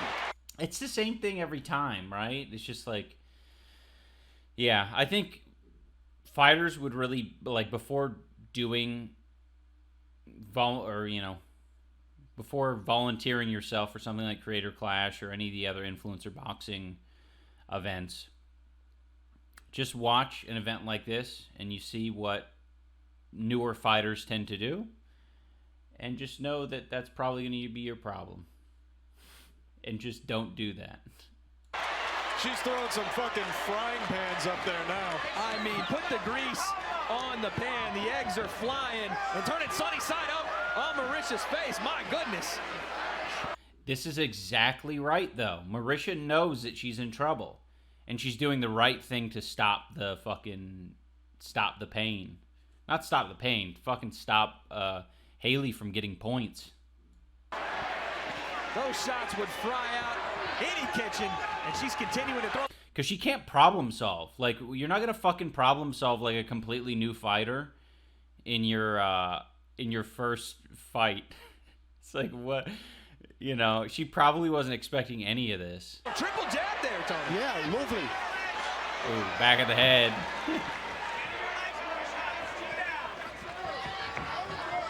Oh, a little switch stance right hand from there for Marisha. Not quite what she wants, though, as far as the intensity behind landing. Now, last year, Hayley did have good stamina, so I don't think she's going to be slowing down. Oh, another right hand. And then Marisha lands one. Backs her up for just a split second. Nice jab. I'd also love to see Marisha come back, because that's, man, like, she's super fucking smart. She's very tough. And it would have been a lot fucking closer if she was fighting someone who, you know, had trained the same amount of time. Again from Hayley. She continues to come forward. Couple seconds left here, round 2. Big right hand. That one lands flush, and that is the end of the round. Stare down from both ladies, but the eyes aren't lying. Hayley has taken this fight so far, Charlie. Yeah, she's looking in complete control of this one. Not only the tempo, but all of the shots she's throwing are landing. And as we watch here, Tony, our raid replay shows pretty much the same thing. Boom, right hands through the guard. Yeah, right now Hayley's doing brilliant with this. I think Marisha's just looking for that one shot, which is the big overhand right hand. And I think the experience of Hayley is really playing a big factor in this. Absolutely. What you're seeing this time out from Hayley is a complete transformation. Yes, she had the intensity last year. Yes, she was there for the fight. But you're seeing technique involved. You're seeing power involved. You're seeing skill and patience involved, Tony. We're seeing it all from Hayley right now. This is a great performance. Round 3, Marisha's got to find it here in this round to turn the tide. Let's see. And the crowd's going wild here. The crowd this fight is going crazy. Absolutely nuts. The waves in the hair of these two ladies can't match the wave in the crowd, but the punches coming in bunches. A wave, an onslaught from Hayley here. It's got to be demoralizing when the crowd groans at the playback of you getting punched in the face. Man, I would say the only thing that, of like that shit that affects fighters, at least from my experience and what I've heard, is the immediate sounds. Like, you should not be able to hear, at least in this environment, if you're professionally boxing and you're boxing where there's very little people, you'll hear your coach, you'll hear other people in the crowd. But in this environment, you don't hear shit, you don't hear anything. You only generally hear when the crowd is like chanting your name collectively, or they like react loud to something that's happening in the moment. If you're back in your corner, you don't know that people are like watching like the raid replay or the Fansly Slam cam. You're just like listening to your coach and saying, I hope this is over soon. I hope I can knock this person out. You're just like, you're having a conversation. Everyone else is. So I wouldn't say that that is demoralizing, specifically hearing people groan at the replay. You wouldn't even know. Not gonna lie, I'm confused by the donations. We at 76K or at 119? Either way, I'm hype. We're at 119. The 76 just represents how much the main charity, Critical Role, has received. The remaining amount is all the other charities combined. So 119 is the total. We are about 5 away from habanero dinner, which is where I eat a bunch of fucking habaneros for dinner. Double jab, right hand again. Right hand again. Over the top, Hayley just keeps firing and landing. And they separate. She slowed it down. She fucking slowed it down. That's really hard to do. Referee asks Marisha, do you want to fight? You can already see the idea there from the referee. Right hand! And again, immediately Marisha goes to clinch. These are starting to add up, Tony. Great performance. She's doing everything right. And if you are Marisha here, you do have to start finding something because the referee is now taking a look a couple of different times. Yeah, if we reach the goal, then I'll keep going as long as people are donating for sure. But I think I will feel pretty content with the amount raised. I don't know how much people are willing to give. Like if I knew that some rich assholes are gonna fucking come in here and like donate some money, then I'd keep going, right? But it's no guarantee. I might just be sitting in here with you guys, getting, you know, $5 here, $20 there, and at that point, it's probably, you know, time is better spent elsewhere.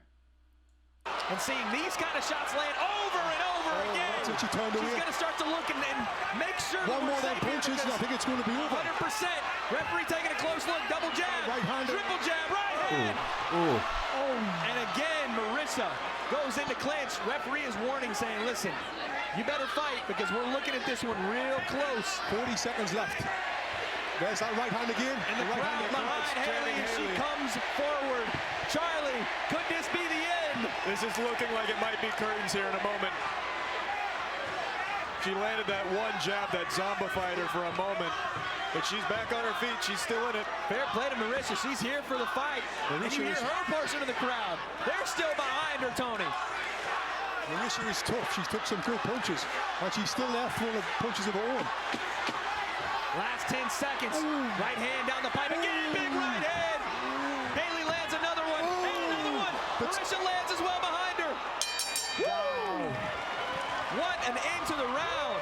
My goodness. You want to talk about punches and bunches. You want to talk about entertaining fights. We're getting that tonight. Kidisu says, man, they're not very good, are they? The fuck are you talking about? They're influencers. It's influencer boxing. Get out of here with that. They're not very good. Okay, it was a joke? All right, fair, fair.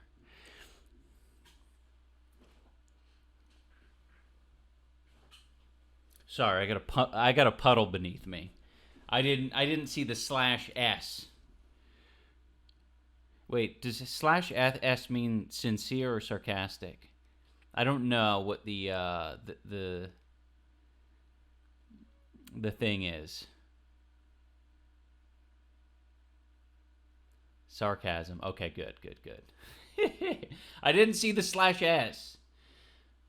Let's see what we're at now. I know we haven't had too many more donations, but I know we're closer. Oh, it's almost 120,000. All right. Cool. We're getting closer. Look at these gamers. Look at all these freaking gamers. They got their wristbands, Creator Clash wristbands. Hell yeah. Folks. Wow, that was very, very close to being the end of that fight, I think. Stay tight, relax it. Don't let her walk you might very well be right, Tony, so let's listen to the corner. It's actually crazy that it went longer. See what they have to say. Very nice one. Punch up is great. Fucking with her head. Excellent work here. Just keep working that jab, but don't put the head here. Remember the cross right there. Here. Boom. What's up? Boom. What's up? Remember, take your time. Breathe. You're too tight. Just relax and stay low. You did better that round. Don't put your head down. Don't go. When she's tasting, just go down, do what you're doing. She's just gonna tell you, let go. That's all she's gonna tell you. So just keep doing it. It's working perfect. Oh, that's awesome. That's really good advice. He's like, she's just gonna tell you to let go. Like he's saying, the ref is just gonna tell you to let go if you're just hanging on. So just fucking keep going with it. That's the strategy. You could actually win the remaining rounds potentially if you're able to clinch every time Hayley throws like a flurry. But, you know, you obviously got to punch back. Make sure you rotate through your cross. Boom, boom. Right? And then if you need, take an extra. Here we go. You got this. You're crushing it. Damn, that trainer is hot. Yeah, he's a nice guy. I like him. Tony, what are you hearing there? Yeah, what I thought I was seeing was correct. I was trying to give her confidence, tell her that she's done good, because that's what you want to hear. But You know, we'll see. I'll be surprised if this goes past this 4th round. Yeah, Hayley's come flying out. It's an uphill battle if you're Marisha, but it's one she's willing to fight. She's in there, but she's taking some shots here. Oh, another right hand, another one. My goodness, again, the referee taking a close look here. She said 5 more and we're ending that. You hear that from the referee. So what'd she say? 5 more and we're ending. If you're Marisha here, you got to let everything go because a couple more of those and she might not be on her feet here. Yeah, the referee should stop this fight.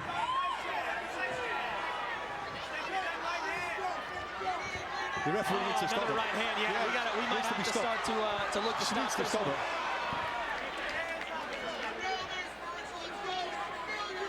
There we go as they separate, come back, big right hand, another one behind the guard. Hayley goes to the body. There's a lot of heart from Marisha. Yeah, you can tell Hayley's tired now. You can't fault it. She is out here. She's going for it. She's in this fight. It just might not be her night, Tony. She can't seem to get out of the way of Hayley's right hand. She's walking right into it over and over. And again, when she sits down on punches, nice sneaky uppercut, but she lands again. Hayley does with the jab. There's not a lot of variety in the offense for Marisha and even less in the defense right now. Yeah. It's just going from clinch to clinch right now just to survive the round. And Hayley's letting shots go right now, just out of reach. Another one of those big ones lands, and again, we've said it many times, this might be a fight ender. To Marisha's credit, she did split the nose on Hayley there on that round. Yeah, she caught her. I don't know what is in Marisha's glove there. Trying to see. I think maybe just caught on the edge of something there. But these is Hayley in the chat? I saw shout out was given to Hayley. Hell yeah. Welcome, Hayley. A shout out was given. We got a $100 donation from Carden Audio saying Carlden Audio. Longtime fan, mad respect for what you and Nisa are doing. Appreciate the recent videos and change of heart. No need to read. Well, it's too late. It's too late. I read it.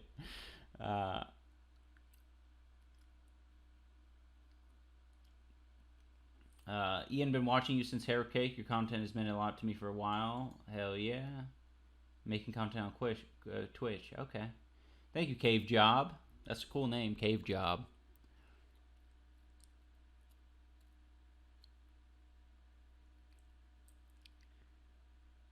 Yeah, Hayley. Everyone in chat is very impressed with your performance. A lot of skill. last couple of seconds.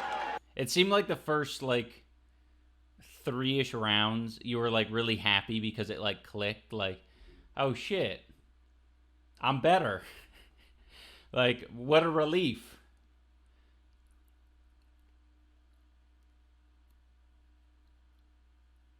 If you're Marisha, you want to follow up because she did get something through. She did. She had one shot land. Can she capitalize on it? Doesn't look like that might be the strategy to end the round here. She goes back to the uppercut, and both ladies swinging. She's swinging for it. Fair play to her. Oh, Hayley says, I was just having fun in the ring this time. Yeah. I was having a little bit more fun, but I definitely wasn't smiling that much about it. I also sat down on the stool. You were like standing up at least for the first round, maybe the first couple of rounds. You didn't even sit. And that is the end of the round. I think a better round there for Marisha. Maybe not as offensive as you like to see, but didn't get caught with the big ones that round. Yeah. Oh, you're still not sitting. That she got through it, and she did, and Wait, she is that your guys' strategy? Yeah, they tell you not to sit. Damn. Yeah, they got their own thing. But resting the arms, I like that. That's legit.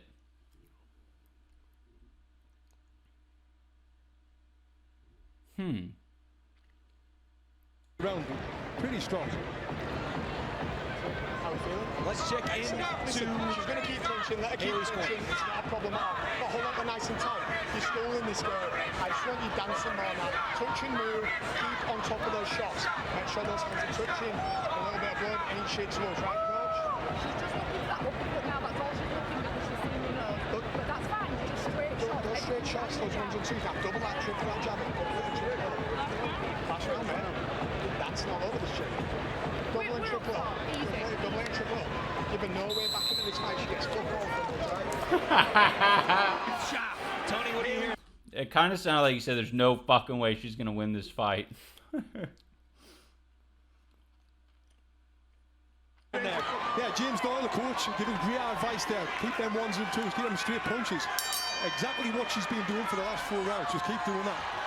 Round 5, our 5th and final. Oh! Both ladies land big shots there. Marisha's best punch of the fight. Hayley wears it well and comes forward. Marisha going to the body, but she takes another right hand. My goodness. Marisha, in true RPG fashion, when she gets struck in combat, she gets stunned. There's a stunning effect with each of Hayley's punches. It doesn't last that long, but then the other punch comes in, and it's another 0.3 second stun.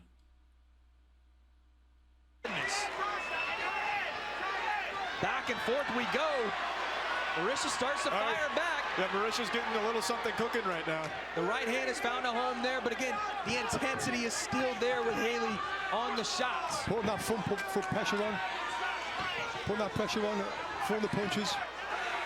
I did see a variety in Marisha there. She threw like kind of a long uppercut, like lead uppercut.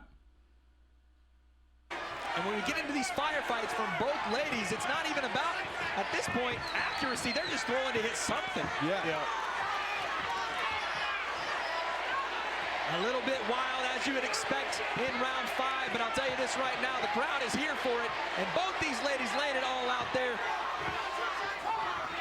The overhead from Marisha, emptying what's left in the tank. Last minute of our last round. Nice right hand jab from Hayley again.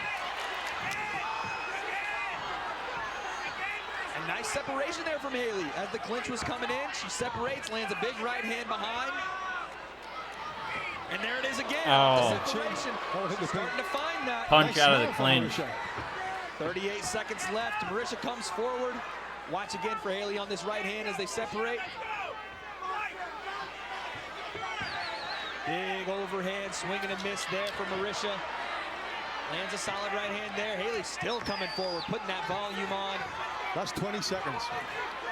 Both ladies, whatever's left in the tank, they're letting it fly. Marisha comes forward. Wow. Couple of shots, and then Hayley with the right hand behind it as well. Man, Marisha And 4. went for it in the final round. She needed to do that earlier. They separate, and there is the bell. What a finish. What a finish. What a fight. And what a fight. What a fight. Wow.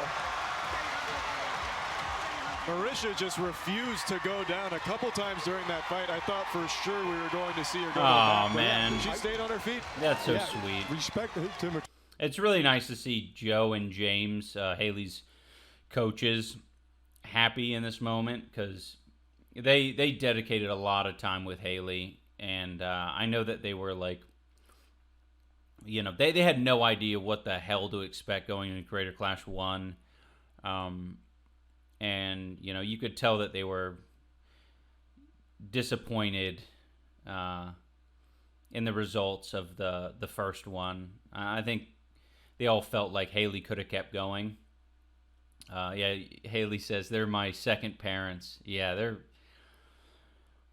very sweet. Marisha for that fight. Hey, Urban 2. Welcome back. We got a channel, what is it called? Channel badges now. It looks like yours is, I think it was a baby squirrel. I couldn't quite tell. Anissa was designing channel badges for me. I'm very grateful. Yeah, she did. No, she's tough. She's tough. She took some big punches there. Some big punches. As we look at our Fansly Slam Cam, these jabs and right hands were slamming into the side of the head of Marisha there. And like you said, Charlie, she took those shots, came back. showed the heart of a champion, a heart of a warrior. But Hayley, I think it was her night tonight, Tony. Yeah. She was in another great fight like we seen last year. This time it was in her favor. And yeah, respect to both the girls. What an entertaining fight. Oh, it's a tie. I legit thought that the first year when they raised like both me and Dr. Mike's hand, I was like, oh, lit. We should do, every fight should be a tie. We should just be doing this for fun. An amazing fight, and we have Alanah in the ring with our official decision. That is sweet, though. I do like that. Ladies and gentlemen, we go to the scorecard. Shammy Shipman, Tito Wilgo, and Brandon Jackson score the fight in favor by unanimous decision to Hayley Sharp.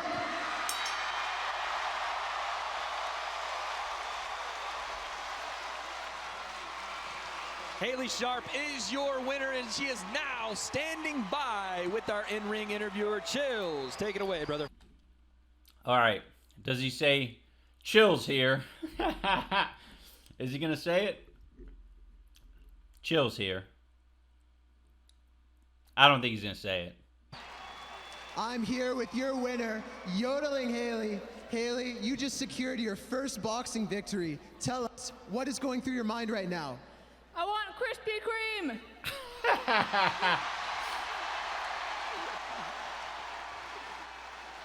Now, we all remember the fight at Creator Clash 1. It was probably the best fight of the night. And in that fight, you showed true grit. But tonight, you came out and you secured the win. Tell us, what made the difference for you to... Yeah, someone mentioned that earlier. The taking the mouth guards out after the fight.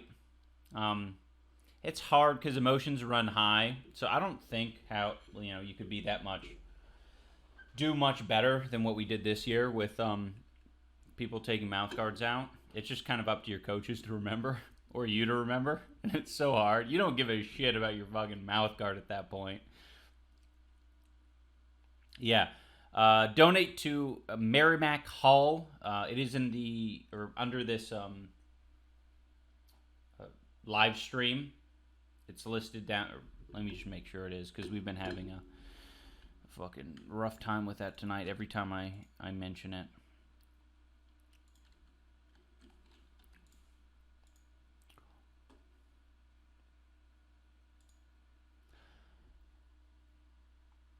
Yes, it's down there. But that takes you to the Merrimack Hall website. It's not with Tiltify, so any of your donations aren't necessarily going to be counted, toward the goal.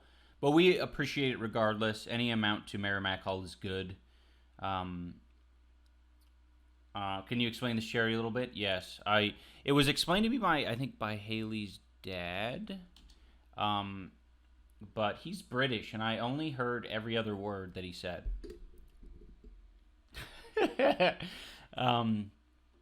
Yeah, they give people with special needs the chance to express themselves creatively. Visual art, theater, dance, music, and it's in North Alabama. So it's all in Hayley's, I think, hometown, or at least I think it is, at least in her area. Hayley's from Alabama, so she was telling me that it's like super, it's not easy to just pick another charity. This is like very important to her and the obviously her community and her family. So even though they don't have the Tiltify link, I think it's worthwhile to donate what you can to Merrimack Hall. And we're going to monetize all of the, in addition to Hayley's fight, the full broadcast and all that revenue will go to Merrimack Hall and some of the other charities that are less, what do you call it? Up close and personal. That's not the right word. But yeah, you know what I mean. She's from Alabama, but her dad's British. Lit. Yeah. Less featured. Yeah, that's the word that's what I was trying to say. $50 from Nathan. From one former edgelord to another, glad to see your growth over the years. I'll be gladder when the mullet is gone. Well, that's sweet of you to say.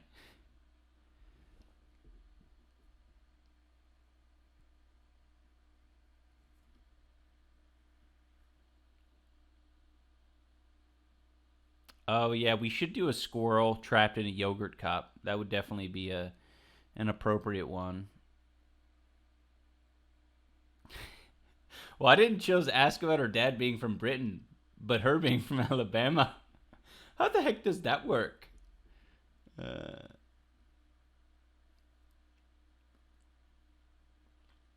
What is girly pop? You'll have to donate to find out.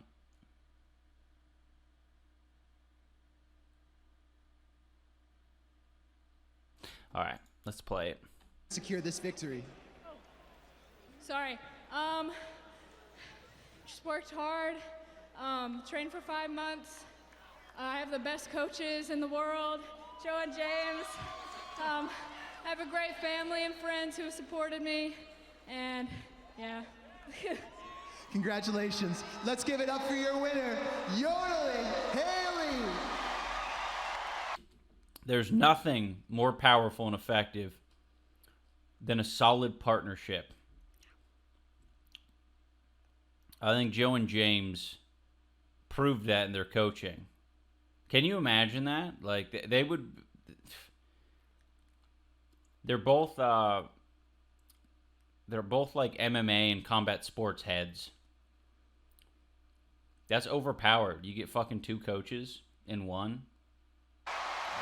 Fantastic win there, gentlemen, and you can see the emotion pouring out of Team Hayley there, Tony. Talked about what it means for them. Yeah, Joe and James Doyley have put their heart and soul into this training camp like true professionals. She's trained like a professional athlete, professional fighter for months now, and it's great to see it all pay off.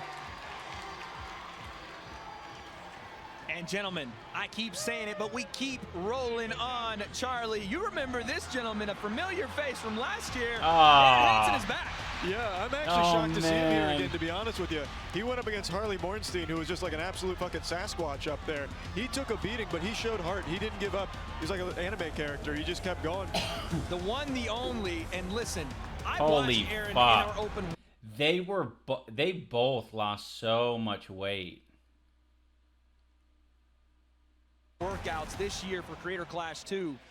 This man has gotten a lot better. Look at these shots. Yeah, he's looking good. He's looking sharp. He's looking ready to go. Arin Hanson makes his return right now. What did you do for your training getting ready for this fight? I did a lot of boxing for my training, which was pretty intense. So where did you get that idea? A lot of people told me that that was probably the best way to go about training for boxing, so I got really good at it as a result. Daddy! Do you finally notice me? I agreed to do it because I wanted to like shake myself out of something, shake up my routines and stuff. I had to get new routines. That's been tough, but it's been good. I think my whole vibe is my opponent will like tweet that they're gonna obliterate me, and then I'm like, cool, sounds good. Guys, I am here with Arin Hanson. You were looking wide, hard, thick, and strong. This is not the same Arin that we saw last year. Question for chat. Do we like the like little video trailer things before like this part? Do we like that? Or is it kind of like take it or leave it or what? Because I feel like we do, yes. Okay. Okay, good. Okay. Awesome. Awesome. It feels like, you know, I know that it's kind of useful for the crew because they get this time where they can breathe and, like, you know, have time to, like, reorganize things, get into their spots, get mic'd up or whatever. Okay. I mean, we can obviously make them better, but, yeah, I think perfect. Okay. As long as it feels valuable, because I can imagine that would be an area that we can save a bit of money for next time, is not doing it, but I mean it doesn't cost that much. So how you feel, man? I'm feeling good, man. Let's just fuck it, let's do it. Let's do it. Wait, do what? Like, let's fight. Let's just do it. Let's go. Oh, okay, cool. I forgot. Well, if you're ready to go, then let's go. Yeah, man. I mean, it's been a year in the making. It's just like, let's do it, man. I want some red wine, so it's been a while. All right, Amaranth, to you. Hey guys, how are we doing tonight? We're doing great. You sweating already? Oh yeah. Oh yeah, you got all oiled up. Get it started now. Yeah. Getting it started now. When did you get started? How long have you been doing this? I think like 8 months or something. So it's been a while. That's crazy. You gonna continue afterwards? Absolutely not. Absolutely not. Never again. But we're gonna give it a good old college try. Katana 9797 says, a critter here. I was at CC2 to see Marisha fight and was in awe of her fierceness. Thanks for putting this event together. It was great. It was a great time. Thank you, Katana. That's super cool to hear, and $100 is, you know, very helpful.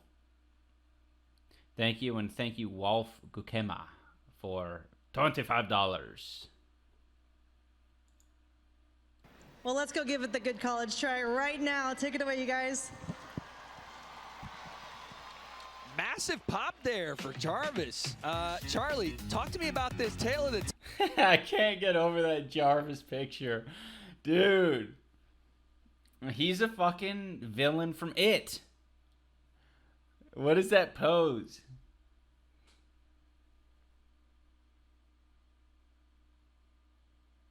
Tape, a little bit of a difference in weight, but both guys coming for it. I look way more crazed, to be honest. Uncle Dane says, making the promo videos is just tough when half the fighters post literally 5 seconds of them boxing online. I mean, you guys did great with them this year. Like, I thought they were really short, to the point. It was just kind of like, oh, here's a little flavor. All right, we got a little flavor. Next time it might be better if we just figure out how to make... We just demand... Sorry, I shouldn't be talking about next time. Anyway. Let's see what this Tiltify business is at. Ah, we're at 120,000. I'm going to change this now.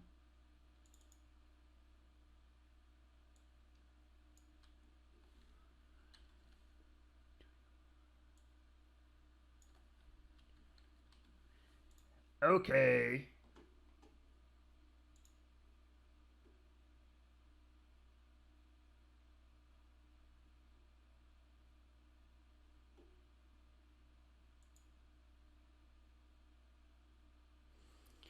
Yeah, this was a tough one because Jarvish and Arin are both like very likable, and yeah, I don't know.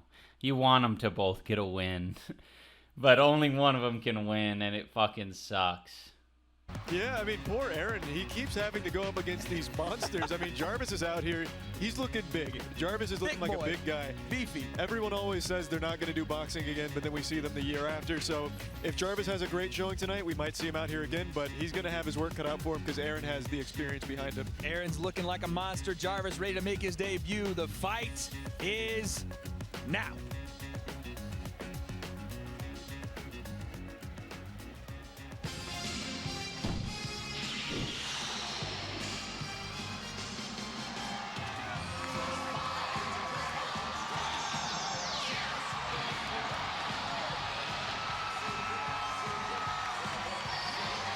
Ah, the whole fucking twerp crew. It's so good. Ah, that outfit. What the hell? I didn't know that was his outfit.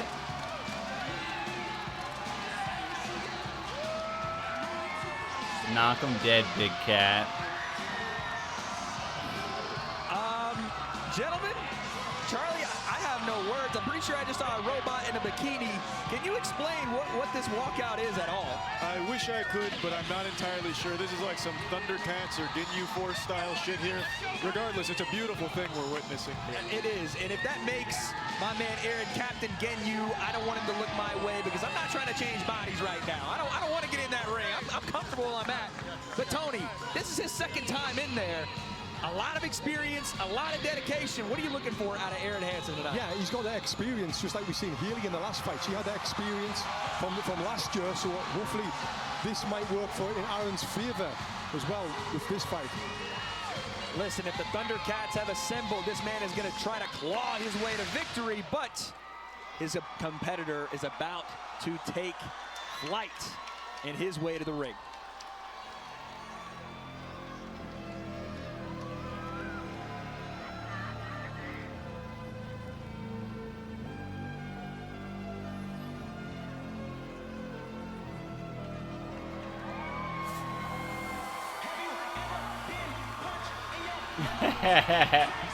Look at Jordan behind him. He's so hype. Oh, he's got, yeah, okay. I forgot about this. He's got all the commentary, not all of them, but a lot of the big hitter commentary YouTubers behind him.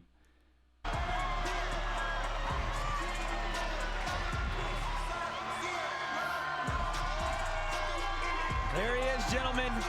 Jarvis Johnston. Oh my God, man. And quite frankly, Charlie, I want to know how fucking nervous he is in this moment.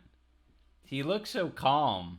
that bass dropped hard. I think he's trying to drop Arin even harder in the ring here. I think he might be right. He looks so calm right now. He looks like he's out here for just a good time, but once he gets in the ring, I have no doubt that attitude is going to completely change. It's different in there, Tony. It's his first time. What do you expect here? Yeah, it's his first time in the ring, and as well, for the first time tonight, we've got heavyweights. Now, anything can happen. One punch can change the fight. So like you say, Red, do not blink, my friend. Do not blink. Well, ladies and gentlemen, let's get to Akinnola with our fight. I think we have a new emote. Anissa just designed a new emote. I think it's... I uploaded it. What is it? Derp? Something like that. How do you do an emote? I forget. What is that one? That's a squirrel one? Oh, shit. Oh, maybe it has to be, that's the one. Socratic did it. derp. Email. Yeah, she emailed it to me. She doesn't have that great of a system for transferring emotes. Introductions. Beat him up, beat him up, beat him up. I got Reese's Puffs in my bowl. Nowadays on cruise control. I got Reese's Puffs in my bowl. And just like that. Thank you, Morg. What a fucking awesome raid. What an unexpected raid. Thank you so much. Right now we're watching Jarvish Johnson versus Arin Hanson.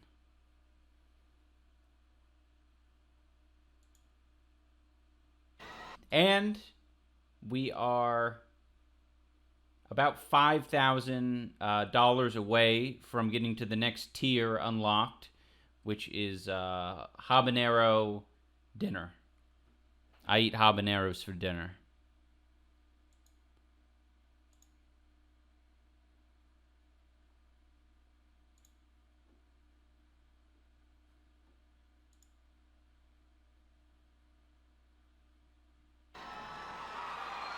Shout out to Raid Energy for sponsoring Creator Class. Check out more at raidenergy.com.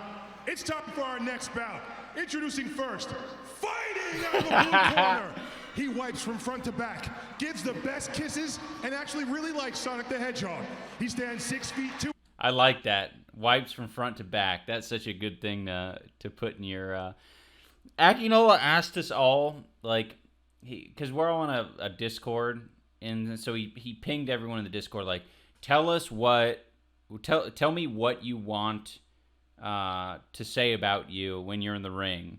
So that's why everyone's like, all the announcements that Akinnola does are like particularly top tier, because I think like with S-Fan and shit, it's always like super last minute with the live streams. It's like, yeah, we're gonna do like a pre-show thing, and then I'll like send S-Fan like a quick description of each person that I like came up with on the fly. But I don't know. It seems like Akinnola delivers a lot of good one-liners. inches tall and weighs 212 pounds. From West Palm Beach, Florida, making his return to Creator Clash, Igor. Yeah, S-Fan is goated at improvising. That's kind of why we're just like, yeah, just fucking do your thing.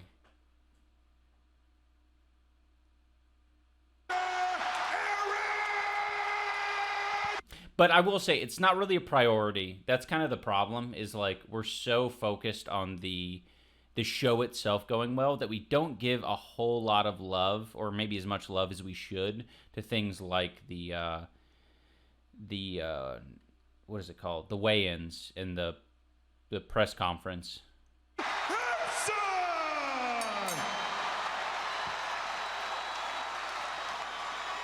Yeah. And his opponent, fighting in the red corner. He's a former software engineer at Patreon, one half of the comedy podcast Sad Boy, and is easily scared. He stands 6 feet 1 inches tall and weighs 232 pounds. From Los Angeles, California, introducing Jarvish Johnson!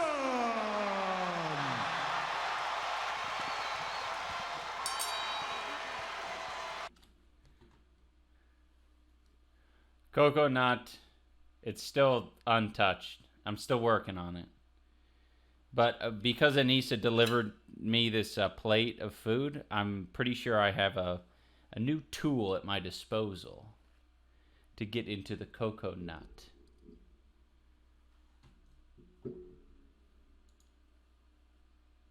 Gentlemen, it sounds like the crowd's ready for this one.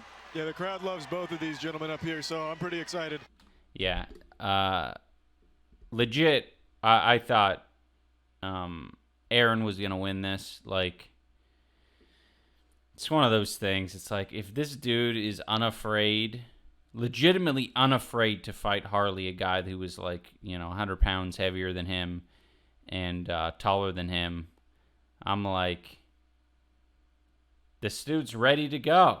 He's ready to go.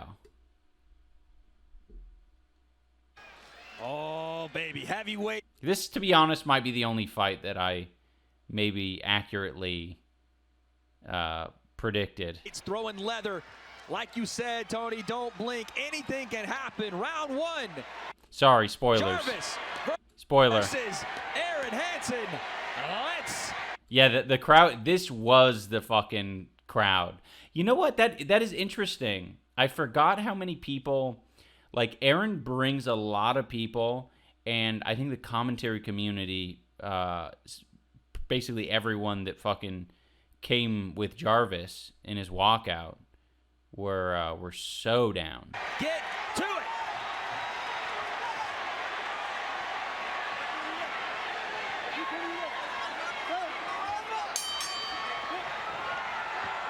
Jarvish comes out southpaw here, Tony. First one we've seen tonight. Oh, look at this. He's not coming out southpaw. He is a southpaw. Right hand from Arin. Woo, big swings and misses. Chaos. Absolute chaos is right. Jarvish. Oh my God. This was fucking insane. I forgot how crazy this was. Oh my goodness. What the fuck is happening? Oh, left hand from Jarvish. That left hand landed clean. Uppercut from Arin as he fights his way back. Now he's on the front foot, Tony. Yeah, he needs to keep his composure. Both of them. Right hands to the body. Upstairs from Arin Hanson. Both guys swinging for the absolute 15th row bleachers here, Charlie. Yeah, they're trying to take each other's heads off right now. They came out with an absolute point to prove. Oh my goodness, this flurry. Some of Jarvish's instincts are really good. Like, I think Jarvish is very overwhelmed right now, but he's keeping his hands up generally. Hopefully when I play this, he doesn't just drop his hands. It's not going to stay in for long, Tony. We know this. Yeah, the techniques have went out the window. Oh, yeah. Just standing there wanting to fight, wanting to knock each other out. Oh, there we go. Okay. Which takes a lot of energy. Oh, right hand down the pipe. Jarvish is already fucking gassed. I think that was his problem. Arin Hanson. Oh, both men have said gas tank be damned. We're throwing. Oh, right, and the asthma. Totally forgot about that. The asthma. Leather. This is just pure reckless abandon. No concern for safety. Short uppercut there from Jarvish. And a nice right hook. Resets left hand.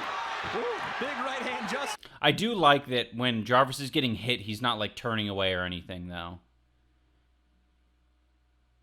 He's keeping his eyes on his opponent. Missed there. Jarvis taking a big deep breath right now. Oh, right hand down the pipe, Arin Hanson. Loses his footing there for a second. Jarvis doing a good job covering up and throwing out of it. Left hand again. Yeah, he is. But he's getting tired. Ball out and backwards right now. Oh my goodness. I think Jarvis would actually be really dangerous if he had good cardio and didn't have to deal with asthma. There's no way this is going to go 5 rounds. Yeah, it doesn't make it 5 rounds. No shot. Oh, at this pace, we might not make it to 2 rounds. 17 seconds left. Arin Hanson letting shots go.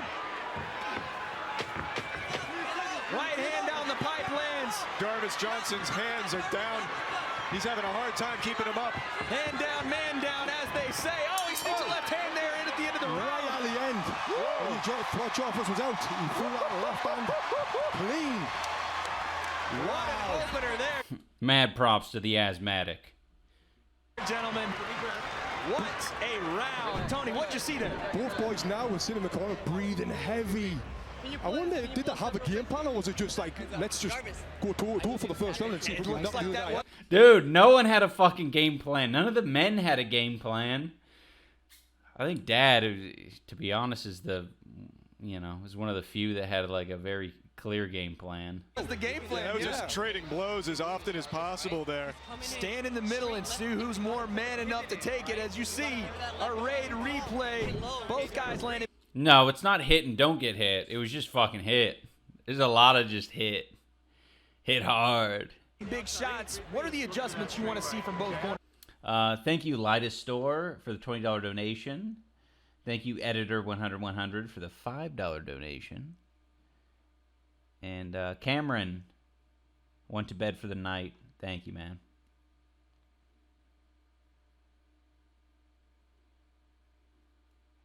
Here, Tony. I want them to think about what they're doing rather than just standing there and having a... Oh, man. Jarvis is dying.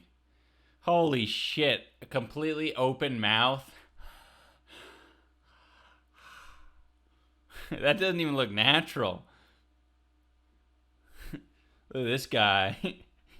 He's looking at Jarvis like, are you going to be all right, man? And this guy's looking at this guy and he's saying, is this guy good? And he's like, I don't know if he's good. Oh, like think about it. Right? Get back to your boxing. Surely in the gym they didn't work on this. Surely? I don't think that was. There and fight. No. I don't think that was the technique they worked on. But wait, so Jarvis landed more jabs, and more power shots that round. Interesting. Okay.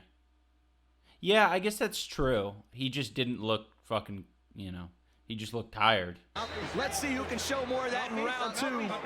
Both guys gassed. Let's see who's recovered and ready to go.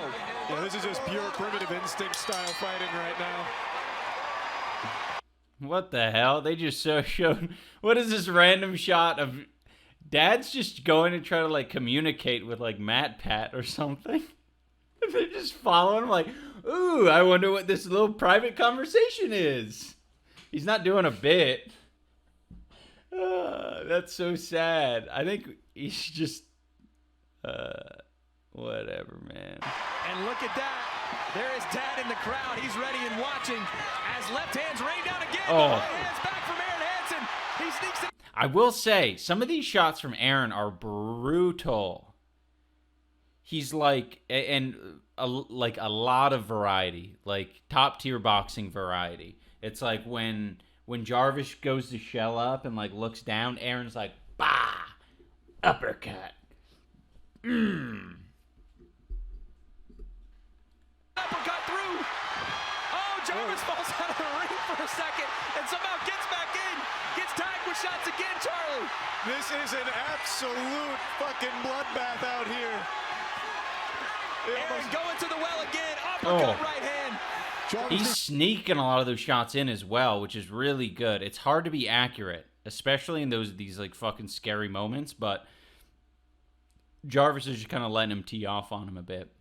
To keep his eyes forward on his opponent, he was looking away there. He's dead tired, Tom. Yeah, he's so tired. Yeah, he looks turning like his back again. That's not what you like to see. No. And mouth No. wide open. I'm talking gaping, Charlie. Yeah, no, he's about to send a punch down the gullet here, I think, in a moment. Jarvish can't keep his hands up. It's just a matter of stamina. And let's not forget, Jarvish 20 pounds bigger here. Arin, a fresh guy at 212. Raining shots to Oh, the it's stomach. done. Right It's hand left, and he done. turns. Referee stops it. Yeah, That's it. that was perfect timing. He was done. He couldn't keep going. Just like fucking asthmatic. That's all. Arin Hanson with his return and victory. I mean, it's a combination of things, right? Like, I think Arin, not to take away all the fucking effort that he put into it, Arin was in good ass shape, and he was I think Anissa was telling me, because I didn't see the blue side doing their like little I shouldn't say little, the blue side was doing their open workout, and I think Arin was Anissa told me that Arin was fucking whooping on John Morrison, John Hennigan in the ring, and yeah, I mean, his technique had just gotten a lot better, and I think you can kind of tell by the end of it, yeah, that Arin, I think, was matching that nervous energy from Jarvish at the beginning of the fight. A lot of the guys we were seeing in this were doing that, matching nervous energy and just swinging hard and just going through it. But then Arin like fucking leveled out, and by that time Jarvish is just gassed. Finally reclaims his rightful place at the top of Creator Later, Fang. Thanks for coming. Clash. Wow, another exciting fight. Yeah, the forms wasn't good, but look at the crowd. Hear the crowd. It's going crazy in here. The crowd said, technique be damned. I want to see Arin Hanson, a.k.a. Ego Raptor, get a victory, Charlie. Arin Hanson. I want to see Arin Hanson do it. Get him, Hanson. You're so handsome, Hanson. There's nothing wrong with just enjoying a good old-fashioned brain-off style, just beat the shit out of each other fashion fight. It was an absolute war, and on top of the mountain is Arin Hanson. But listen, Jarvish came for it. He was ready, but the technique, the thing that we kept talking about, the improvements from Arin Hanson this year, he kept on it. The volume was there. Look at that. 1-2, right hand down the pipe is what finished it on our Fansly Slam Cam. Yeah, he didn't make it easy on him, though. Jarvish absolutely took it to him. He landed some very crushing blows. But at the end of the day, it's just a matter of cardio. Yeah. And you see the entire Hell Paw Patrol yeah. there for Arin. Wait, did he call him Paw Patrol? Did he say the entire Paw Patrol is there? Oh, bring that. I'm going to flip that back. Easy on him, though. Jarvish absolutely took it to him. He landed some very crushing blows. But at the end of the day, it's just a matter of cardio. And you see the entire Paw Patrol there for Arin Yeah, Hanson Paw in the corner. Patrol. They're excited. We are too. Akinola, let's make it official. Gentlemen. I guess that makes sense. You got like the lion character with a cop outfit. That's very Paw Patrol.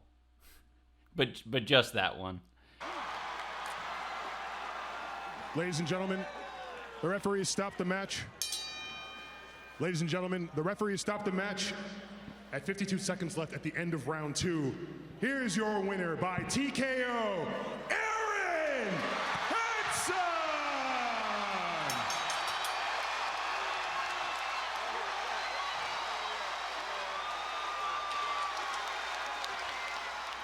Man, that's so sweet.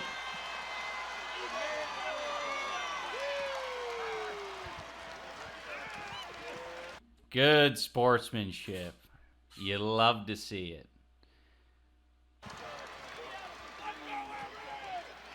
I am here with your winner, Arin Hanson. Arin, this is your second boxing match, and you just got your first victory. Tell us, how are you feeling right now? I'm feeling pretty fucking good, man. Ah. I don't know what to tell you. Listen to the support that you're getting here. What message do you have for your fans and supporters? I love you guys, man. That's amazing. Thank you so much. That makes me feel so good. I've done a lot of these stage shows and stuff before, but this one made me a little emotional. Thank you so much for that welcome. That's so good. I want to say to Jarvish, that was amazing. I didn't expect the amount of power and tenacity that he was coming out with. It's fucking incredible. Thank you so much, Jarvish, for agreeing to fight me. I know it's hard to hear.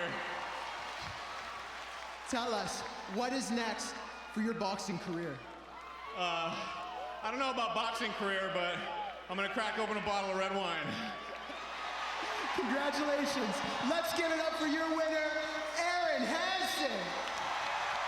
Oh, man, you could just see the fucking, like, the relief and the emotion in his face. I fucking love that. Gentlemen, Arin's a part of the game, Grumps, but tonight he's anything but grumpy. A massive win. Does Wade have this just all written down in like a little notebook? He's flipping through. Arin, game grumps, grumpy, anything but grumpy. What's the opposite of grumpy? Happy. That's what he is right now. He's happy. He's anything but one of the game grumps tonight. He's not so grump tonight. Charlie for the returning Ego Raptor. Yeah, it's all talent, baby. No, you're right. I can't fucking deny it. I've never seen him look through a notepad or a phone. Well, I've seen him look through a phone a little bit. Gotta feel good to get back out here in the Thunderdome and then get that big W. That Dubsky means a lot to him, no doubt. And like I said, Jarvis didn't make it easy. This so wasn't something that he just sweet. got out here for free. And there's Vernon. Jarvis did All put up right. a good fight. Oh, that is a fun thing.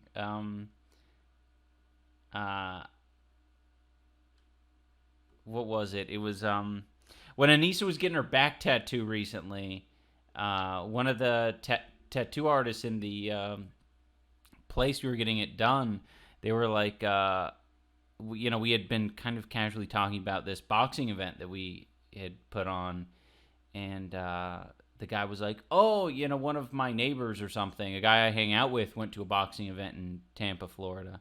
And we were like, oh, that's cool. Like, how do you like it or whatever? And it came to be the guy he was talking about was Vernon, one of Arin's friends that he, like, trains with.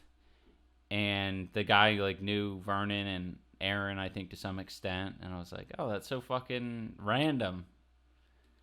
But very fun. This is a fight I have not seen any of.